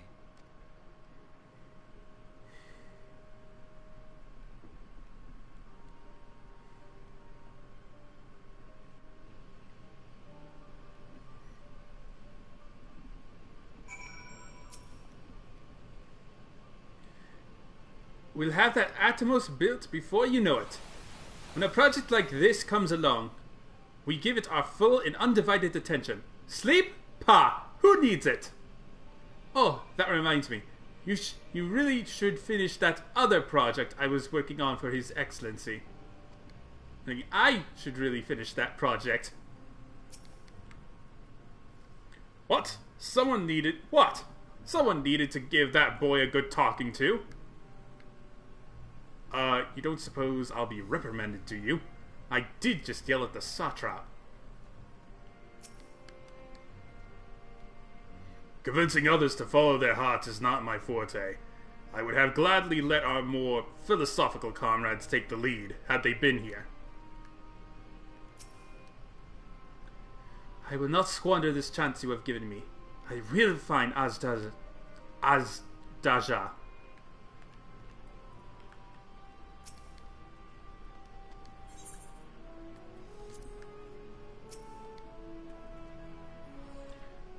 You surprise me, Estinian.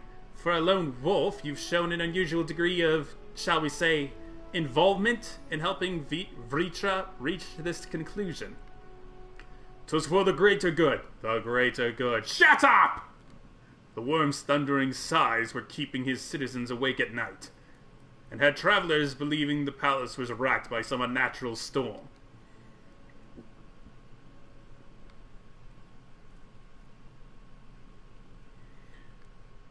What of your own answer, then? You seem disinclined to venture into the void. When I was one with Needhog, his vengeful thoughts were my thoughts, his endless rage my rage, and the soul-chilling grief he nursed for Radikasker's death. I would not wish such agony upon a foe, let alone a friend and ally. If there is a chance we can spare Vritra that pain, then I will follow you. An unusual crew here. Any other former scions we should call on? Just the four of us. Any other former scions we should call on? I'd rather not bother our comrades with aught less than a dire threat to the star. We four should be sufficient for our purpose. Now, on to specifics.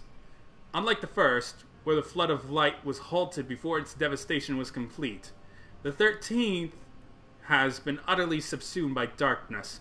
My plan, as such, is to explore the void in stages, withdrawing to safety after each brief foray. It would be much more convenient had we had some manner of base camp near to the gate itself. One of the palace chambers should serve. Come, let us reconvene outside Megaduta.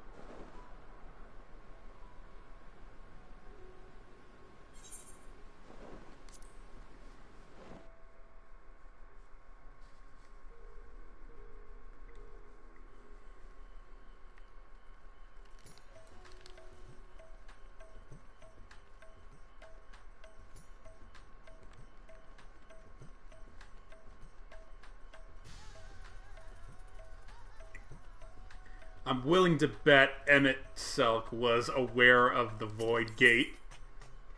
That he thought that was the first thing he thought to mention before he left.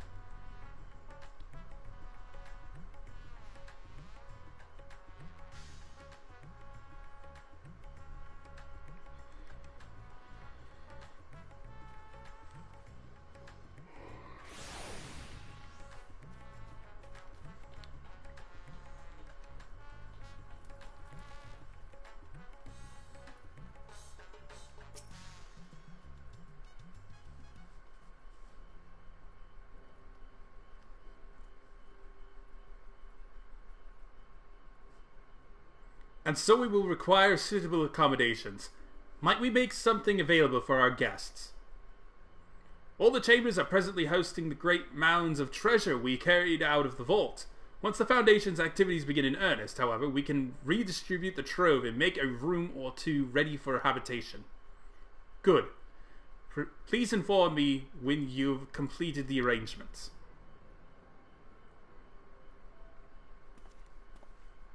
Oh, are we finally going to have an inn here? As you heard, we will have you settled in Megaduta in due time. As ever, you are most gracious, Your Excellency. You risked yourselves to aid me in my search for Azdaia. Providing comfortable quarters is the least I can do. I only wish we knew more about our destination. The gods only know how long our explorations might possibly take, or what our chances of success might possibly be. Succeed or fail, I am grateful to you for convincing me to make the attempt.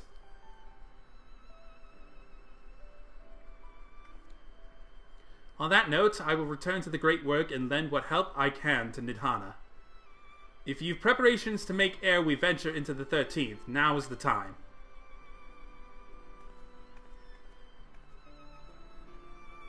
All I need is my armor and my lance. Perhaps I'll train with the Radiant Host to pass the time before we depart. You know what this means to me, Melody. But my purpose need not consume you as well. We are headed to another world. Find what joy you can in the experience, for you are a traveler, an adventurer at heart. This I know.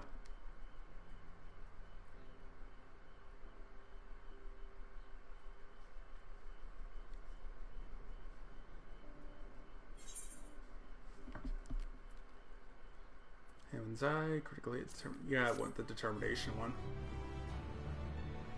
Even though I'm going to be selling it because I haven't been using anything other than the Materia 10. Meanwhile, in the 13th,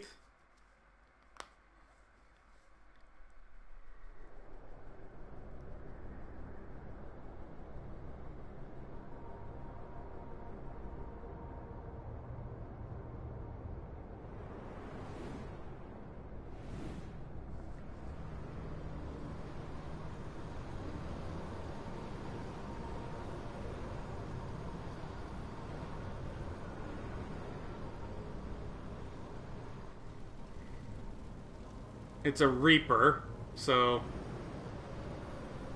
I'm just betting it's Xenos or some form of it. It's probably Xenos' Void Scent.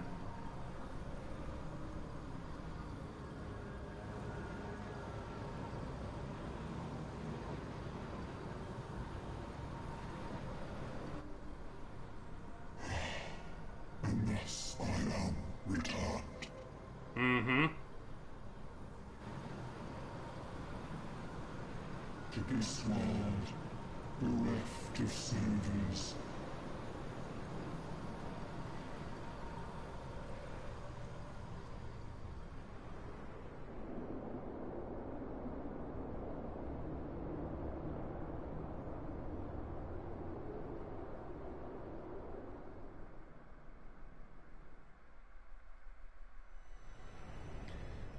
Let paths unwalked, adventurers spur, pulses quicken, spirits stir.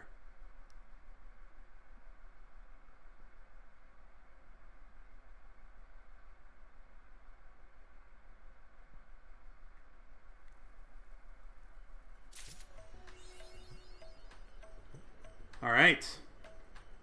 To be continued.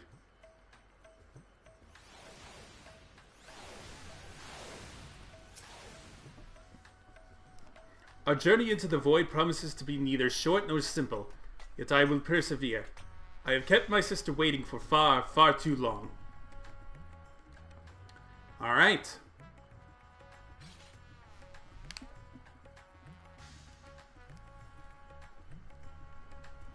Well, I'm going to end it right there. I'm gonna get some lunch into me. Lord knows it's been 3 hours past noon. Thank you all for watching. Have yourselves a fantastic night, and take care.